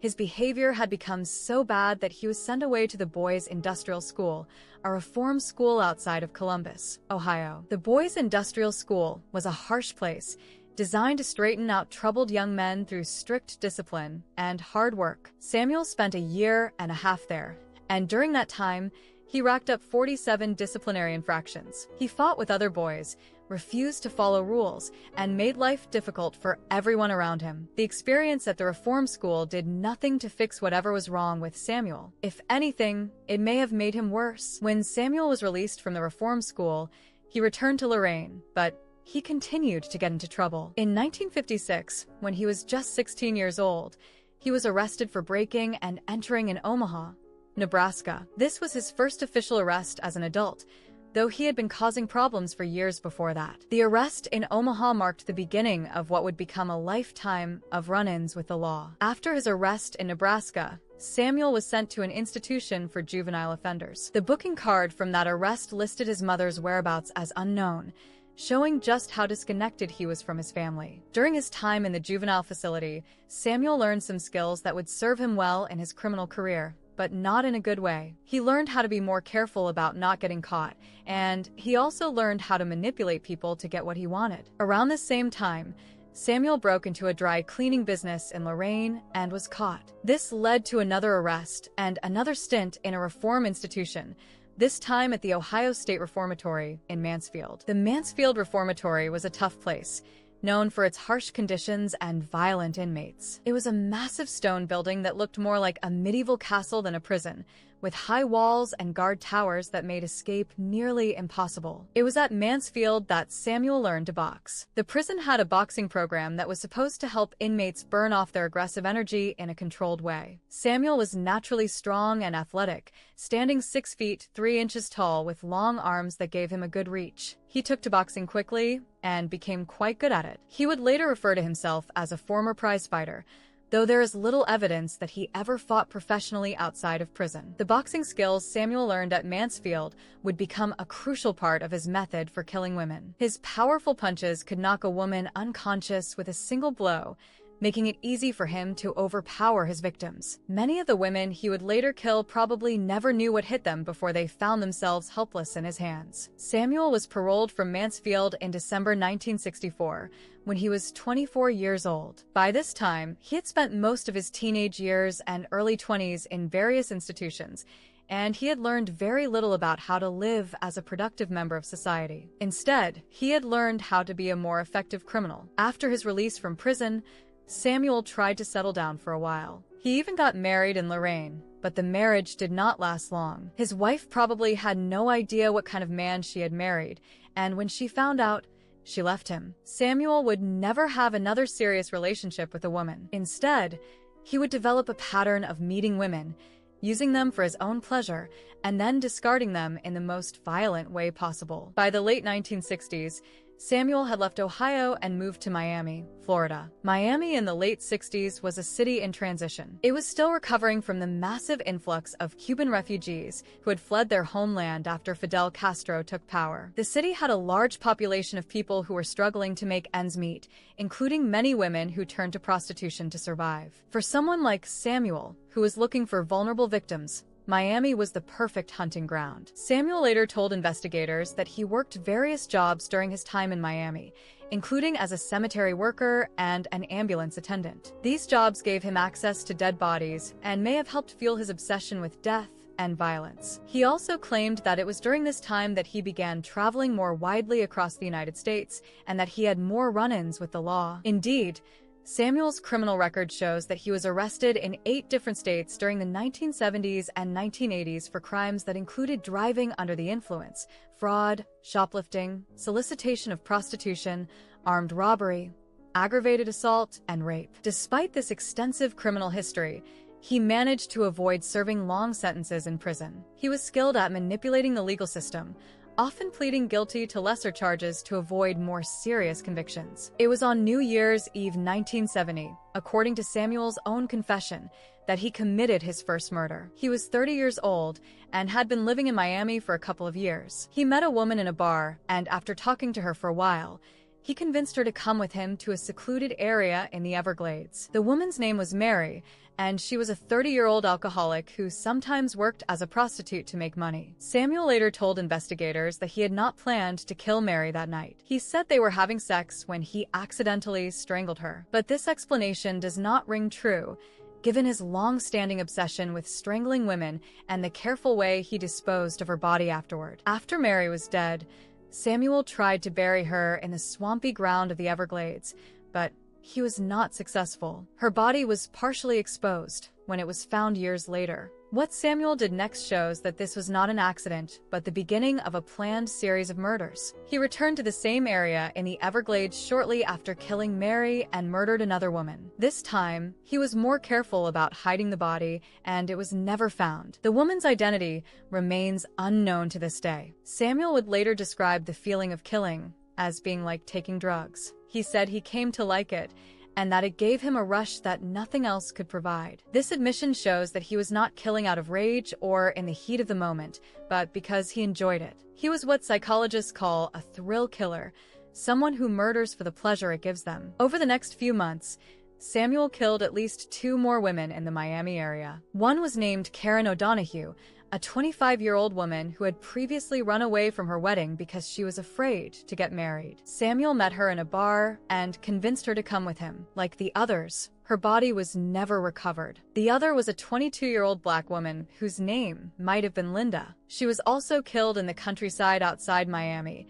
and her body was never found. As 1971 progressed, Samuel continued to kill. He murdered at least 1 more woman in Florida, a white woman who might have been named Sarah or Donna. This time, he buried her in a shallow grave in Kendall, Florida. Her body was found years later, but she was never identified. By the end of 1971, Samuel had killed at least 5 women, and he was just getting started. Samuel's method of operation was becoming clear. He would meet women in bars, often women who were involved in prostitution or who were struggling with drug or alcohol problems. These were women who lived on the edges of society, women who might not be immediately missed if they disappeared. Samuel was careful to choose victims who would not leave much evidence behind and whose disappearances might not be thoroughly investigated by police. After meeting a woman and gaining her trust, Samuel would convince her to come with him to a secluded location. Sometimes he offered them money for sex, sometimes he offered them drugs,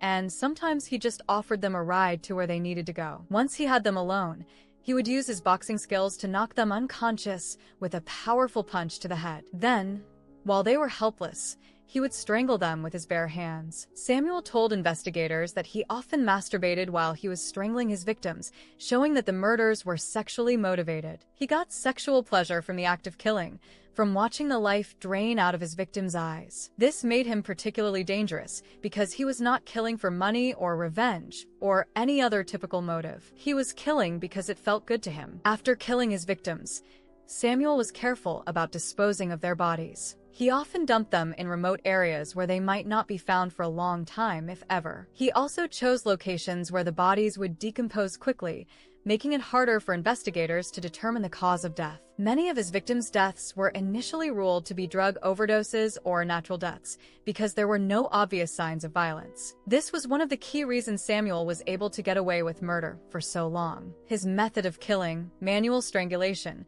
did not always leave obvious physical evidence. Unlike strangulation with a rope or other object, manual strangulation might not leave visible marks on the victim's neck, especially if the body was not found for several days or weeks. Medical examiners in the 1970s and 1980s were not as sophisticated as they are today in detecting signs of manual strangulation.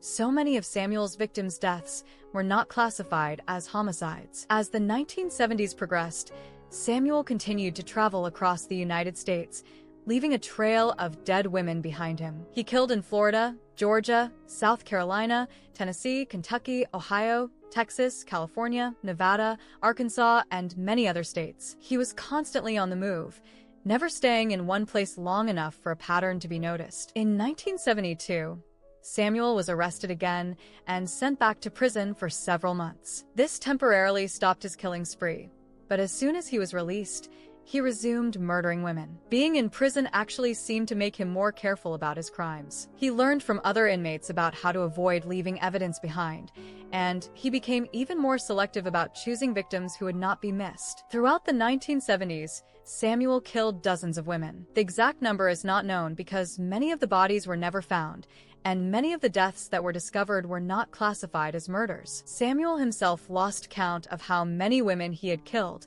telling investigators that he stopped counting after 84 victims. Some of the women Samuel killed during this period have been identified through his confessions and subsequent investigations. In 1974, he killed Linda Belcher, a 22-year-old single mother in Phoenix, Arizona. Her body was found, but the case went unsolved for decades until Samuel confessed to her murder. That same year, he killed Leola Etta Bryant, a 51-year-old woman in South Carolina. Her body was also found years later and confirmed as one of his victims. In Tennessee, Samuel killed Martha Cunningham, a 34-year-old woman he abducted from a bar on New Year's Eve 1974. Her body was found, but the cause of death was unclear at the time. He also killed an unidentified woman in Knox County, Tennessee, whose body was never found and whose identity remains unknown. As the 1970s turned into the 1980s, Samuel's killing spree continued. He was becoming more confident and more brazen in his crimes. He no longer felt the need to hide his actions as carefully as he had in the early years. This overconfidence would eventually lead to his downfall,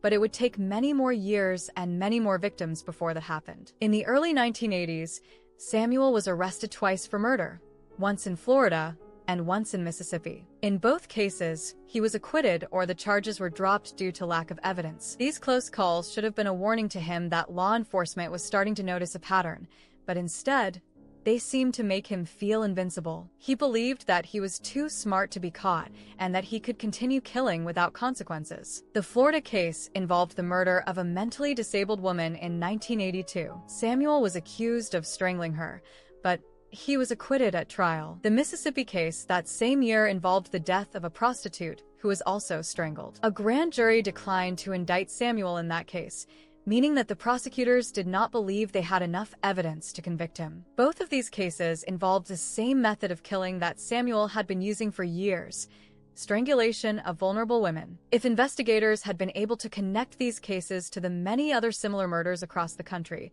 they might have realized that they were dealing with a serial killer. But the technology and communication systems that would have made such connections possible did not exist in the 1980s. Instead, Samuel was free to continue his killing spree. He moved to California in the mid-1980s and began hunting for victims in the Los Angeles area. Los Angeles was perfect for Samuel's purposes. It was a huge city with a large population of transient people, including many women involved in prostitution and drug use. It was easy for women to disappear in Los Angeles without anyone noticing, and it was easy for Samuel to blend into the crowd. Between 1987 and 1989, Samuel killed at least 3 women in Los Angeles. Their names were Carol Alford, Audrey Nelson, and Guadalupe Apodaca. These murders would eventually be the ones that brought Samuel to justice, but at the time, they were just 3 more unsolved cases in a city that had hundreds of unsolved murders every year. Carol Alford was 41 years old when Samuel killed her in July 1987. She was found in an alley in South Los Angeles, her body partially clothed and left among garbage and debris. The scene looked like many other crime scenes in the area, and investigators initially thought she might have been killed by a John who had gotten violent during a transaction. Audrey Nelson was 35 years old when she died in August 1989. Her body was found in a parking garage, and like Carol Alford, she appeared to have been beaten and strangled. There was DNA evidence under her fingernails, showing that she had fought for her life, clawing at her attacker as he choked the life out of her. But DNA testing was still in its early stages in 1989, and the evidence was stored away without being analyzed. Guadalupe Apodaca was 46 years old when Samuel killed her in September 1989. Her body was found in a dumpster, and like the other 2 women, she had been beaten and strangled. The 3 murders had enough similarities that investigators suspected they might be connected, but they had no way to prove it at the time. After killing these 3 women in Los Angeles, Samuel left California and continued his cross-country killing spree. He killed women in Texas, Louisiana, Ohio, Kentucky, Nevada, and many other states. Each murder followed the same basic pattern. He would meet a vulnerable woman, gain her trust, take her to a secluded location, knock her unconscious, and then strangle her while sexually gratifying himself. Throughout the 1990s and into the 2000s, Samuel continued to kill. He was getting older, but his appetite for murder had not diminished. If anything, he was becoming more skilled at choosing victims and disposing of bodies. He had learned from decades of experience how to avoid leaving evidence behind, and he had developed a sixth sense for choosing women who would not be missed. Some of the women Samuel killed during this period have been identified. In Louisiana, he killed Dorothy Richards, a 55-year-old woman, in 1982, and Daisy McGuire, a 40-year-old woman, in 1996. Both of their bodies were found in Houma, Louisiana, but the cases went unsolved for years. In Ohio, he killed Anna Stewart, a 33-year-old woman whose body was dumped in Grove City, Ohio, in 1981. Stewart was last seen getting out of a cab at a hospital where she was going to visit her sister. In Texas, Samuel killed Denise Christie Brothers in 1994 in Odessa. This murder would prove to be crucial in eventually bringing Samuel to justice, because it was the case that first caught the attention of investigators who would later uncover the full extent of his crimes. Denise was a local woman who disappeared one day and was found dead a short time later. The case went unsolved for years, but investigators never gave up on it. By 2005, Samuel was 65 years old and still killing. His last confirmed murder was in Tupelo, Mississippi, where he strangled another woman and left her body to be found by someone else. After that, he seemed to slow down his killing spree, possibly because he was getting older and less physically capable of overpowering younger women. For the next several years, Samuel lived a relatively quiet life, traveling around the country and living in homeless shelters and cheap motels. He supported himself through petty crimes like shoplifting and fraud, but he was not committing any major crimes. It seemed like his days as a serial killer were over, but the evidence of his past crimes was still out there, waiting to be discovered. In 2012, Samuel's past finally caught up with him. He was living in a homeless shelter in Louisville, Kentucky, when U.S. Marshals arrived to arrest him on an outstanding drug warrant from Los Angeles. Samuel was 72 years old at the time, and he probably thought that the warrant was just another minor legal problem that he could handle with a plea bargain and a short sentence. But when Samuel was extradited to Los Angeles to face the drug charges, investigators decided to take another look at some old, unsolved cases. DNA technology had advanced significantly since the 1980s, and many police departments were going back through their cold case files to see if new technology could help solve old crimes. Investigators in Los Angeles had DNA evidence from the 3 murders in the late 1980s, and they decided to run it through the state's DNA database to see if they could get a match. When Samuel was booked into jail on the drug charges, his DNA was collected as part of the standard booking process. Within a few weeks, the lab results came back with a match. Samuel's DNA was found on the clothing of 2 of the victims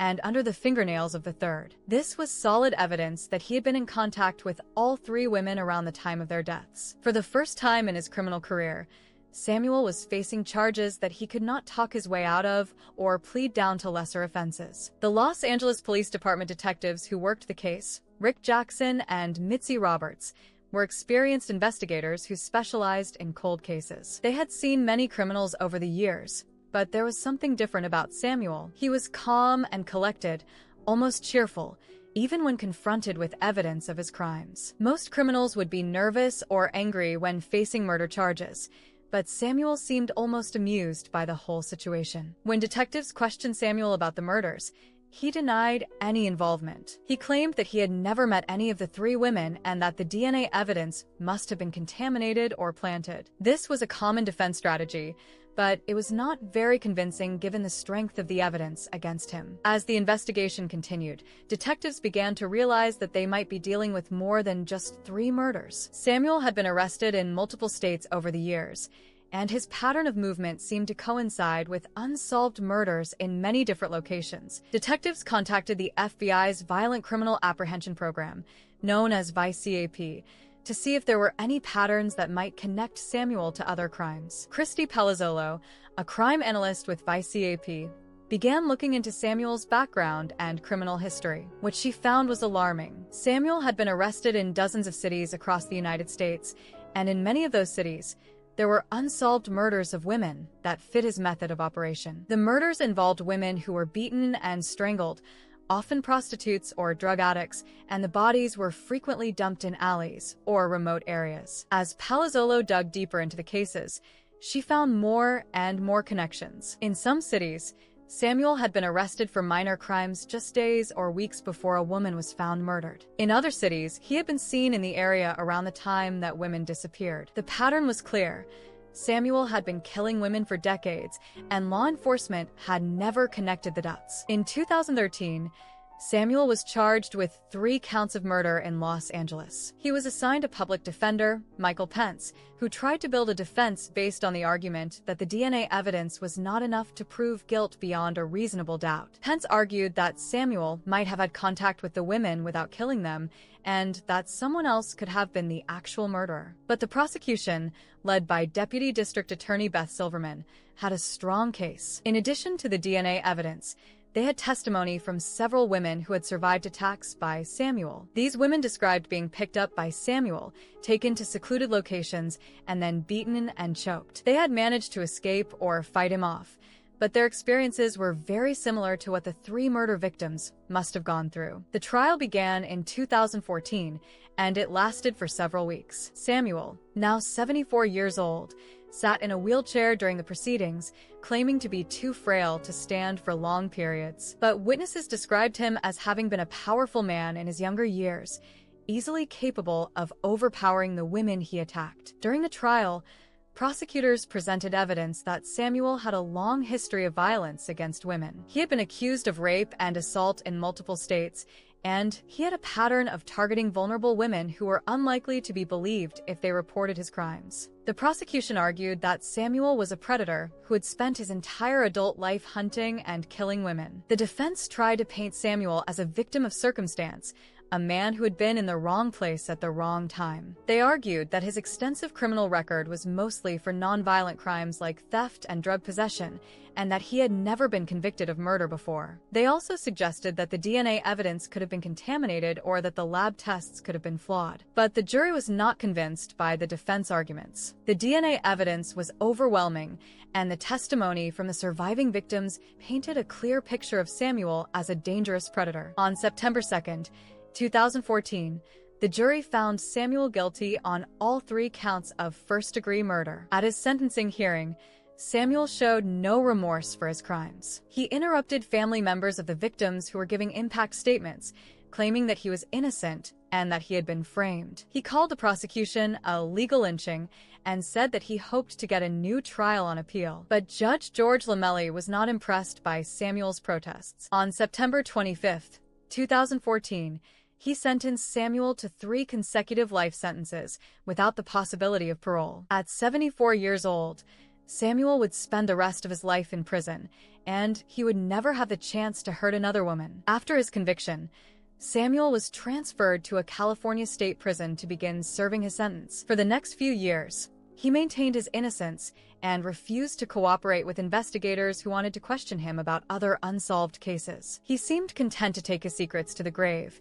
but that would change in 2018 when a Texas Ranger named James Holland came to visit him. Holland was investigating the 1994 murder of Denise Christie brothers in Odessa, Texas. He had heard about Samuel's conviction in California and thought there might be a connection to his case. In May 2018, Holland traveled to California with 2 FBI crime analysts to interview Samuel about the Texas murder. Holland was an experienced investigator who had developed a reputation for being able to get suspects to talk. He was patient and persistent, and he had a way of building rapport with even the most hardened criminals. When he first met Samuel, he did not immediately accuse him of murder. Instead, he talked to him about his life, his travels, and his experiences. Over the course of several interviews, Holland gradually gained Samuel's trust. He treated Samuel with respect and listened to his stories without judgment. Slowly, Samuel began to open up about his past, and eventually, he began to talk about the murders he had committed. The breakthrough came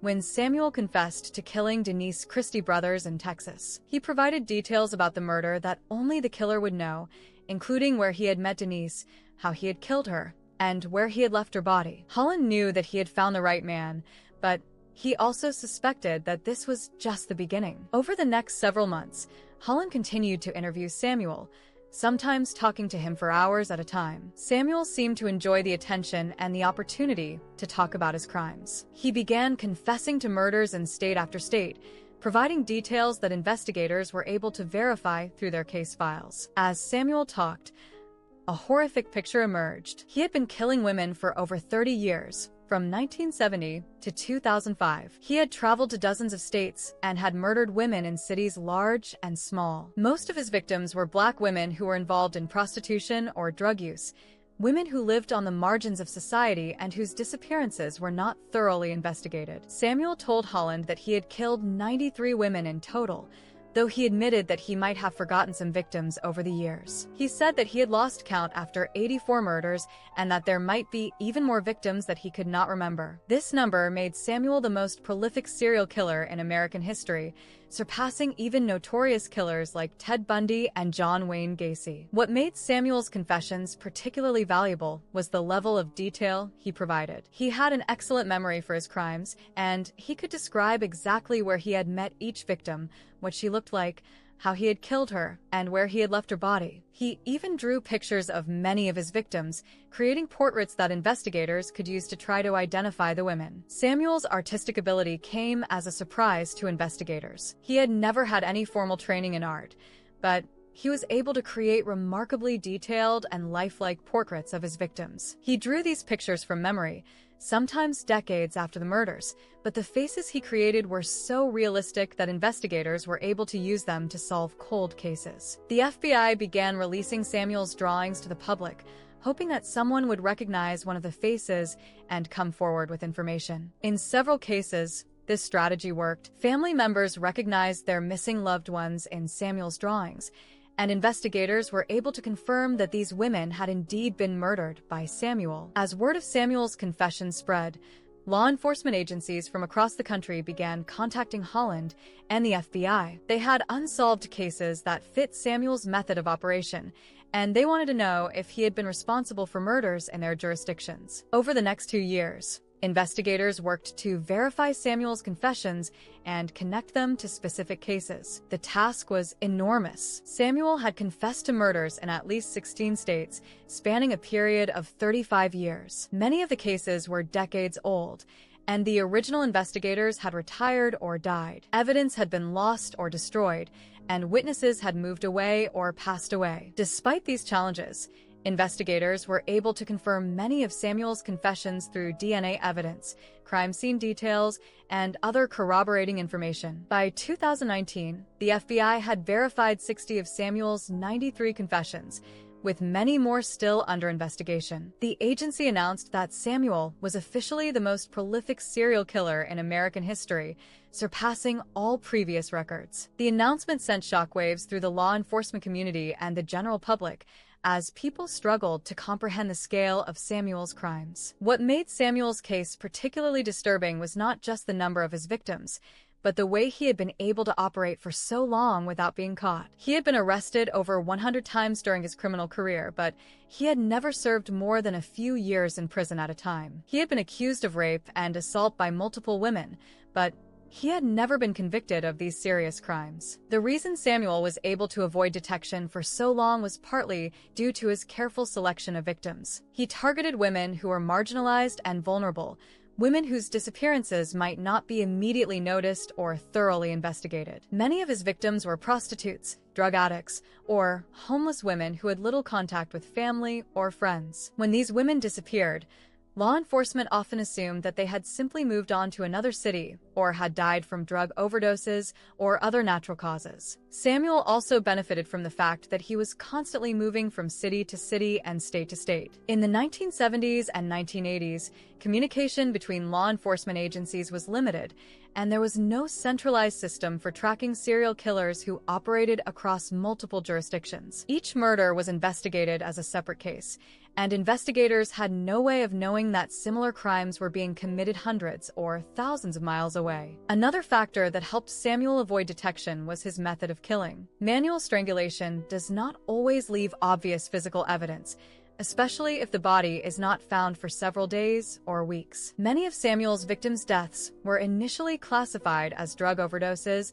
accidents, or natural causes, because medical examiners did not recognize the subtle signs of strangulation. Samuel was also skilled at avoiding leaving physical evidence at crime scenes. He was careful not to leave fingerprints, and he usually disposed of his victims' clothing and personal belongings in ways that made them difficult to trace back to him. It was only with the advent of DNA testing in the 1990s and 2000s that investigators were finally able to connect him to his crimes. As investigators worked to verify Samuel's confessions, they also tried to understand what had motivated him to kill so many women. Samuel himself provided some insights during his interviews with Holland. He said that killing gave him a sexual thrill that nothing else could match. He compared it to taking drugs, saying that he became addicted to the feeling of power he got from taking a woman's life. Samuel also revealed that he had developed elaborate fantasies about his crimes. He would spend hours thinking about potential victims, planning how he would approach them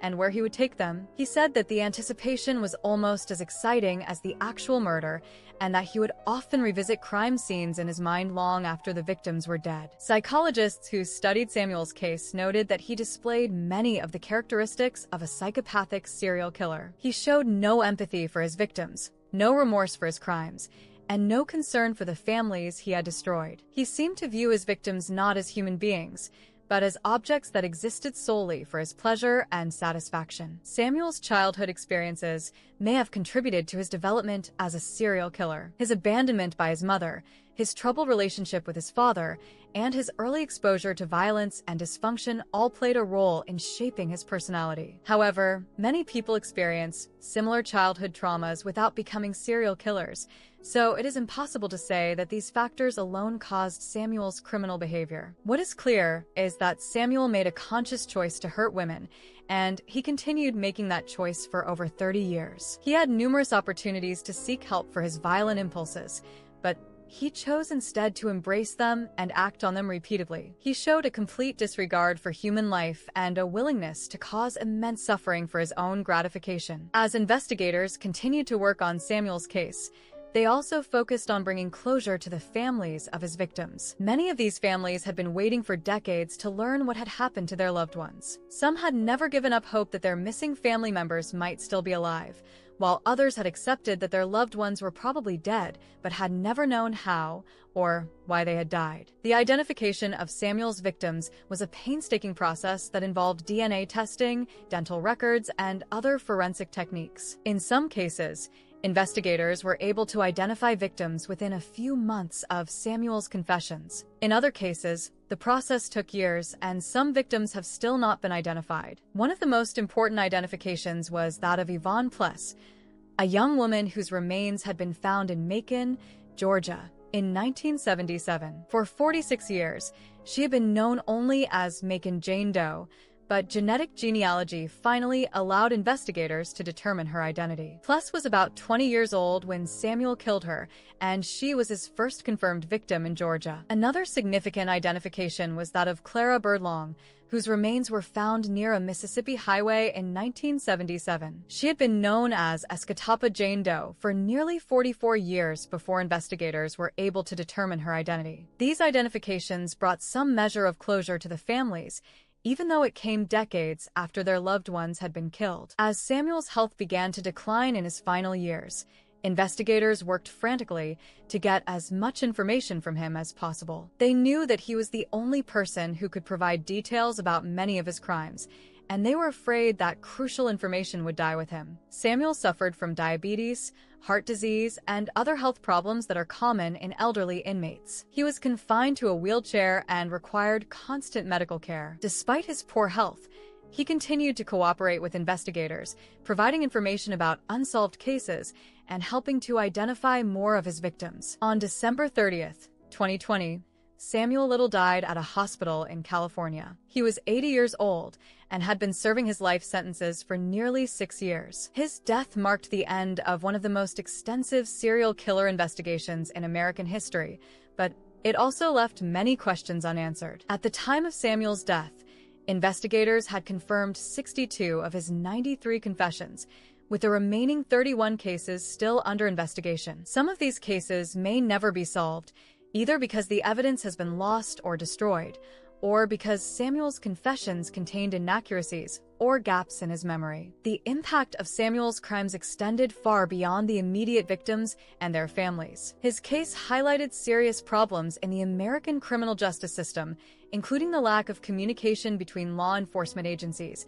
the inadequate investigation of crimes against marginalized women, and the failure to recognize patterns of serial killing. Samuel's case also demonstrated the importance of DNA technology in solving cold cases. Without DNA evidence, it is unlikely that he would ever have been connected to the Los Angeles murders, and his decades-long killing spree might never have been discovered. The case showed how advances in forensic science could help bring justice to victims and their families, even many years after the crimes were committed. For the law enforcement officers who worked on Samuel's case, it was both a triumph and a tragedy. They were proud of their work in identifying one of the most prolific serial killers in history and bringing some measure of justice to his victims. But they were also haunted by the knowledge that Samuel had been able to kill so many women without being stopped, and that many of his victims might still be alive if the system had worked better. Texas Ranger James Holland, who had conducted the crucial interviews with Samuel, became something of a celebrity in law enforcement circles. He was praised for his skill in getting Samuel to confess and for his dedication to solving cold cases. However, Holland also faced some criticism for his interrogation techniques, with some observers questioning whether his methods were always ethical or legal. Despite these controversies, there is no doubt that Holland's work was instrumental in uncovering the full extent of Samuel's crimes. Without his patient and persistent questioning, many of Samuel's victims might never have been identified, and their families would never have learned the truth about what happened to their loved ones. The Samuel Little case also had a significant impact on the FBI's Violent Criminal Apprehension Program. The program had been created in the 1980s to help law enforcement agencies share information about violent crimes and identify patterns that might indicate serial killing. Samuel's case showed both the value of the program and its limitations, as it took decades for investigators to recognize the full scope of his crimes. As a result of the Samuel Little case, VICAP has worked to improve its methods for identifying serial killers and connecting crimes across jurisdictions. The program has also emphasized the importance of investigating crimes against marginalized victims with the same thoroughness as crimes against more privileged victims. The case has also led to discussions about how society treats vulnerable women, particularly those involved in prostitution or drug use. Many of Samuel's victims were dismissed by law enforcement and society as being less important than other crime victims, and this attitude may have contributed to Samuel's ability to continue killing for so long. Advocates for sex workers and other marginalized groups have used Samuel's case to argue for better protection and support for vulnerable women. They point out that these women are human beings who deserve the same level of police protection and investigation as anyone else, and that society's indifference to their welfare makes them easy targets for predators like Samuel. The legacy of Samuel Little's crimes will continue to be felt for many years to come. Investigators are still working to identify his remaining victims and to bring closure to their families. The case has also inspired changes in law enforcement practices and has highlighted the importance of treating all victims with dignity and respect, regardless of their background or circumstances.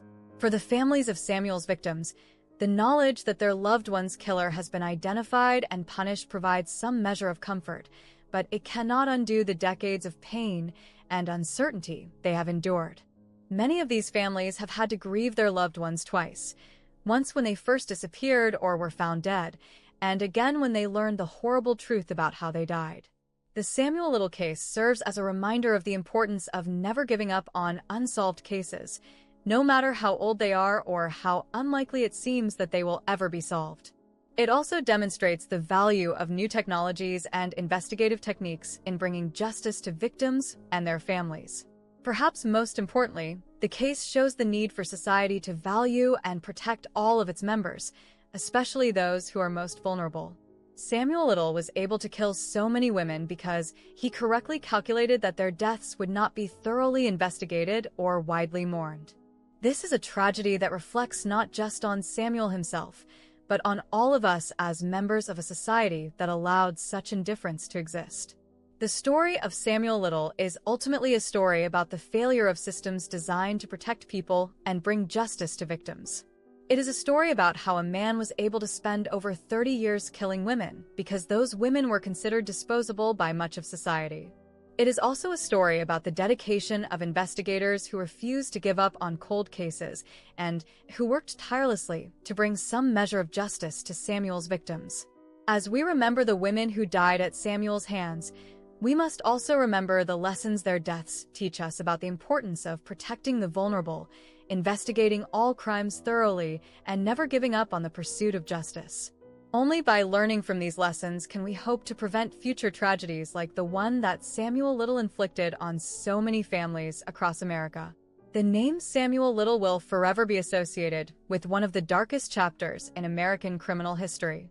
But the names of his victims, Mary, Carol, Audrey, Guadalupe, Yvonne, Clara, and the dozens of others who have been identified or remain unknown, should be remembered not just as statistics in a record-breaking case, but as individual human beings who deserved better from the society that failed to protect them. Their deaths were tragic and senseless, but their memory can serve as a reminder of our responsibility to protect all members of our community.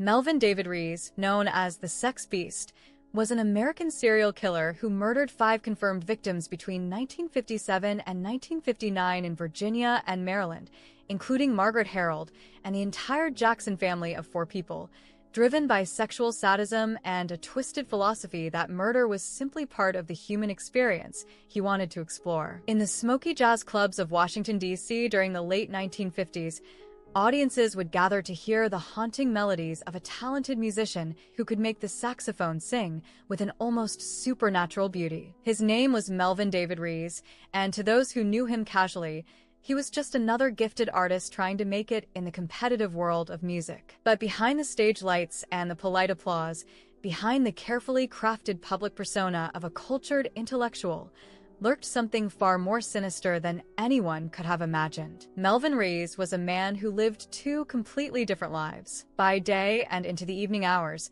he was the sophisticated jazz musician, well-read and articulate, someone who could discuss philosophy and literature with equal ease as he could discuss musical arrangements. But in the darker hours, when most people were safely asleep in their beds, Rees became something else entirely. He became a predator, a killer driven by urges so twisted and violent that they would eventually claim the lives of at least 5 innocent people and possibly many more. The story of Melvin Rees is not just the story of a serial killer. It is the story of how evil can hide behind a mask of respectability, how a person can appear completely normal to the outside world while harboring the darkest possible intentions. It is a story that begins in mystery and ends in tragedy, leaving behind a trail of broken lives and unanswered questions that would haunt investigators and the families of victims for decades to come. What made Rees particularly dangerous was his intelligence and his ability to blend into society. Unlike many serial killers who are obviously disturbed or who operate on the fringes of society,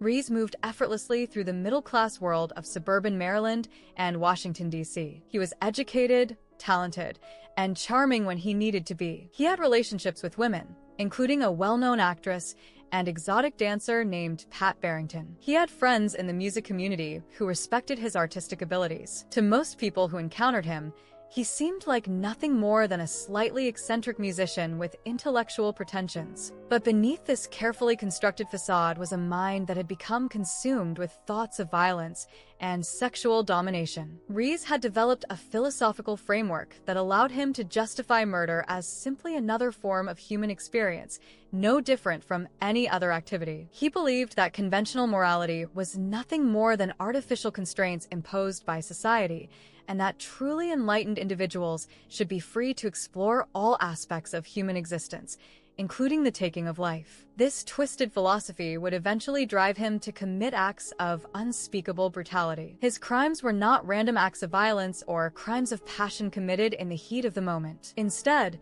they were carefully planned and executed acts of sadistic cruelty, designed to satisfy his need for complete control over his victims. He did not simply kill people.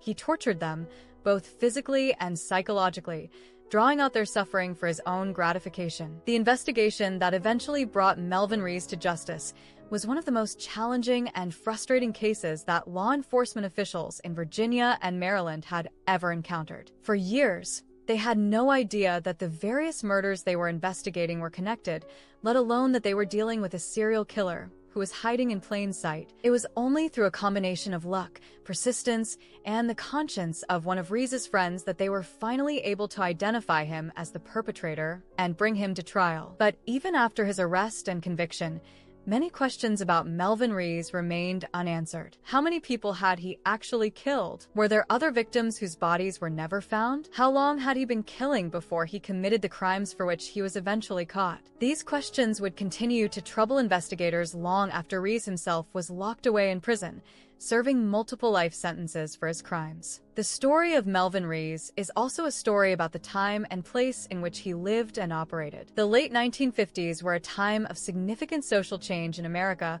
particularly in urban areas like Washington, D.C. and its surrounding suburbs. The old social constraints were beginning to break down, and new forms of expression and experimentation were becoming more acceptable. For someone like Reese, who was already inclined toward deviant behavior, this changing social landscape provided both opportunities and justifications for his actions. The music scene in which Reese moved was particularly conducive to his activities. Jazz clubs were often located in seedier parts of town. They operated late into the night, and they attracted a diverse crowd of people who valued nonconformity and artistic expression. For a predator like Reese, this environment provided excellent hunting grounds, as well as a ready-made explanation for any unusual behavior he might exhibit. After all, everyone knew that jazz musicians were supposed to be a little strange and unpredictable. But perhaps most importantly, the story of Melvin Reese is a reminder of how difficult it can be to truly know another person. The people who worked with him in the music clubs,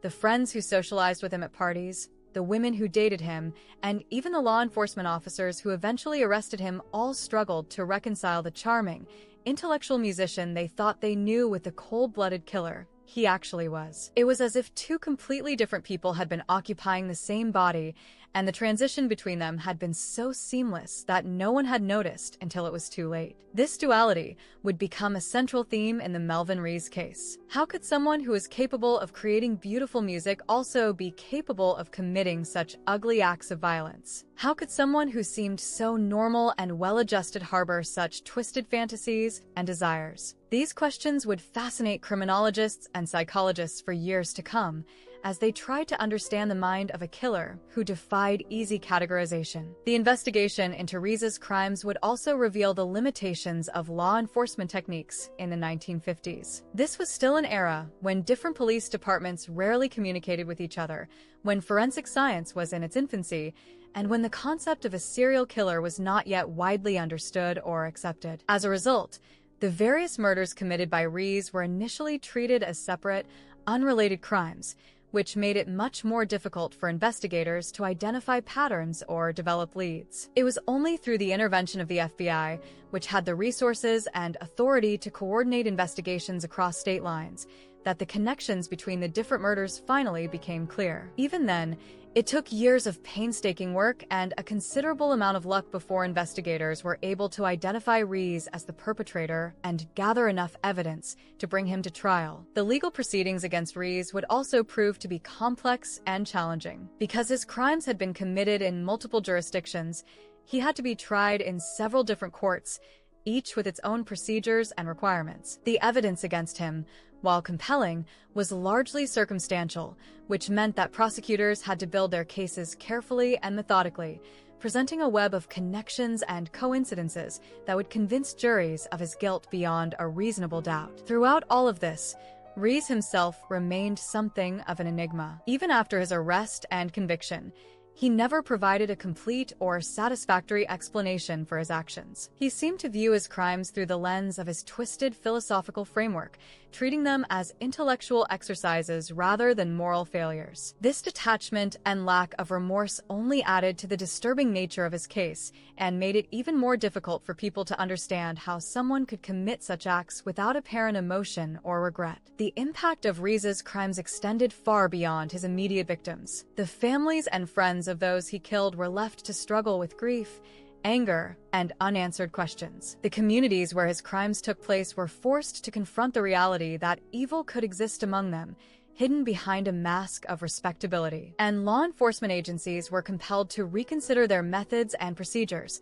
recognizing that the traditional approaches to criminal investigation might not be adequate for dealing with this new type of predator. In the years following his conviction, Melvin Rees would become a subject of study for criminologists, psychologists, and other experts who were trying to understand the phenomenon of serial killing. His case would be cited in textbooks and academic papers, dissected and analyzed in an attempt to identify the warning signs and risk factors that might help prevent similar crimes in the future. But for all the attention his case received from experts and academics, Rees himself remained largely silent about his motivations and methods. He spent the remainder of his life in prison, occasionally granting interviews to researchers or journalists, but never providing the kind of detailed confession or explanation that might have shed light on the darker corners of his psyche. When he finally died in prison in 1995, more than 3 decades after his conviction, Melvin Rees took with him the secrets of his crimes and the full extent of his murderous activities. The questions that had surrounded his case from the beginning remained unanswered, leaving investigators, victims' families, and the general public to continue wondering about the true scope of his evil and the reasons behind his transformation from promising musician to sadistic killer. The story that follows is an attempt to piece together the complete narrative of Melvin Rees's life and crimes, based on police reports, court documents, newspaper accounts, and interviews with those who knew him or were involved in his investigation and prosecution. It is a story that reveals not only the details of his specific crimes, but also the broader social and cultural context in which they occurred, and the lasting impact they had on all those whose lives they touched. The early life of Melvin David Rees remains shrouded in mystery and contradiction, much like the man himself would become. Born in 1928, the exact date and circumstances of his birth have been the subject of various rumors and conflicting accounts that paint a picture of a childhood marked by instability and abandonment from the very beginning. According to some sources,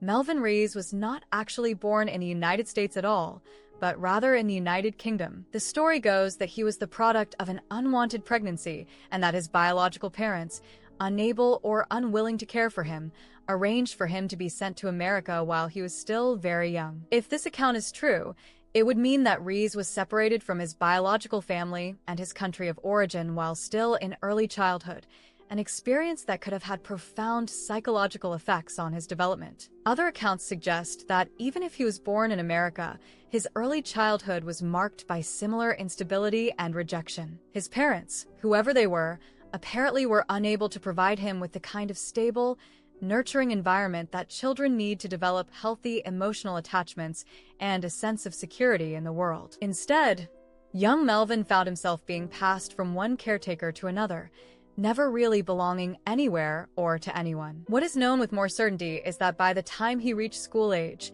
Melvin Rees was living in the eastern United States and attending various educational institutions that specialized in caring for boys who came from troubled or unstable backgrounds. His first documented educational experience was at the Edwards Military Institute in Salemsburg, North Carolina, a school that combined military-style discipline with academic instruction. The Edwards Military Institute was the kind of place where parents sent boys who were having behavioral problems or who needed more structure than they could provide at home. The school emphasized discipline, order, and respect for authority, values that were supposed to help troubled young men develop into responsible adults. For young Melvin, who had already experienced significant instability in his early life, the military school environment may have provided some of the structure he had been lacking. However, the experience of being sent to a military school, particularly for a young child who had already been separated from his family, could also have been traumatic. The emphasis on discipline and conformity,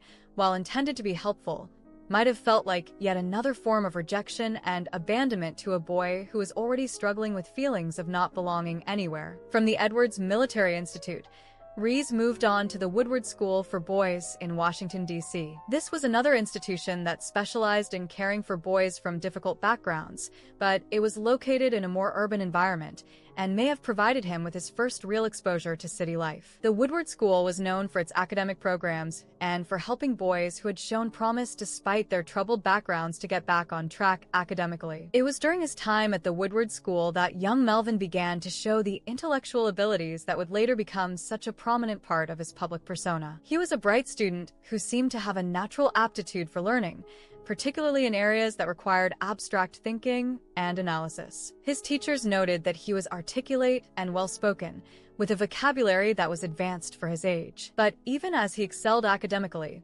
there were signs that all was not well with the young Melvin Rees. Fellow students and teachers would later remember him as being somewhat aloof and detached from his peers. While he was polite and well-behaved, he seemed to have difficulty forming close friendships or emotional connections with others. He was the kind of student who would participate in class discussions and complete his assignments competently, but who remained something of a mystery to those around him. This pattern of academic success combined with social isolation would continue throughout his educational career. It was as if Melvin had learned to present a competent, even impressive, facade to the world while keeping his true self hidden behind a carefully constructed wall of intellectual sophistication and emotional detachment. After completing his education at the Woodward School for Boys, Rees enrolled at Hyattsville High School in Maryland, where he would finally graduate. Hyattsville was a suburban community outside of Washington, D.C., and attending high school there gave him his first real taste of life in a more normal,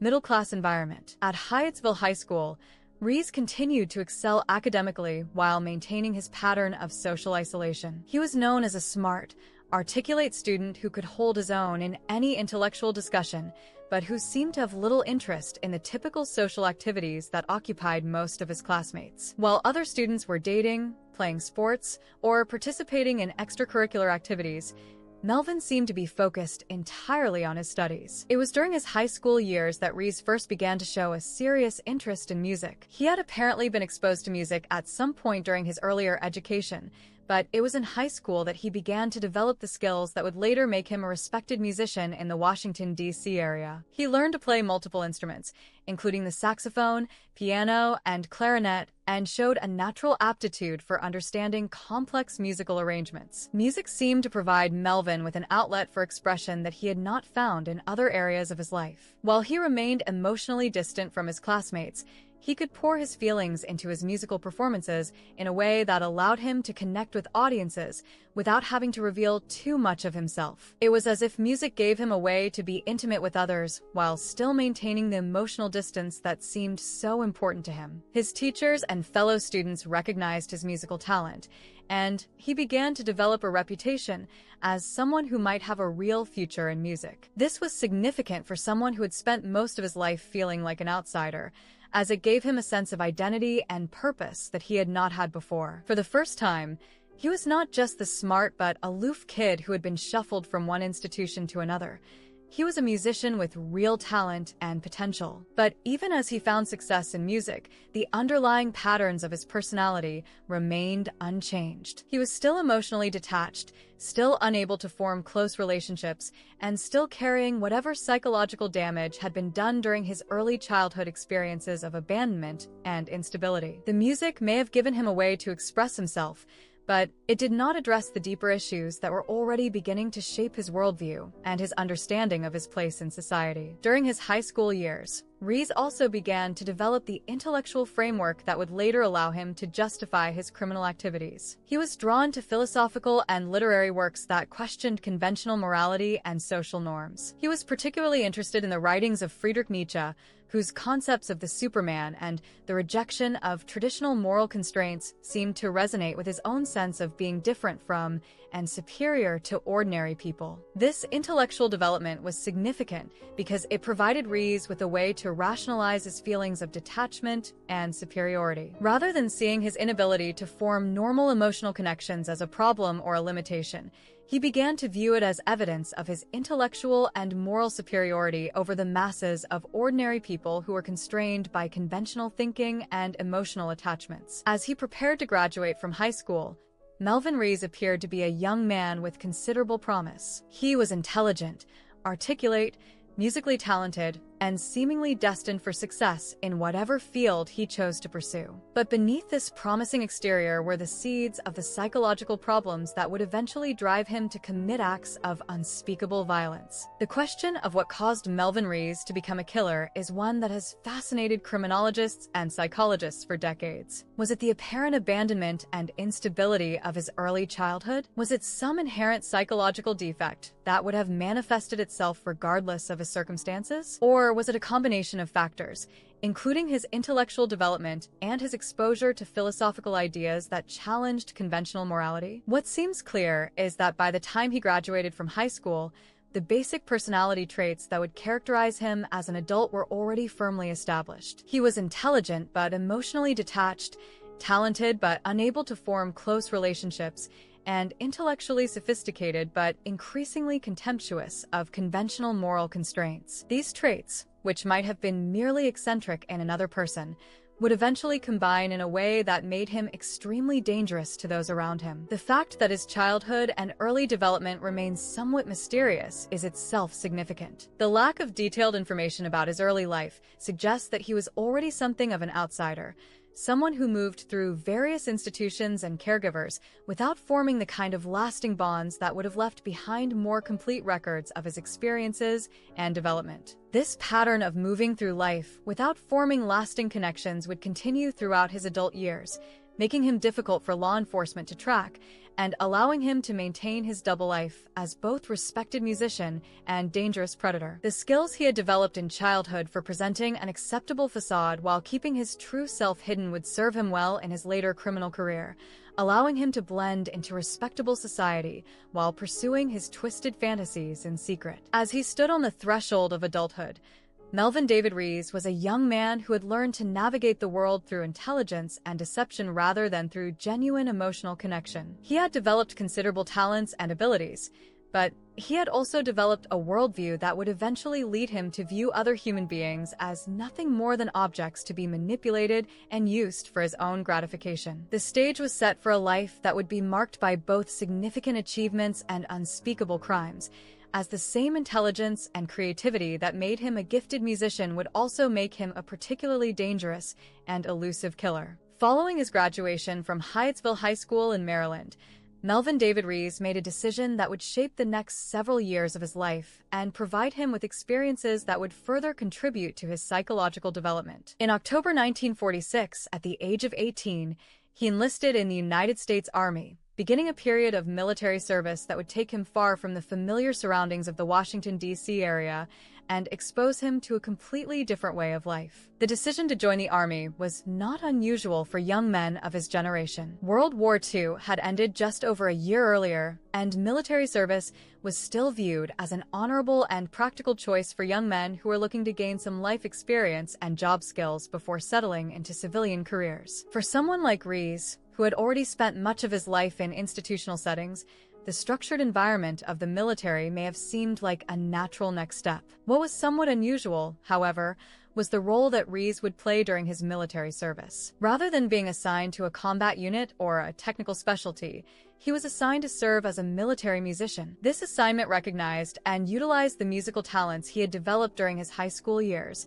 and it placed him in a role that was both specialized and somewhat prestigious within the military hierarchy. Military musicians held a unique position within the Army structure. They were enlisted soldiers who were expected to follow orders and maintain military discipline, but they were also artists whose primary responsibility was to provide musical entertainment and ceremonial support for military functions. This dual role required them to be both disciplined soldiers and creative artists, a combination that may have appealed to someone like Rees, who had always been comfortable operating in different roles and presenting different faces to the world. His assignment as a military musician took him to Europe, where he would spend most of his 7 years of military service. This was a significant experience for a young man who had grown up in institutional settings in the American South and Mid-Atlantic regions. Europe in the late 1940s and early 1950s was still recovering from the devastation of World War II, and American military personnel stationed there were witnesses to both the destruction that had been caused by the war and the remarkable efforts being made to rebuild entire cities and societies. For Rees, who had already shown an interest in intellectual and cultural matters,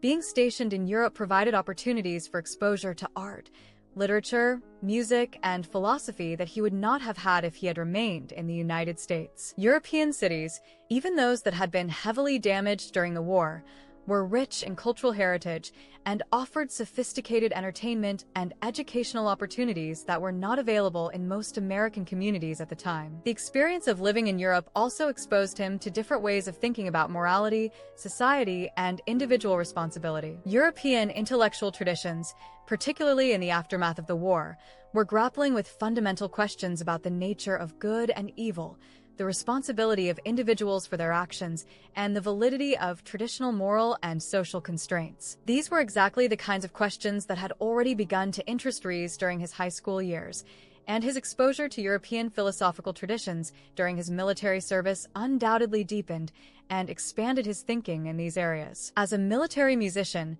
Rees would have had opportunities to perform for a variety of audiences and in a variety of settings. Military bands played at ceremonial functions, social events, and entertainment programs for both military personnel and civilian audiences. This performing experience would have helped him develop the stage presence and social skills that would later serve him well in his civilian musical career. But performing as a military musician also required a certain amount of emotional detachment and professional discipline. Musicians had to be able to perform competently regardless of their personal feelings or circumstances, and they had to be able to work effectively with other musicians even if they did not particularly like or get along with them on a personal level. For someone like Rees, who was already inclined toward emotional detachment, this professional requirement may have reinforced and legitimized his tendency to separate his public persona from his private thoughts and feelings. During his military service, Rees also would have been exposed to the realities of military life, including the emphasis on hierarchy, discipline, and the use of force to achieve objectives. While he was not assigned to a combat role, he would have been surrounded by soldiers who had seen combat or who were training for potential combat situations. This exposure to the military mindset, with its acceptance of violence as a necessary and sometimes appropriate tool, may have contributed to his later development of a worldview that saw violence as just another form of human activity. The fact that he served for 7 years, from 1946 to 1953, suggests that he found military life congenial and that he was successful in his role as a military musician. 7 years was a significant commitment, and it indicates that he was able to adapt to military discipline and requirements while continuing to develop his musical skills and abilities. During his time in the military, Rees would also have had opportunities to observe and interact with people from many different backgrounds and cultures. Military service brought together young men from all parts of the United States and exposed them to international cultures and ways of life. For someone who had already felt like an outsider in his own society, this exposure to diversity may have reinforced his sense of being different while also providing him with a broader perspective on human nature and social organization. When his military service ended in 1953, Rees returned to the United States with a much broader range of experiences and a more sophisticated understanding of the world than he had possessed when he enlisted 7 years earlier. He had traveled widely, performed professionally as a musician, lived in different cultures, and been exposed to intellectual traditions that had challenged and expanded his thinking about fundamental questions of human existence. Armed with this experience and these broader perspectives, Rees made the decision to continue his education by enrolling at the University of Maryland in College Park, just outside Washington, D.C. This was a significant step for someone from his background, as university education was still relatively uncommon at the time, particularly for someone who had grown up in institutional settings without the kind of family support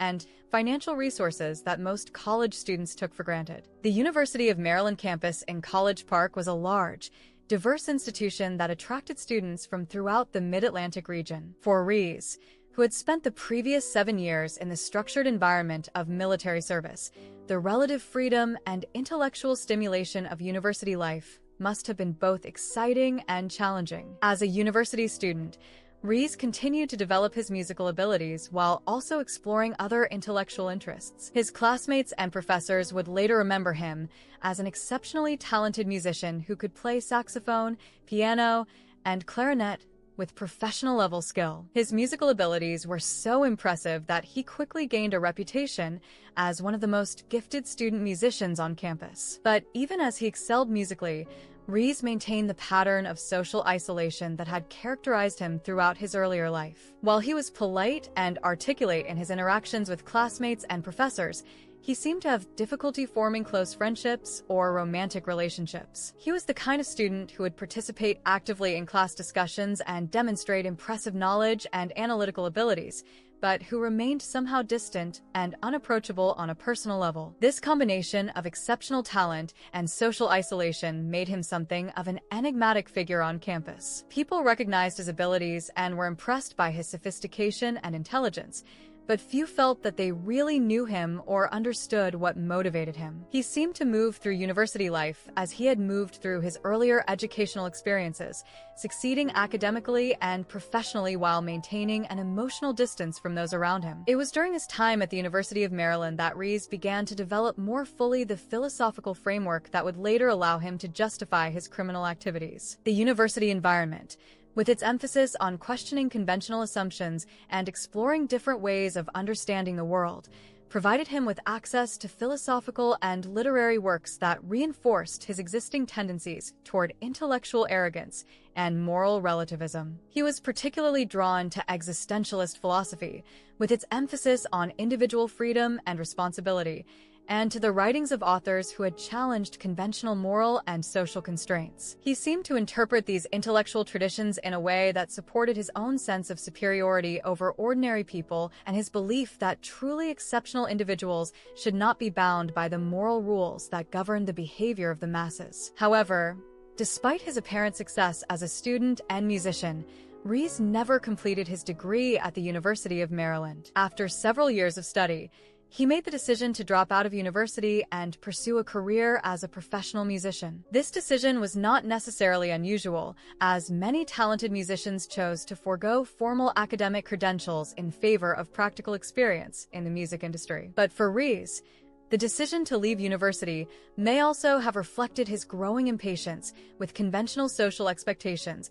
and his desire to pursue a lifestyle that would give him more freedom to explore his developing interests and inclinations. Academic life, even at the university level, still required students to follow certain rules and meet certain requirements, constraints that may have begun to feel limiting to someone who is developing an increasingly grandiose sense of his own importance and capabilities. The years of military service and university education had transformed Melvin Rees from a promising but troubled young man into a sophisticated, talented adult who possessed considerable knowledge and abilities. He had developed professional-level musical skills, gained exposure to diverse cultures and intellectual traditions, and acquired the kind of social polish that would allow him to move comfortably in middle-class and professional circles. But these same years had also reinforced and expanded the psychological traits that would eventually make him dangerous. His natural tendency toward emotional detachment had been legitimized and strengthened by his experiences as a military musician and university student. His sense of intellectual superiority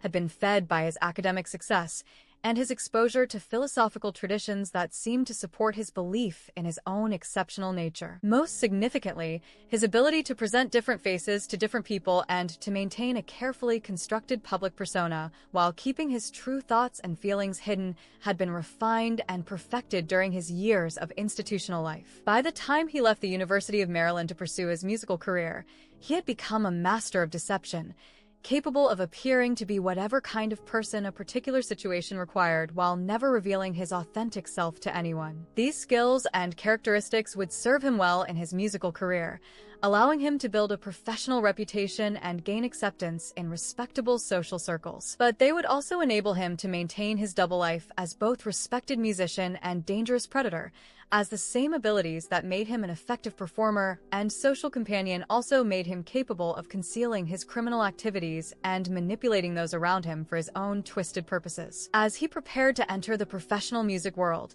Melvin David Rees possessed all of the tools he would need to achieve success in his chosen field. But he also possessed the psychological makeup and intellectual framework that would eventually drive him to commit acts of horrific violence against innocent people. The stage was set for a career that would be marked by both artistic achievement and unspeakable crime, as the same talents and abilities that made him a gifted musician would also make him one of the most dangerous and elusive serial killers of his generation. The transition from military service and university life to civilian career marked a crucial period in Melvin David Rees's development, a time when the psychological tensions and antisocial tendencies that had been building beneath his carefully constructed facade began to manifest themselves in increasingly dangerous ways. While he was working to establish himself as a professional musician in the Washington, D.C. area, the same period saw the first clear evidence that his interest in philosophy and intellectual superiority was beginning to translate into actual predatory behavior. In 1954, Rees married fellow University of Maryland student Elaine Rachmaninoff, a decision that on the surface suggested he was following a conventional path toward middle-class respectability. Marriage was expected of young men of his generation, particularly those who were building professional careers, and his choice of a fellow university student seemed to indicate that he was capable of forming the kind of stable relationship that society valued and respected. Elaine Rachmaninoff was an intelligent, educated woman who shared some of Rees's intellectual interests and who was attracted to his combination of musical talent and intellectual sophistication. To those who knew the couple, they seemed well-matched, both bright and cultured individuals who appeared to have the foundation for a successful marriage and family life. The marriage produced a son, Philip, which further reinforced the appearance that Rees was successfully adapting to conventional adult responsibilities. Becoming a father should have provided him with the kind of emotional connection and sense of responsibility that might have helped to counteract his existing tendencies toward detachment and antisocial behavior. The presence of a child in his life should have given him a stake in maintaining his respectable facade and avoiding activities that might jeopardize his family's security and well-being. But even as he was going through the motions of conventional married life, there were signs that all was not well with Melvin Rees. Those who knew the couple noted that he seemed emotionally distant from both his wife and his son, as if he were playing the role of husband and father rather than genuinely inhabiting those roles. He was polite and responsible in his interactions with his family, but there was a quality of detachment and calculation in his behavior that suggested he was going through the motions rather than experiencing genuine emotional connection. This detachment became even more apparent as the marriage progressed. While Elaine tried to build a normal family life, Melvin seemed increasingly preoccupied with his musical career and his intellectual interests. He spent long hours away from home, ostensibly working on his music or socializing with other musicians, and when he was home, he often seemed distracted and distant. It was during this period that Rees's behavior began to take a more ominous turn. In 1955, just 1 year after his marriage, he was arrested on charges of assaulting an unidentified 36-year-old woman. The circumstances of this incident provided the first clear evidence that his philosophical speculations about morality and individual freedom were beginning to translate into actual criminal behavior. According to police reports, Rees had approached the woman and attempted to force her into his car. The attack was not a random crime of opportunity, but rather appeared to be a deliberate and planned assault. He had apparently selected his victim in advance and had approached her with a specific intention of abducting her, presumably for purposes that would have involved further violence and sexual assault. The woman, whose name was never made public, managed to escape from Rees before he could succeed in forcing her into his vehicle. Her escape was likely due to a combination of her own resistance and the public nature of the location where the attack took place, factors that made it difficult for Rees to complete his intended crime without drawing unwanted attention. The fact that he was willing to attempt such an assault in a relatively public location suggests several important things about Rees's psychological state at this time. First, it indicates that his desire to commit violent acts was becoming strong enough to override his usual caution and concern for maintaining his respectable facade. Second, it suggests that he was beginning to believe that his intellectual superiority and philosophical framework gave him the right to act on his violent impulses, regardless of the potential consequences. Most significantly, the assault attempt shows that Rees was beginning to cross the line from fantasy to reality in his approach to violence. While he may have been harboring violent thoughts and sexual fantasies for years, this incident marked the first time that he actually attempted to act on those impulses in a way that would have resulted in serious harm to another person. However, the legal consequences of this first assault were minimal. The victim, perhaps out of fear or embarrassment, chose not to press charges against Rees. This meant that the case was dropped, and he faced no criminal penalties for his actions. From a legal standpoint, the incident was as if it had never happened, leaving no official record that might have alerted future investigators to his dangerous tendencies. But from a psychological standpoint, the incident was extremely significant. The fact that he had attempted to commit a serious violent crime and had faced no consequences for his actions may have reinforced his belief that he was above the normal rules that governed other people's behavior. It may have convinced him that his intellectual superiority and careful planning made him capable of committing crimes without being caught or punished. The lack of consequences also meant that there was nothing to deter him from escalating his criminal behavior in the future. Rather than serving as a warning that might have caused him to reconsider his actions, the dropped charges may have emboldened him to believe that he could continue to act on his violent impulses without facing serious repercussions. Those who knew Rees at the time, including his wife and his friends in the music community, were apparently unaware of the assault incident or chose not to take it seriously. This was partly because the charges were dropped and partly because the incident seemed so out of character for the polite, intellectual musician they thought they knew. It was easier to dismiss the incident as a misunderstanding or an anomaly rather than to recognize it as evidence of a fundamental problem with his psychological makeup. This tendency to rationalize or dismiss warning signs would prove to be a recurring theme in the Melvin Rees case. Time and again, people who knew him would observe behavior that should have been recognized as dangerous, but they would find ways to explain it away or minimize its significance. His reputation as an intelligent, cultured musician provided him with a kind of protective camouflage that made it difficult for people to believe that he could be capable of serious criminal behavior. The period following the assault incident saw Rees continuing to develop his musical career,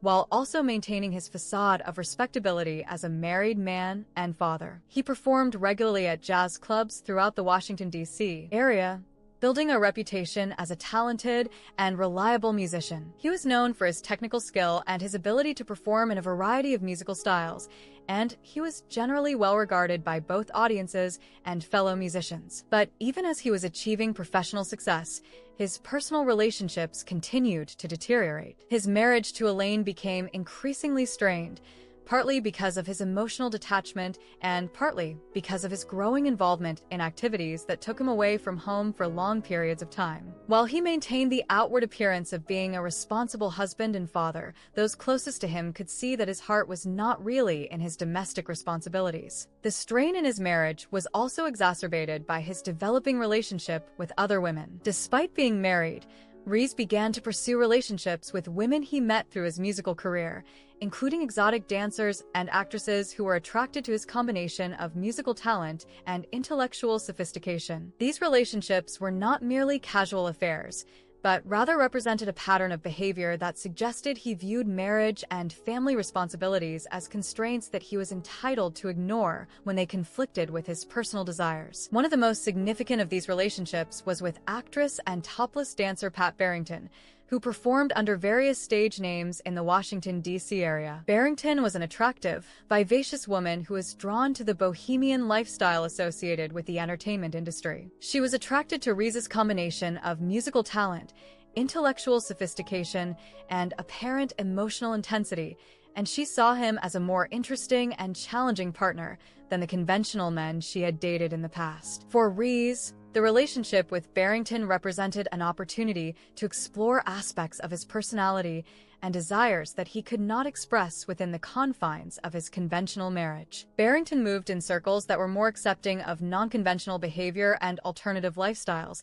and she was not shocked or disturbed by some of the philosophical ideas and attitudes that he had been developing. However, even Barrington began to notice troubling aspects of Rees's personality and behavior. She would later describe him as being emotionally distant and manipulative, someone who seemed to view their relationship as an intellectual exercise rather than a genuine emotional connection. She also noted that he had unusual attitudes toward violence and power, often making comments that suggested he viewed conventional morality as weakness and that he believed exceptional individuals should be free to act according to their own desires rather than society's rules. As his relationship with Barrington developed, Rees's marriage to Elaine continued to deteriorate. The couple eventually divorced after about 5 years of marriage, with Elaine taking custody of their son Philip. The divorce was apparently amicable on the surface, but it represented the failure of Rees's attempt to maintain a conventional family life and suggested that his antisocial tendencies were becoming too strong to be contained within normal social structures. The failure of his marriage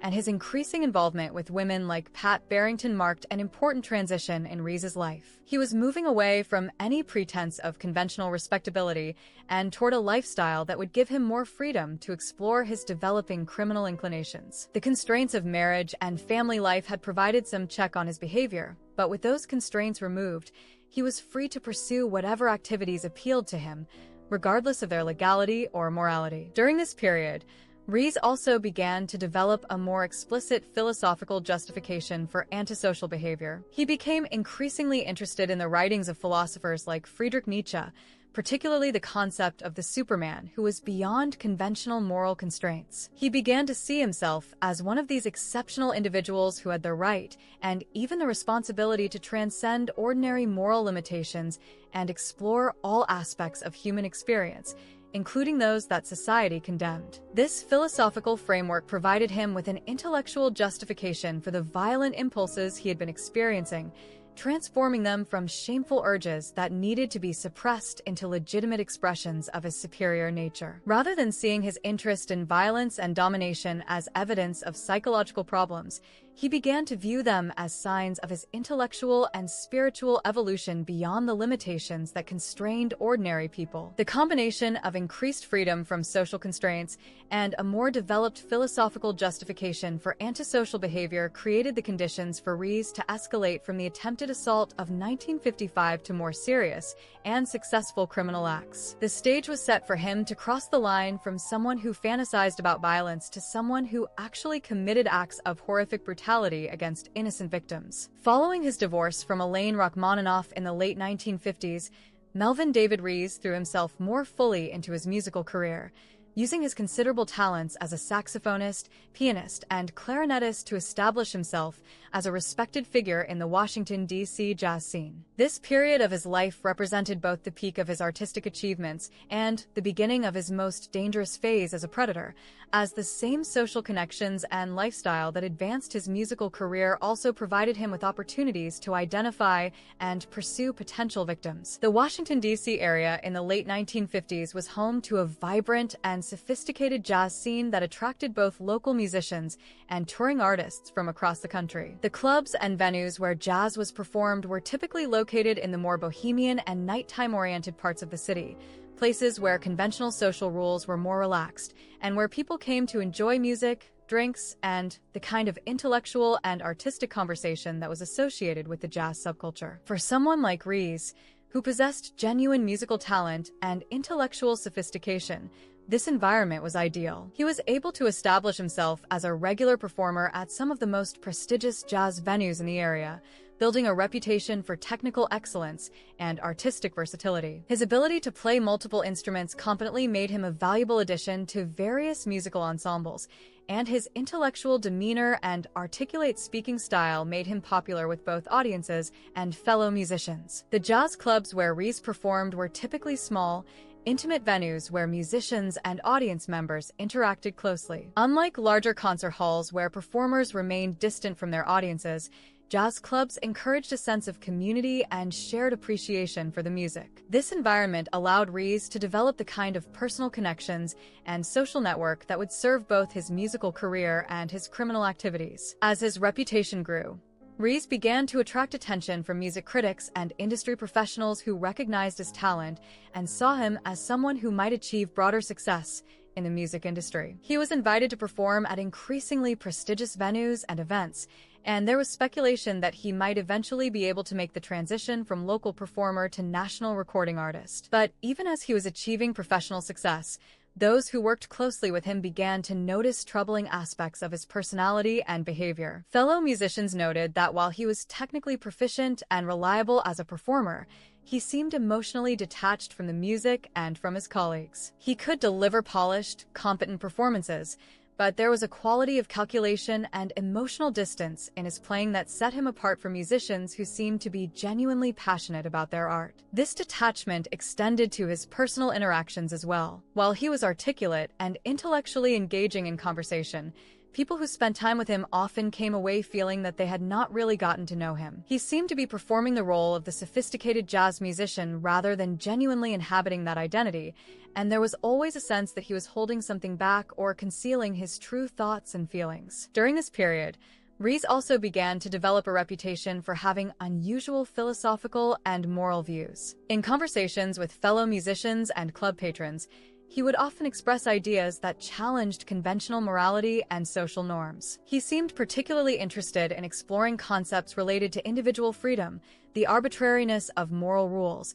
and the right of exceptional individuals to transcend ordinary limitations. These conversations were not necessarily alarming themselves, as the jazz subculture of the 1950s was generally tolerant of nonconformist ideas and intellectual experimentation. Many jazz musicians and their associates were drawn to philosophical and artistic movements that challenged mainstream values, and discussions of existentialism, moral relativism, and individual freedom were common in the clubs where Rees performed. However, some of those who engaged with Rees in these philosophical discussions began to sense that his interest in these topics was not merely intellectual. There was an intensity and personal investment in his exploration of moral relativism that suggested he was not just examining these ideas as abstract concepts, but was actually considering how they might apply to his own life and behavior. One person who became particularly concerned about Rees's philosophical development was Glenn Moser, a friend and acquaintance who had numerous conversations with him about morality,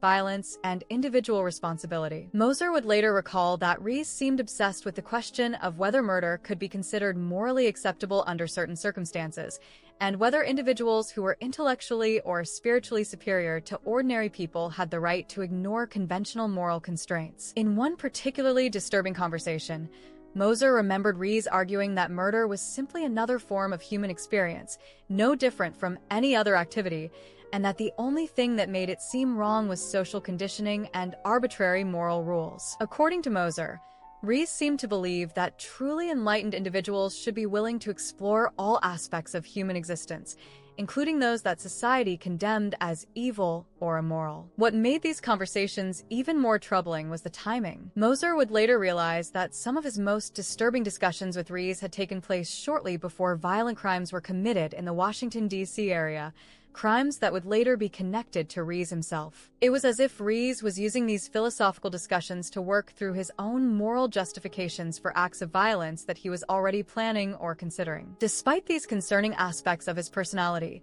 Rees continued to attract romantic and sexual partners who were drawn to his combination of musical talent, intellectual sophistication, and apparent emotional intensity. The jazz scene provided him with access to a variety of women, including musicians, dancers, artists, and others who were attracted to the bohemian lifestyle associated with the music industry. His most significant relationship during this period was with Pat Barrington, the actress and exotic dancer who had originally been attracted to his combination of talent and intellectual sophistication. Barrington was a complex and intelligent woman who had her own experiences with unconventional lifestyles and alternative moral frameworks, and she initially saw Rees as someone who shared her interest in exploring the boundaries of conventional behavior. However, as their relationship developed, Barrington began to recognize troubling aspects of Rees's personality that went beyond mere intellectual nonconformity. She noticed that he seemed to view their relationship as a kind of experiment or intellectual exercise rather than a genuine emotional connection. He was attentive and charming when it suited his purposes, but he seemed incapable of the kind of spontaneous emotional intimacy that characterized healthy romantic relationships. Barrington also became concerned about Rees's attitudes toward violence and power. He seemed fascinated by stories of violence and domination, and he often made comments that suggested he viewed conventional morality as weakness and conventional social relationships as forms of voluntary slavery. He seemed to believe that truly exceptional individuals should be free to take whatever they wanted from life, regardless of the impact on other people. Perhaps most disturbing of all, Barrington began to notice that Rees seemed to have an unusual interest in controlling and manipulating the people around him. He appeared to take pleasure in psychological manipulation and in creating situations where he had power over others. This tendency manifested itself in various ways, from subtle manipulation of conversations to more overt attempts to control her behavior and choices. Despite these concerns, Barrington continued her relationship with Rees, partly because she was attracted to his talents and intellect, and partly because she did not fully understand the extent of his psychological problems. Like many people who encountered him, she found ways to rationalize or minimize the troubling aspects of his behavior, telling herself that his unusual attitudes were simply the result of his intellectual sophistication and artistic temperament. During this period, Rees also began to experiment with drugs, particularly amphetamines, which he used to stay alert during late-night performances and to enhance his energy and focus during musical sessions. The use of amphetamines was not uncommon among jazz musicians, who often worked late hours and needed artificial stimulation to maintain their performance levels throughout long nights of playing. However, for someone with Rees's psychological makeup, the use of stimulant drugs may have had particularly dangerous effects. Amphetamines can increase aggression and reduce inhibitions, effects that could have made his existing violent tendencies more likely to manifest in actual behavior. The drugs may also have contributed to his growing sense of superiority and invincibility, reinforcing his belief that he was above ordinary moral and legal constraints. As his drug use increased, some of those around him began to notice changes in his behavior and personality. He became more erratic and unpredictable, sometimes displaying bursts of intense energy and enthusiasm followed by periods of withdrawal and isolation. His philosophical discussions became more extreme and disturbing, and his relationships with women became more manipulative and controlling. The combination of increased freedom from social constraints, a developing philosophical justification for antisocial behavior, access to potential victims through his musical career, and the behavioral effects of drug use created a perfect storm of conditions that made it increasingly likely that Rees would escalate from philosophical speculation about violence to actual criminal acts. The jazz scene that had nurtured his musical talents and provided him with social connections was also providing him with the opportunities and justifications he needed to begin acting on his most dangerous impulses. By the late 1950s, Melvin David Rees had established himself as a respected figure in the Washington, D.C. jazz scene while simultaneously developing into a dangerous predator who was actively seeking opportunities to act on his violent fantasies. His musical career provided him with the perfect cover for his criminal activities, as it gave him a legitimate reason to be out late at night, to travel to different locations, and to interact with a wide variety of people without arousing suspicion. The stage was set for him to make the transition from someone who thought and talked about violence to someone who actually committed acts of horrific brutality against innocent victims. His musical talents and intellectual sophistication had gained him acceptance in respectable society, but they had also provided him with the tools and opportunities he needed to become one of the most dangerous serial killers of his generation. The evening of June 26, 1957, started like any other pleasant summer night for Margaret Harold and her boyfriend, United States Army Sergeant Roy Hudson. The young couple had decided to take advantage of the warm weather and Hudson's weekend leave from military duty by taking a leisurely drive through the countryside near Annapolis, Maryland. It was the kind of simple, innocent activity that countless couples engaged in during the 1950s, a chance to spend time together away from the pressures of daily life and enjoy each other's company in the peaceful setting of rural Maryland. Margaret Harold was an attractive young woman in her early 20s who had been dating Sergeant Hudson for some time. She was known to her friends and family as a cheerful, outgoing person who enjoyed life and was looking forward to a future that seemed full of promise. Hudson was a career military man who had served his country honorably and who was regarded by his superiors and colleagues as a responsible, dependable soldier. Together, they represented the kind of wholesome, all-American couple that embodied the values and aspirations of their generation. As they drove along the quiet country roads near Annapolis that evening, Harold and Hudson had no way of knowing that they were being stalked by a predator who had been watching and waiting for exactly this kind of opportunity. Melvin David Rees had spent considerable time during the previous weeks and months identifying potential victims and scouting locations where he might be able to commit the kind of violent crime that his twisted philosophical framework had convinced him was not only acceptable, but actually necessary for his personal development. Rees had chosen the area around Annapolis for several reasons. It was far enough from Washington, D.C. to reduce the likelihood that he would be recognized by anyone who knew him from his musical career, but close enough that he could easily travel there and return home without his absence being noticed. The rural roads in the area provided numerous isolated locations where a crime could be committed without fear of interruption, and the fact that the area was popular with couples seeking privacy meant that potential victims could be found there on a regular basis. On this particular evening, Rees was driving his green Chrysler sedan when he spotted Harold and Hudson's car traveling along one of the quiet country roads he had been monitoring. The sight of the young couple driving alone in an isolated area must have triggered the violent fantasies that had been building in his mind for months or possibly years. Here was the perfect opportunity to act on the impulses that his philosophical studies had convinced him were legitimate expressions of his superior nature. Rather than simply following the couple to see where they might stop, Rees made the decision to force a confrontation immediately. Using his car as a weapon, he began to pursue Harold and Hudson aggressively, forcing their vehicle off the road and creating a situation where they would have no choice but to interact with him. This was not a crime of opportunity or a sudden impulse, but rather a carefully calculated act of predation by someone who had already decided that he was going to commit violence against whoever happened to cross his path that evening. When Harold and Hudson's car came to a stop, forced off the road by Rees's aggressive driving, the young couple must have been confused and frightened by what was happening to them. They had no way of knowing why this stranger had forced them off the road, and they probably assumed that they were dealing with either a case of road rage or perhaps someone who was having car trouble and needed assistance. Rees exited his vehicle and approached their car with what witnesses would later describe as an unnaturally calm and controlled demeanor. He was not acting like someone who was angry or upset, but rather like someone who was completely in control of the situation and who knew exactly what he intended to do next. This calculated calmness was perhaps even more frightening than obvious anger would have been, as it suggested that whatever was about to happen had been planned in advance. When he reached their car, Rees gestured for the couple to roll down their window, a request that seemed reasonable enough under the circumstances. Harold and Hudson, probably still hoping that this was some kind of misunderstanding that could be resolved through conversation, complied with his request. It was at this point that Rees revealed the .38 caliber revolver that he had brought with him, making it clear that this was not a case of road rage or a request for assistance, but rather a planned criminal assault. The sight of the gun must have been terrifying for both Harold and Hudson, as it transformed what they had thought might be a minor traffic incident into a potentially life-threatening situation. Rees's calm demeanor, rather than providing reassurance, probably made the situation even more frightening, as it suggested that he was someone who was comfortable with violence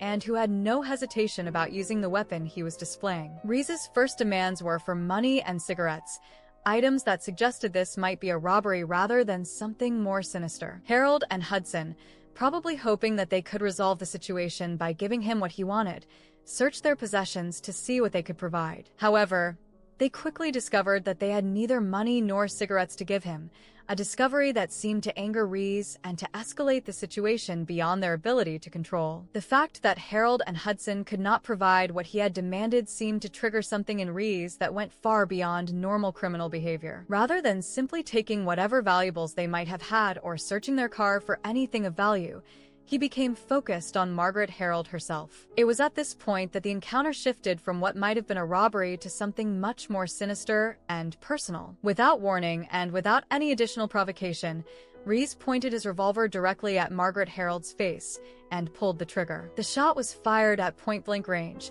killing her instantly and spattering blood throughout the interior of the car. The suddenness and brutality of the act was shocking even by the standards of violent crime, as there had been no escalation of threats or violence that might have led up to such an extreme action. The murder of Margaret Harold was not a crime of passion or the result of a struggle that had gotten out of hand. It was a cold-blooded execution carried out by someone who had already decided that he was going to kill someone that evening, and who was simply carrying out a plan that he had probably been developing for some time. The fact that he shot her in the face, the most personal and intimate form of violence, suggested that this was not simply about ending her life, but about exercising complete power and dominance over another human being. Sergeant Hudson, who had been sitting next to Harold when she was murdered, was traumatized beyond description by what he had witnessed. The woman he cared about had been killed right next to him in the most brutal and senseless way imaginable, and he was now alone with a man who had just demonstrated that he was capable of unspeakable violence. Hudson's survival instincts took over,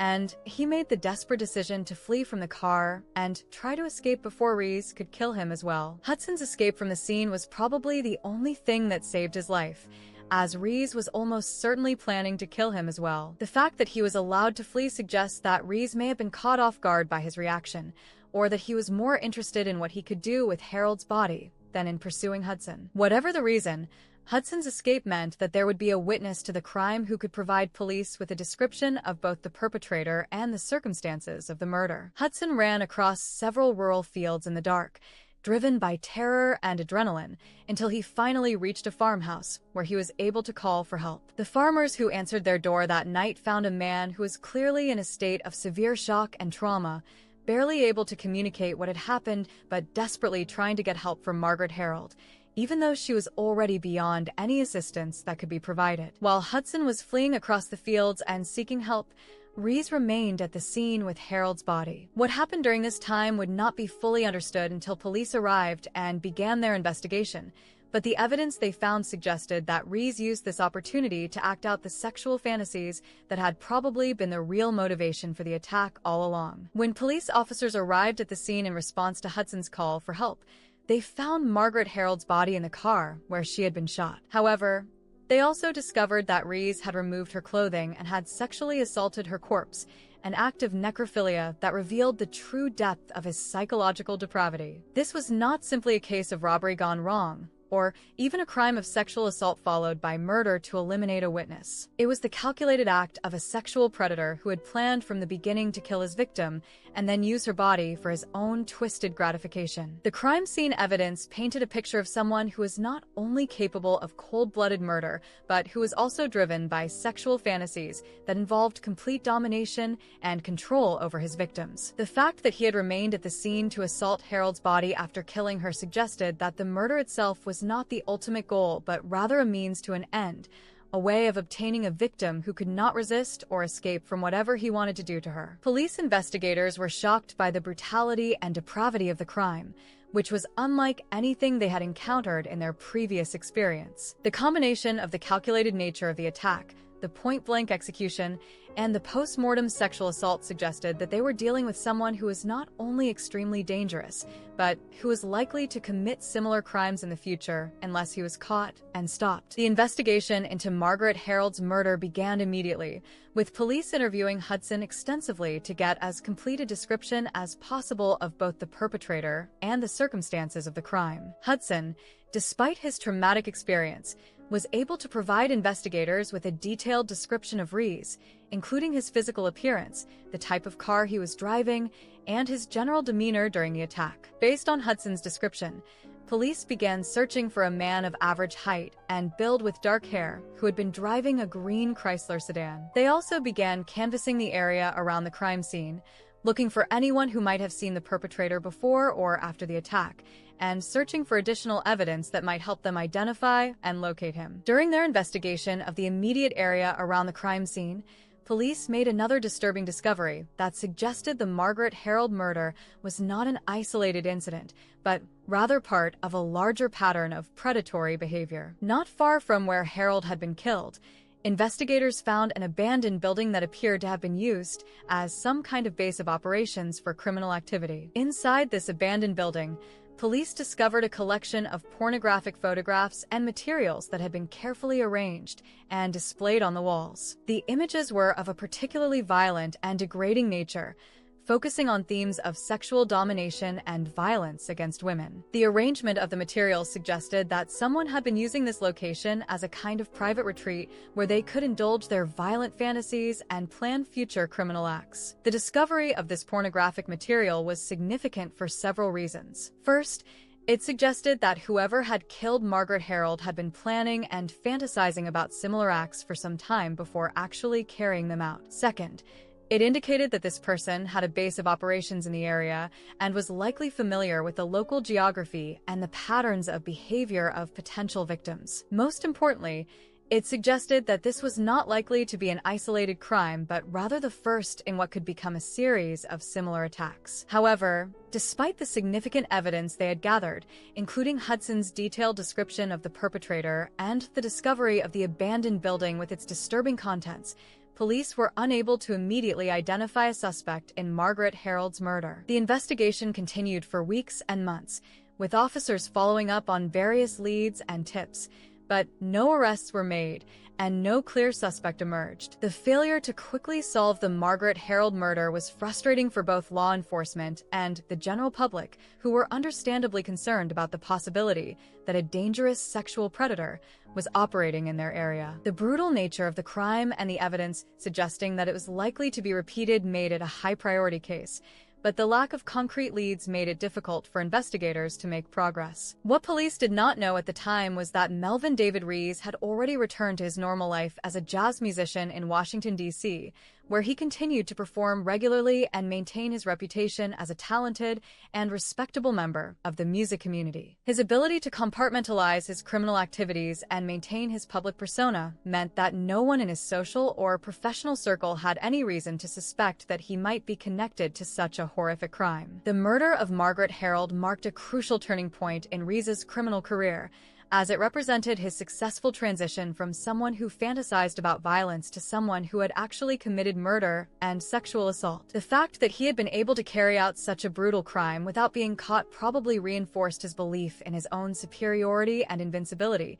setting the stage for even more horrific crimes in the future. For the family and friends of Margaret Harold, the murder was a devastating tragedy that would affect them for the rest of their lives. A young woman who had been full of life and promise had been senselessly killed by a stranger who had targeted her for no reason other than his own twisted gratification. The randomness and brutality of her death made it even more difficult for those who loved her to come to terms with their loss. Sergeant Hudson, who had witnessed the murder and narrowly escaped with his own life, was left to deal with the psychological trauma of what he had experienced. The memory of watching his girlfriend being murdered in front of him would haunt him for years to come, and he would struggle with feelings of guilt and helplessness about his inability to prevent her death or to catch her killer. The Margaret Harold murder also had broader implications for the community and for law enforcement agencies in the area. It served as a wake-up call about the existence of predators who were capable of extreme violence and who were operating with apparent impunity. The fact that such a crime could be committed by someone who then simply melted back into the general population was a disturbing reminder of how difficult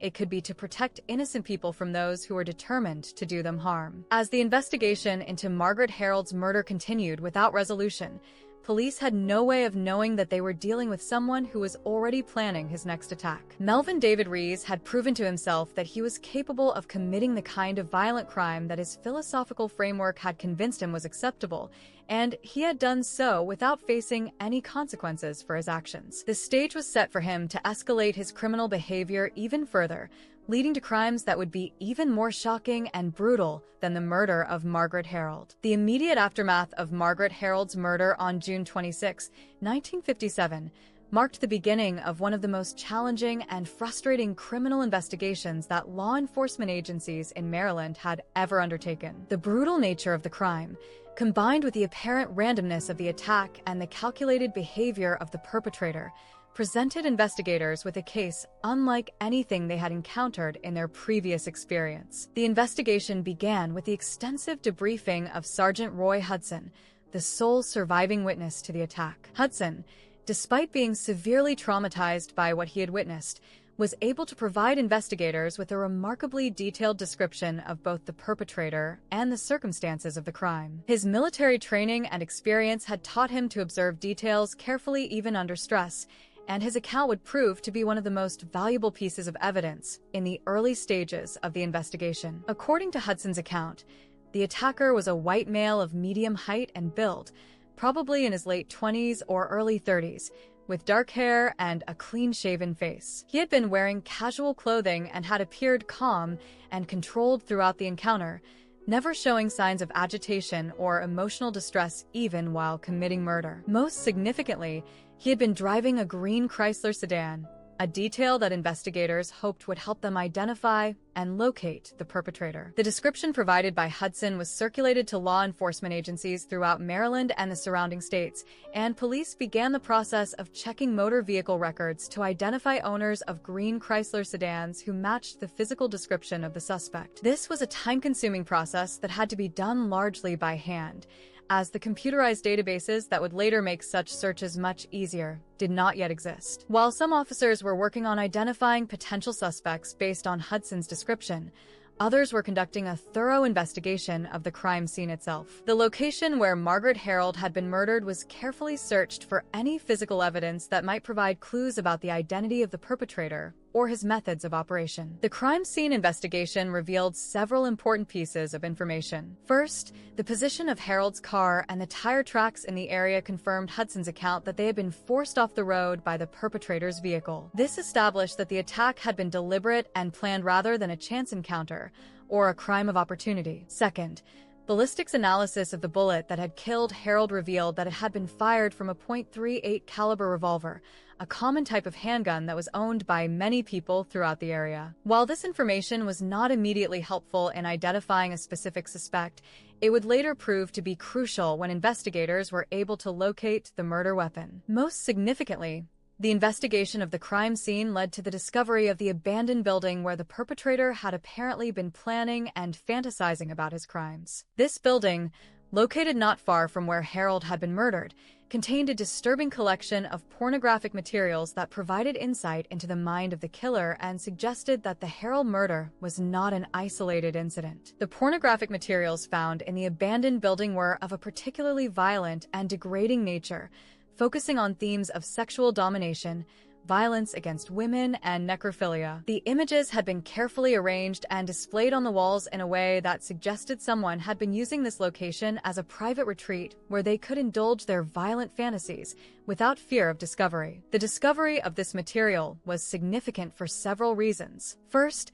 it indicated that the perpetrator had been operating in the area for some time before committing the Harold murder, and that he had been carefully planning and preparing for his crimes. Second, the nature of the materials suggested that he was driven by sexual fantasies that involved extreme violence and domination, which meant that he was likely to commit similar crimes in the future unless he was caught and stopped. Most importantly, the abandoned building and its contents suggested that the perpetrator was someone who was familiar with the local area and who had spent considerable time scouting locations and identifying potential victims. This was not the work of a transient criminal or someone who had committed a crime of passion, but rather the carefully planned activities of a predator who had been operating in the area for an extended period. The investigation also involved extensive interviews with local residents, business owners, and anyone else who might have seen something suspicious in the area around the time of the murder. Police were particularly interested in finding anyone who might have seen a green Chrysler sedan in the area,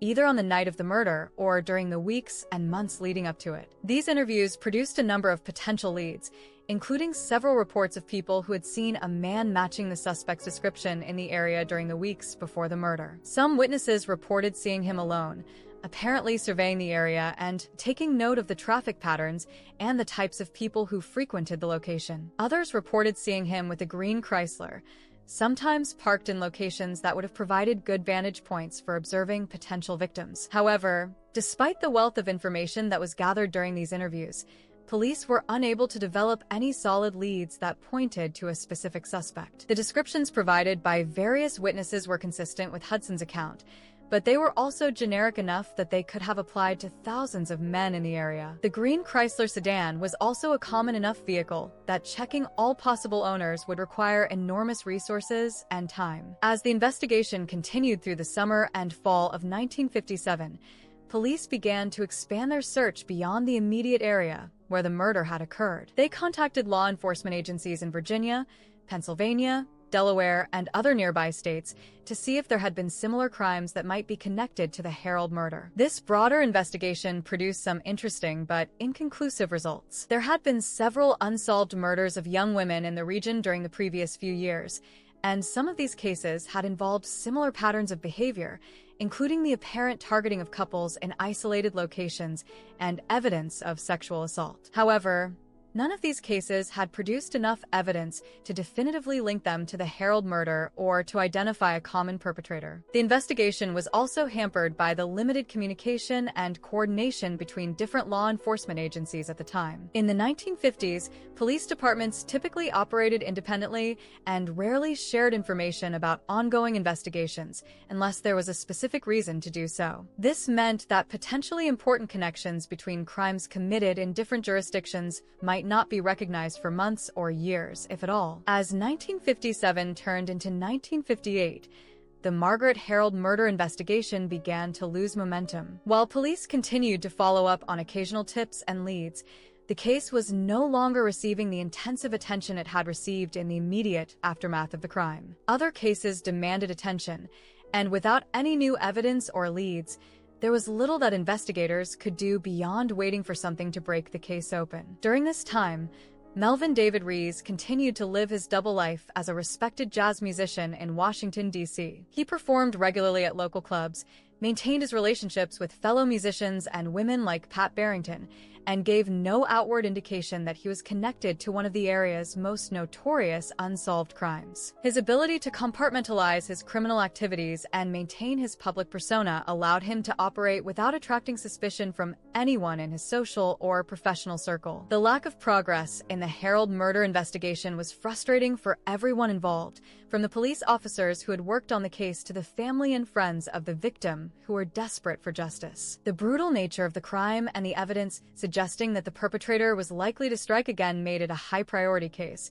but the lack of concrete leads made it difficult for investigators to make any real progress. What made the situation even more frustrating was the knowledge that the perpetrator was almost certainly still in the area and possibly planning additional crimes. The abandoned building with its collection of violent pornography had been clearly established as a base of operations for someone who was actively fantasizing about and planning violent sexual crimes. The fact that this person had successfully committed one such crime and escaped detection probably meant that he would be emboldened to commit additional crimes in the future. Police tried various approaches to generate new leads in the case. They released additional details about the crime to the media in hopes that publicity might prompt someone to come forward with information. They conducted additional searches of the area around the crime scene, looking for evidence that might have been missed during the initial investigation. They also continued to check motor vehicle records and follow up on tips from the public, no matter how unlikely they seemed. One approach that proved particularly frustrating was the attempt to identify the source of the pornographic materials found in the abandoned building. Police hoped that by tracing these materials back to their point of sale,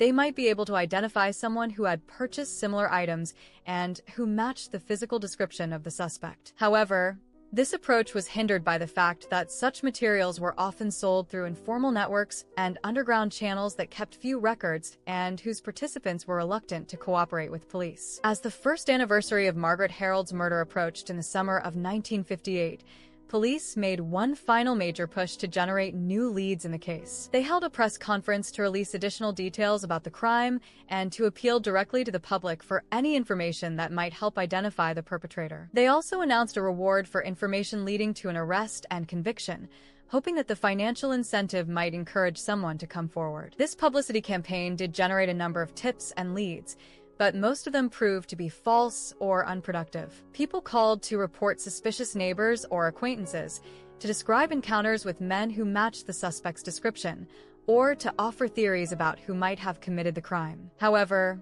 none of these tips produced any solid evidence that could advance the investigation. The failure to solve the Margaret Harold murder within the first year after it was committed was particularly disappointing because it meant that the case was beginning to grow cold. In the days before modern forensic techniques and computerized databases, unsolved cases that did not produce quick results often remained unsolved permanently. The longer a case went without new evidence or leads, the less likely it became that it would ever be resolved. However, what police investigators did not know at the time was that their failure to solve the Harold murder quickly had emboldened Melvin David Rees to begin planning an even more ambitious and horrific crime. The fact that he had successfully killed Margaret Harold and sexually assaulted her corpse without being caught had convinced him that his philosophical framework was correct and that he was indeed superior to ordinary people and their moral constraints. The success of his first murder had also proven to him that his careful planning and methodical approach to crime could allow him to satisfy his violent fantasies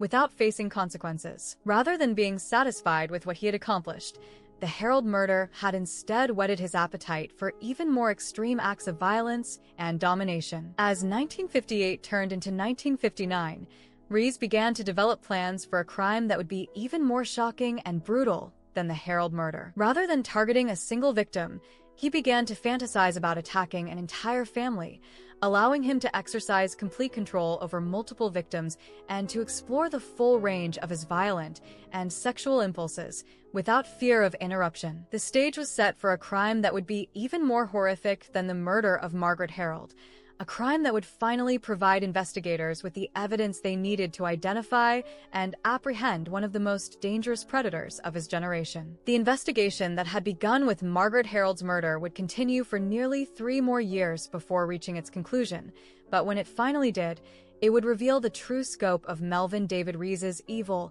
and bring justice for his victims. The cold winter evening of January 11th, 1959, began as an ordinary family outing for Carol Vernon Jackson Jr., his wife Mildred, and their 2 young daughters, Susan, aged 4, and Janet, only 18 months old. The family had spent the day visiting relatives in the Apple Grove area of Louisa County, Virginia, and were making their way home along the quiet country roads that connected the small rural communities of central Virginia. Carol, who worked as a truck driver, was familiar with these roads from his professional travels, and the family had no reason to expect that their routine trip home would lead them into the path of one of the most dangerous predators operating in the region. Carol Jackson was a hardworking man who took his responsibilities as a husband and father seriously. At 29 years old, he had established himself as a reliable truck driver who was well regarded by his employer and his colleagues. He was known in his community as a quiet, dependable person who focused on providing for his family and who avoided the kind of trouble that sometimes plagued other young men of his generation. Mildred Jackson, also 29, was a devoted wife and mother who had dedicated her life to caring for her husband and daughters. She was known for her gentle nature and her commitment to her family, and those who knew her described her as someone who found joy in the simple pleasures of domestic life and who was looking forward to watching her daughters grow up and develop their own personalities and interests. 4-year-old Susan Jackson was a bright, energetic child who was just beginning to develop her own sense of independence and curiosity about the world around her. She was old enough to be aware of her surroundings and to understand that something was wrong when their routine trip home was interrupted, but too young to comprehend the full horror of what was about to happen to her and her family. 18-month-old Janet Jackson was still a baby who depended completely on her parents for care and protection. She had no way of understanding what was happening around her and no ability to protect herself from the violence that was about to destroy her family. As the Jackson family drove along the quiet country road near Bumpass, Virginia, they encountered Melvin David Rees, who had been prowling the rural areas of central Virginia looking for exactly the kind of opportunity that the family represented. Rees had chosen this area for several reasons. It was far enough from Washington, D.C. that he was unlikely to be recognized by anyone who knew him from his musical career. It provided numerous isolated locations where crimes could be committed without fear of interruption, and the rural roads were frequently traveled by families and couples who would make suitable victims for the kind of violent crimes he was planning. The encounter between Rees and the Jackson family began when he forced their car off the road, using the same aggressive driving tactics that he had employed in the attack on Margaret Harold and Sergeant Hudson nearly 2 years earlier. However, the circumstances of this attack were different in several important ways. Instead of targeting a young couple on a romantic outing, Rees was now confronting an entire family, including 2 very young children who would be completely helpless to resist whatever he had planned for them. When Carol Jackson's car came to a stop, forced off the road by Rees's aggressive pursuit, the family must have been confused and frightened by what was happening to them. Carol, as the head of the household and the person responsible for protecting his wife and children, probably tried to assess the situation and determine what kind of threat they were facing. He may have initially hoped that this was some kind of traffic incident or emergency that could be resolved through reasonable conversation. However, any hopes for a peaceful resolution were quickly shattered when Rees approached their car with his .38 caliber revolver drawn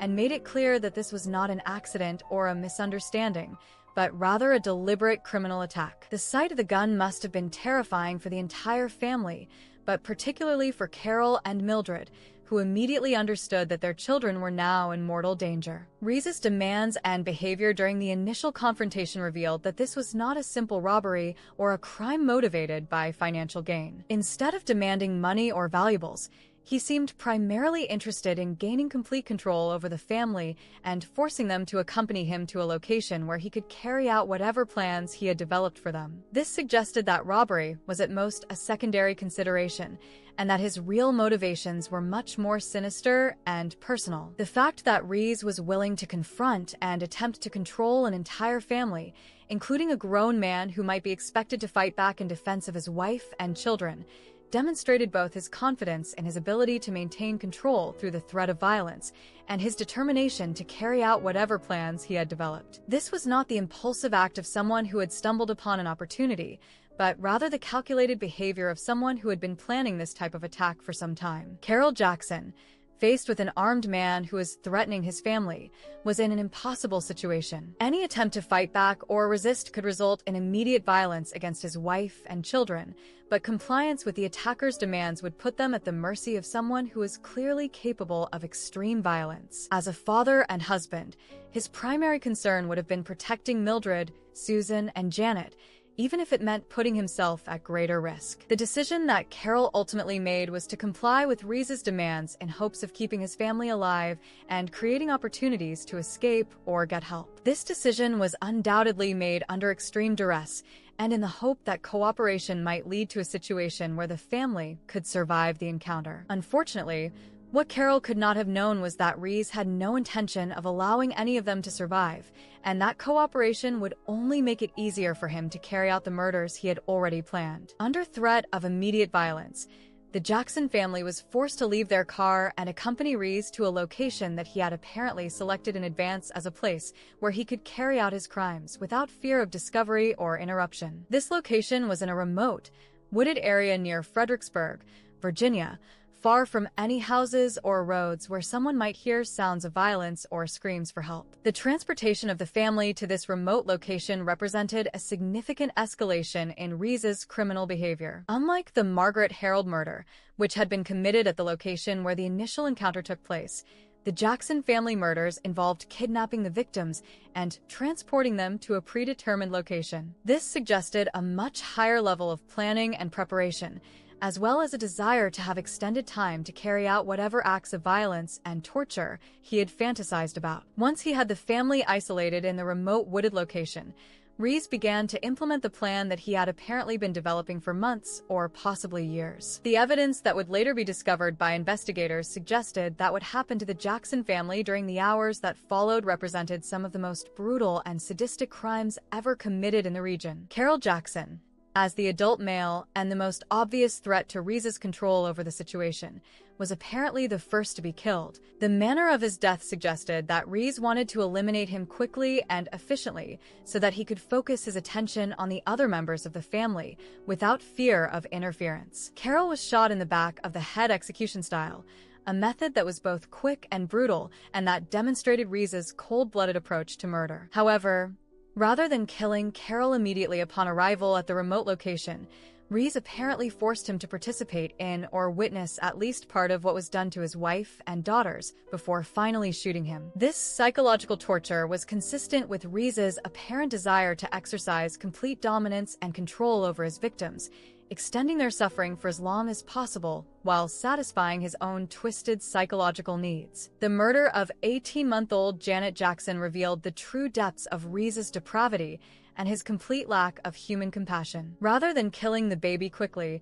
he apparently threw her alive into a ditch and then disposed of her father's body on top of her, causing her to suffocate slowly under the weight of Carol's corpse. This act of incredible cruelty demonstrated that Rees was capable of inflicting suffering even on the most innocent and helpless of victims, and that no considerations of human decency or natural compassion could deter him from carrying out his twisted plans. The prolonged torture and murder of Mildred Jackson represented the culmination of the violent sexual fantasies that had driven Rees to commit these crimes in the first place. Evidence found at the scene and during the subsequent investigation suggested that she was subjected to hours of sexual assault and torture before finally being killed. The location where her body was eventually found, along with that of 4-year-old Susan, showed clear signs of the extended ordeal that both mother and daughter had endured. The fact that Rees kept Mildred and Susan alive for an extended period after killing Carol and Janet demonstrated his desire to prolong the experience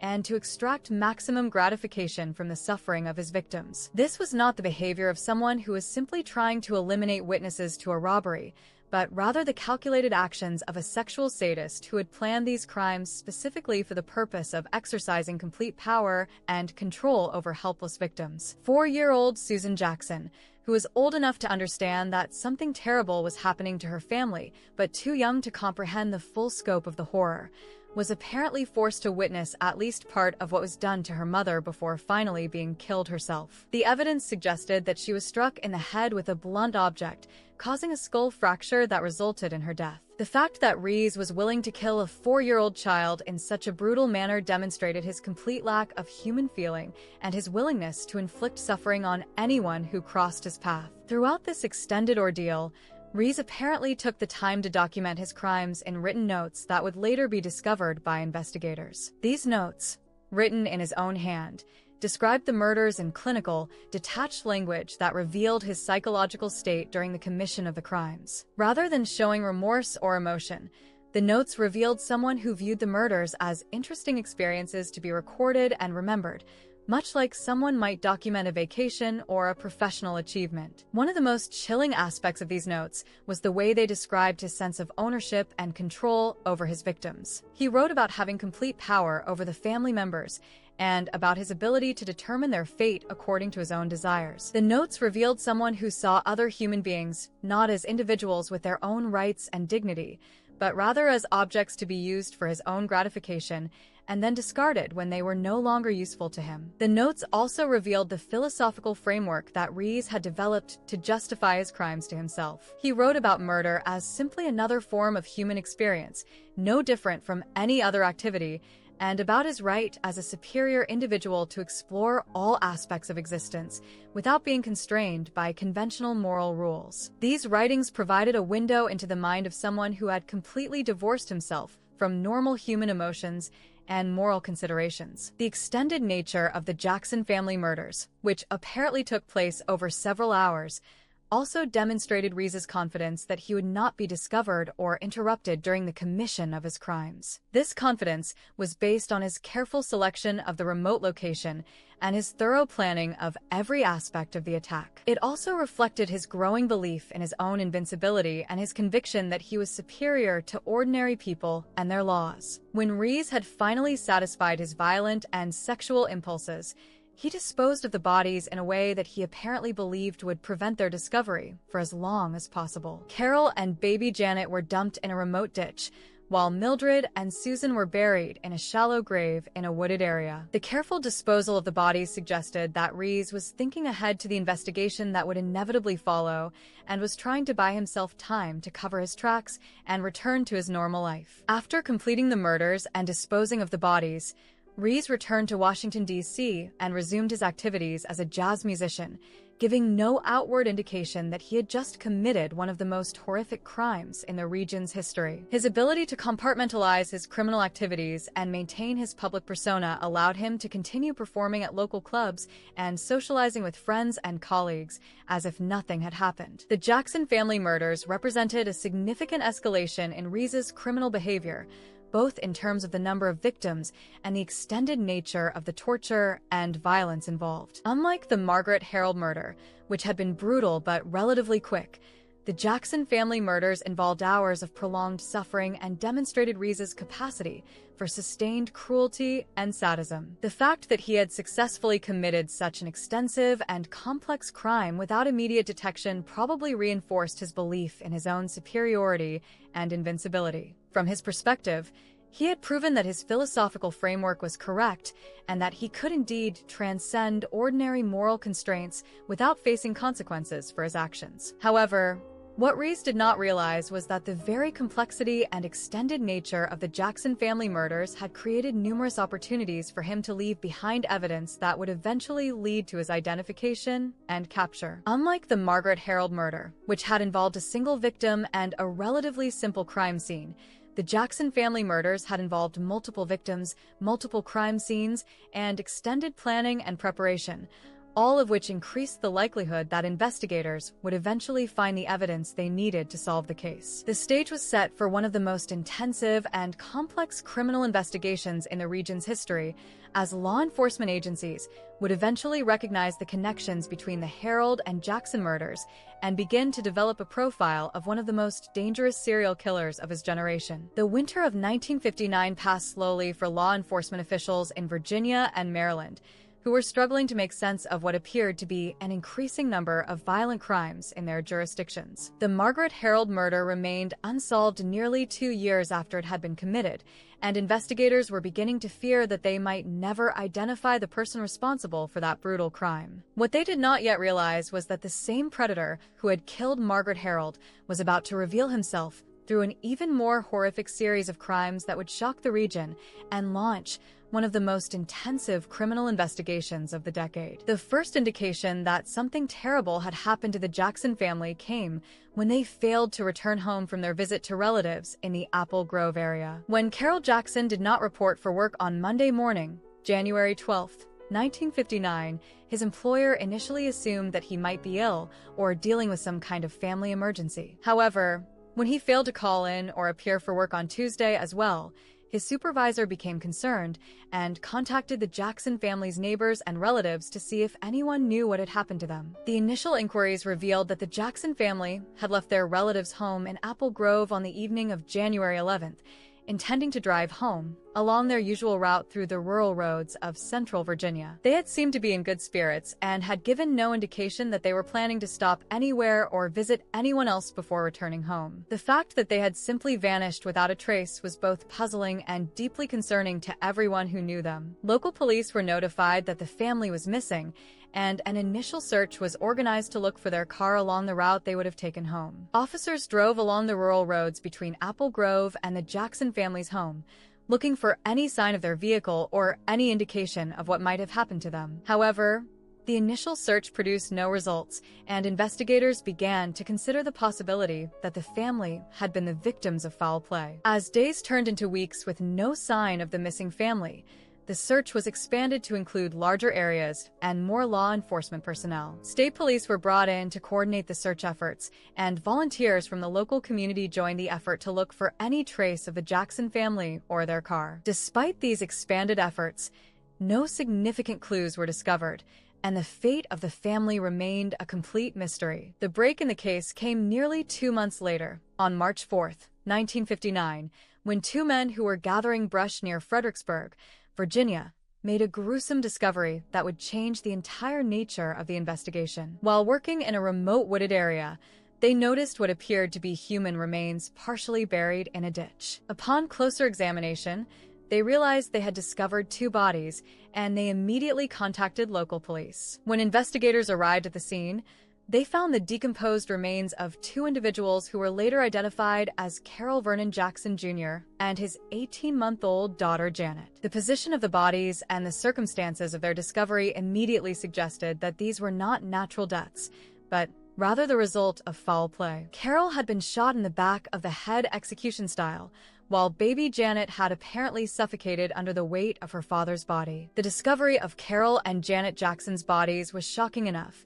but what made the crime scene even more horrifying was the realization that these were only 2 of the 4 missing family members. The absence of Mildred Jackson and 4-year-old Susan from the burial site meant that their bodies were somewhere else, and investigators immediately began searching the surrounding area for additional remains. The condition of the bodies and the manner in which they had been disposed of provided investigators with important clues about the nature of the crimes and the psychological makeup of the person responsible. The execution-style killing of Carol Jackson suggested that this was not a crime of passion or a robbery gone wrong, but rather a calculated murder committed by someone who was comfortable with violence and who had probably planned the attack in advance. Even more disturbing was the evidence suggesting that baby Janet had been thrown into the ditch while still alive and had then suffocated when her father's body was disposed of on top of her. This act of incredible cruelty demonstrated that the perpetrator was capable of inflicting suffering even on the most innocent and helpless victims,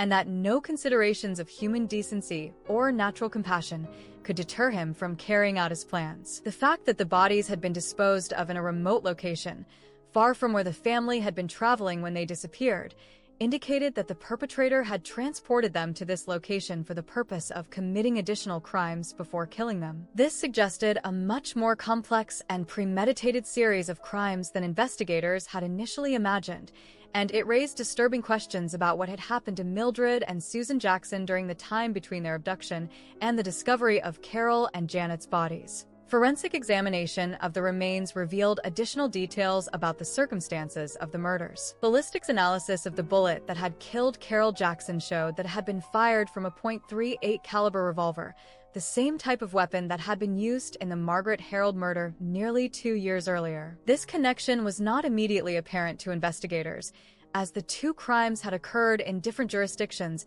and had been handled by different law enforcement agencies, but it would later prove to be crucial in linking the cases together. The search for Mildred and Susan Jackson continued with renewed urgency following the discovery of Carol and Janet's bodies. If the perpetrator was capable of killing a grown man and an 18-month-old baby in such a brutal manner, investigators feared that the fate of the remaining family members might be even worse. The fact that their bodies had been disposed of separately suggested that they might have been kept alive for an extended period for purposes that investigators preferred not to contemplate. The expanded search for Mildred and Susan Jackson involved dozens of law enforcement officers and volunteers who combed through hundreds of acres of rural Virginia countryside, looking for any trace of the missing mother and daughter. The search was complicated by the harsh winter weather and the vast expanse of wooded and rural areas where the bodies might have been hidden. Despite these challenges, investigators were determined to find the remaining victims and to gather whatever evidence might help them identify and apprehend the person responsible for these horrific crimes. On March 21, 1959, nearly 3 weeks after the discovery of Carol and Janet's bodies, the search finally produced results when investigators found the shallow grave containing the remains of Mildred and 4-year-old Susan Jackson. The location where they were found was several miles away from where Carol and Janet had been discovered, in another remote wooded area that would have been virtually impossible to find without an intensive search effort. The condition of Mildred and Susan's bodies provided horrifying evidence of what they had endured before finally being killed. Both showed clear signs of having been tortured and sexually assaulted, and the evidence suggested that their ordeal had continued for hours before they were finally put to death. The brutality of what had been done to them was so shocking that even experienced investigators were deeply affected by what they observed at the crime scene. 4-year-old Susan had died from a skull fracture caused by a blow to the head with a blunt object,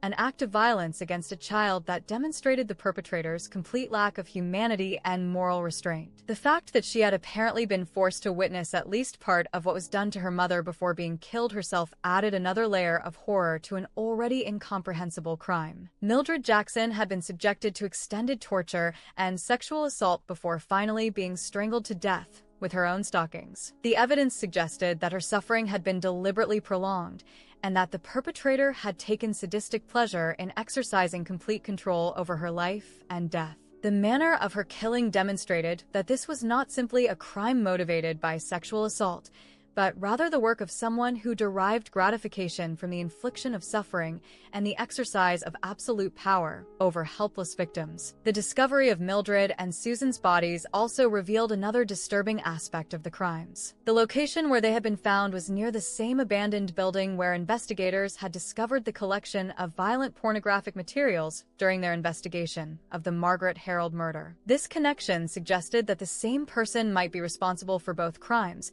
and that the abandoned building had been used as a base of operations for planning and carrying out multiple attacks.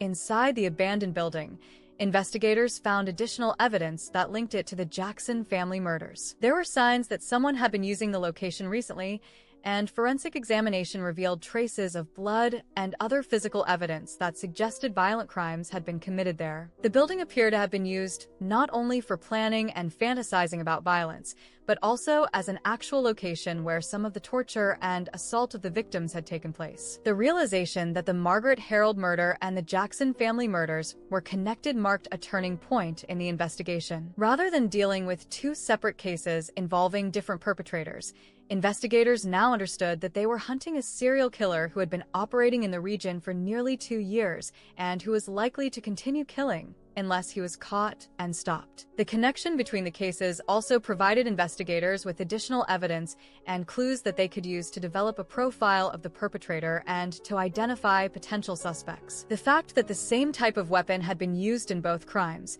combined with the similar methods of operation and the connection to the abandoned building, suggested that they were dealing with someone who was methodical and organized in his approach to crime. The discovery of the Jackson family's bodies also revealed the escalation in the perpetrator's criminal behavior. While the Margaret Harold murder had been brutal, it had involved a single victim and had been completed relatively quickly. The Jackson family murders, by contrast, had involved multiple victims and had apparently continued for hours, demonstrating the perpetrator's increasing confidence and his willingness to take greater risks in pursuit of his twisted gratification. The evidence found at the various crime scenes also provided investigators with insights into the psychological makeup of the person they were hunting. The torture and sexual assault of the victims, the careful disposal of the bodies in separate locations, and the apparent documentation of the crimes all suggested someone who was not only capable of extreme violence, but who actually derived pleasure from the planning and execution of these acts. The impact of the Jackson family murders on the local community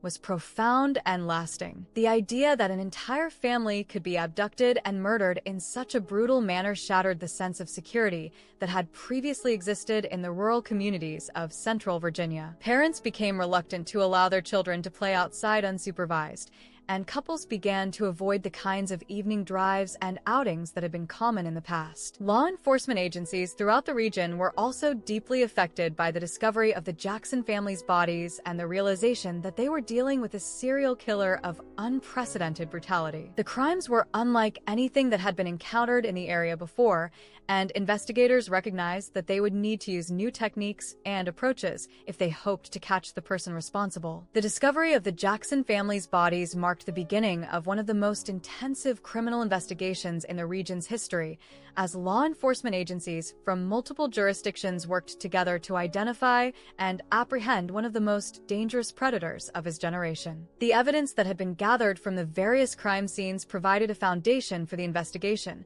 but it would take nearly 2 more years of painstaking police work before the case would finally be solved and justice would be served for the innocent victims who had suffered and died at the hands of Melvin David Rees. The investigation into the Jackson family murders had been ongoing for more than a year when law enforcement officials received the break they had been desperately seeking. Despite the extensive physical evidence that had been gathered from the various crime scenes, and despite the clear connections that had been established between the Jackson family murders and the earlier Margaret Harold killing, investigators had been unable to identify a suspect who matched the profile they had developed of the perpetrator. The case seemed to have reached a frustrating dead end, with no new leads or evidence emerging despite the continued efforts of multiple law enforcement agencies. It was during this period of investigative stagnation that an anonymous letter arrived at the offices of law enforcement officials in Fredericksburg, Virginia. The letter, which was postmarked from the Washington, D.C. area,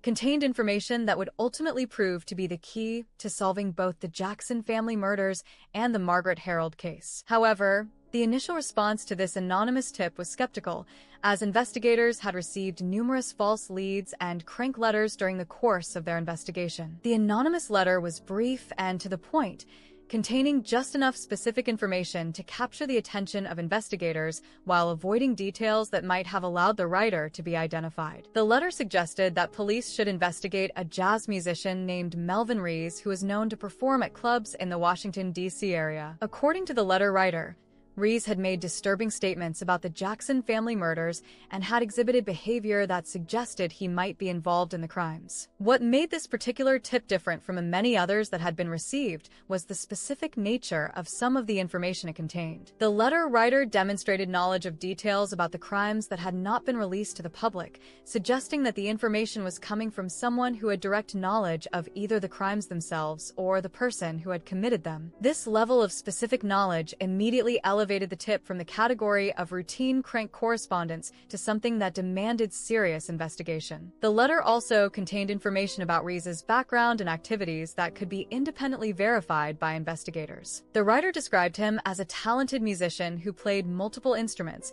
and who had served in the military in Europe during the early 1950s. These details provided investigators with specific leads they could follow up on to determine whether the tip had any validity. However, despite the potentially significant nature of the information contained in the anonymous letter, investigators initially approached it with caution. They had been burned before by following up on tips that had seemed promising but had ultimately led nowhere, and they were reluctant to commit significant resources to investigating someone based solely on an anonymous accusation. The fact that the letter writer had chosen to remain anonymous also raised questions about their motivations and the reliability of their information. The initial investigation into Melvin Rees based on the anonymous tip involved routine background checks and inquiries into his activities and whereabouts during the times when the murders had been committed. Investigators discovered that he was indeed a jazz musician who performed regularly at clubs throughout the Washington, D.C. area, and that his background matched the details provided in the anonymous letter. They also learned that he had been married but was recently divorced, and that he was currently involved in a relationship with an actress and exotic dancer named Pat Barrington. However, when investigators attempted to locate Rees for questioning, they discovered that he had recently moved from his previous address and had left no forwarding information. This disappearance, coming at a time when the investigation into the Jackson family murders was intensifying, immediately raised suspicions about his possible involvement in the crimes. The fact that he had chosen to relocate without providing contact information suggested that he might be trying to avoid law enforcement attention. The search for Rees led investigators to the jazz clubs where he had previously performed, but club owners and fellow musicians reported that they had not seen him recently and did not know where he had gone. Some of the people who were interviewed during this phase of the investigation recalled that Rees had seemed increasingly erratic and unpredictable in his behavior during the weeks leading up to his disappearance, and that he had made disturbing comments about violence and morality that had made them uncomfortable. As investigators continued to follow up on the anonymous tip, they began to uncover additional information that suggested Rees might indeed be the person they were looking for. A routine check of motor vehicle records revealed that he owned a car that matched the description of the vehicle seen near the Margaret Harold crime scene, and that he had been living in the area at the time that crime was committed. This information provided the first concrete connection between Rees and the murders that investigators had been investigating. The investigation also revealed that Rees had attended the University of Maryland during the mid-1950s, a detail that proved to be significant when investigators discovered that one of the pieces of evidence from the Margaret Harold crime scene was a photograph of a University of Maryland student named Wanda Tipton. When investigators interviewed Tipton, she initially denied knowing Rees, but under persistent questioning, she eventually admitted that she had dated him during their time at the university. This connection between Rees and evidence from the Margaret Harold crime scene provided investigators with the first solid link between him and the murders they were investigating. The fact that a photograph of his former girlfriend had been found at the abandoned building near the Harold crime scene strongly suggested that he had been using that location for the planning and fantasizing about his crimes, just as investigators had suspected. However, despite the growing body of circumstantial evidence connecting Rees to the murders, investigators were still unable to locate him for questioning. The search for his whereabouts expanded to include law enforcement agencies in other states, as investigators suspected that he might have fled the area in order to avoid capture. This expanded search was complicated by the fact that Rees was a traveling musician who could easily blend into the music scenes of other cities without attracting attention. The frustration of investigators at being unable to locate their prime suspect was shared by the anonymous letter writer, who had apparently been following the progress of the investigation and had become increasingly concerned that Rees might escape justice. Several months after the original anonymous letter had been sent, the writer took the dramatic step of coming forward in person to provide additional information and to urge investigators to intensify their search for Rees. The decision of the anonymous letter writer to come forward in person marked a crucial turning point in the investigation. The writer, who identified himself as Glenn Moser, was a friend and acquaintance of Rees who had become increasingly concerned about his behavior and his possible involvement in the murders that had been committed in the region. Moser's decision to break his anonymity and provide direct assistance to investigators demonstrated both his courage and his commitment to seeing justice done for the victims of these horrible crimes. Glenn Moser's relationship with Melvin Rees dated back several years, and he was able to provide investigators with detailed information about Rees's personality, his philosophical views, and his behavior during the time period when the murders had been committed. According to Moser, Rees had become increasingly obsessed with questions about morality and violence, and had often engaged in disturbing philosophical discussions about whether murder could be considered morally acceptable under certain circumstances. Moser recalled one particularly disturbing conversation that had taken place shortly before the Jackson family murders were committed. According to Moser, Rees had argued that murder was simply another form of human experience, no different from any other activity, and that truly enlightened individuals should be willing to explore all aspects of existence without being constrained by conventional moral rules. Rees had seemed to believe that individuals who were intellectually or spiritually superior to ordinary people had the right to transcend normal moral limitations and to act according to their own desires rather than society's expectations. What made these philosophical discussions particularly troubling, according to Moser, was the personal intensity with which Rees approached these topics. Rather than treating them as abstract intellectual exercises, Rees seemed to be working through his own moral justifications for acts of violence that he was seriously considering committing. The timing of these conversations, coming just before the Jackson family murders were committed, suggested that Rees had been using these discussions to prepare himself psychologically for the crimes he was planning. Moser also provided investigators with information about Rees's current whereabouts. According to Moser, Rees had contacted him recently and had mentioned that he was currently working at a music store in West Memphis, Arkansas. This information provided investigators with a specific lead they needed to locate their suspect and to bring him in for questioning about his possible involvement in the murders. The decision to come forward and provide this information was not an easy one for Moser, who had to weigh his loyalty to a friend against his responsibility to help solve horrific crimes and prevent additional victims. The fact that he ultimately chose to assist law enforcement demonstrated his recognition that his suspicions about Rees were serious enough to override personal considerations of friendship and loyalty. Moser's information about Rees's philosophical views and his timing in coming forward also provided investigators with valuable insights into the psychological makeup of their suspect. The fact that Rees had been engaging in detailed philosophical discussions about the morality of murder suggested that he was someone who needed to justify his actions to himself intellectually before he could carry them out. This psychological profile was consistent with the methodical and planned nature of the crimes that had been committed. The timing of Moser's decision to come forward also suggested that he had been observing Rees's behavior carefully and had become increasingly concerned about his possible involvement in the murders as the investigation had progressed. The fact that he had initially chosen to provide information anonymously, but had later decided to come forward in person demonstrated the internal struggle he had faced in deciding how to handle his suspicions about his friend. With the specific information provided by Moser about Rees's location in West Memphis, Arkansas, investigators were finally able to move forward with plans to apprehend their suspect and to search for additional evidence that might connect him to the murders they had been investigating. The anonymous tip that had initially seemed like just another routine lead had ultimately provided the key to solving one of the most challenging and horrific criminal cases in the region's history. The courage shown by Glenn Moser in coming forward with information about his friend would prove to be instrumental in bringing Melvin David Rees to justice and in preventing him from committing additional crimes against innocent victims. His decision to place public safety and justice above personal loyalty demonstrated the kind of civic responsibility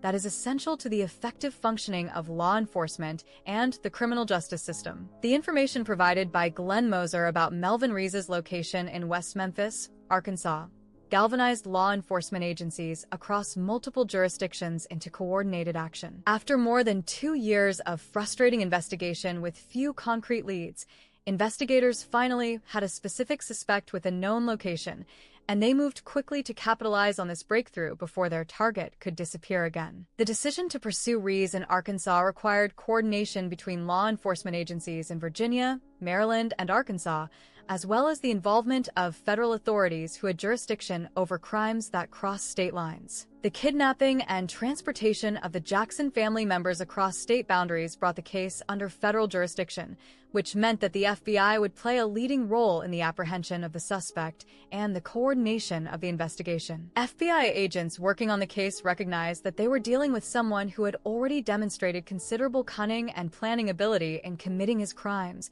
and avoiding detection. The fact that Rees had successfully disappeared from the Washington, D.C. area just as the investigation was intensifying suggested that he was aware of the law enforcement interest in him and was taking steps to avoid capture. This made it crucial that the arrest operation be planned and executed carefully to prevent him from escaping again. The involvement of federal authorities also brought additional resources and expertise to the investigation that had not been available to local law enforcement agencies. The FBI had experience in dealing with complex, multi-jurisdictional cases and had access to forensic laboratories and investigative techniques that could be crucial in building a case against Rees if he was indeed the perpetrator of the crimes they were investigating. Federal agents began by conducting surveillance of the music store in West Memphis, where Moser had indicated that Rees was working. This surveillance was designed to confirm his presence at the location and to gather intelligence about his daily routines and activities that could be used to plan the most effective approach for his apprehension. The agents were careful to maintain their surveillance from a distance to avoid alerting Rees to their presence and potentially causing him to flee again. The surveillance operation confirmed that Rees was indeed working at the music store and that he appeared to be living in the West Memphis area under his own name,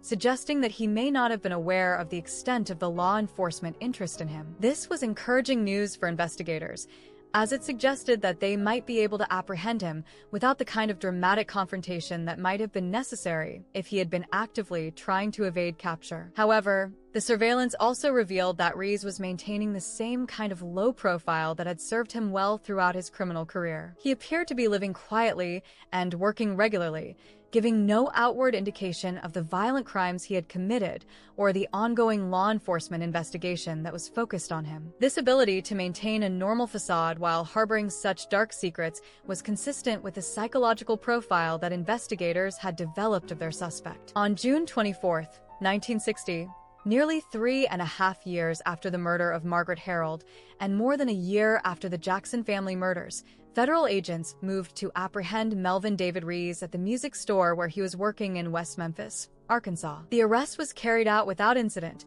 as Rees offered no resistance when confronted by federal agents who identified themselves and informed him that he was under arrest for kidnapping and murder. The calm manner in which Rees submitted to arrest was consistent with his behavior throughout his criminal career, as he had always prided himself on maintaining control and composure even in the most extreme circumstances. However, his apparent lack of surprise at being arrested suggested that he may have been expecting this moment and had perhaps even been preparing for it psychologically. Following his arrest, Rees was taken into custody and informed of his rights, after which he was questioned extensively about his activities and whereabouts during the times when the murders had been committed. Initial questioning revealed that he was indeed familiar with the areas where the crimes had taken place and that he could not provide solid alibis for the relevant time periods. However, he maintained his innocence and denied any involvement in the murders. While Rees was being questioned by federal agents, other investigators were conducting a thorough search of his residence and workplace in West Memphis, looking for any evidence that might connect him to the crimes under investigation. This search was authorized by federal warrants that had been obtained based on the information provided by Glenn Moser and the circumstantial evidence that had been gathered during the previous phases of the investigation. The search of Rees's residence proved to be one of the most crucial aspects of the entire investigation, as investigators discovered evidence that definitively connected him to both the Margaret Harold murder and the Jackson family murders. Hidden in a saxophone case, investigators found a .38 caliber revolver that would later be determined by ballistics analysis to be the weapon used in both crimes. The discovery of this gun provided the physical evidence that investigators had been seeking for more than 3 years. Even more significant than the discovery of the murder weapon was the collection of handwritten notes and documents that investigators found among Rees's possessions. These notes, written in Rees's own handwriting, contained detailed descriptions of the Jackson family murders that could only have been written by someone who had been present during the commission of the crimes. The notes described the murders with a clinical detachment that was both chilling and incriminating.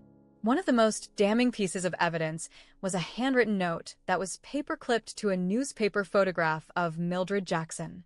The note described killing Carol Jackson and baby Janet, and then stated, "Now the mother and daughter were all mine." The note went on to describe in disturbing detail what had been done to Mildred Jackson before she was finally killed, including the statement that, "I was her master." These notes represented more than just evidence of Rees's guilt. They provided a window into the mind of a killer and revealed the psychological motivations behind his crimes. The detached, almost clinical tone of the writing suggested someone who viewed murder not as a moral failing, but as an interesting experience to be documented and remembered. The emphasis on power and control revealed the true nature of his crimes, which were not motivated by simple sexual desire, but by a need to exercise absolute dominance over helpless victims. The discovery of these incriminating notes and the murder weapon provided investigators with the evidence they needed to build a strong case against Rees for both the Harold and Jackson murders.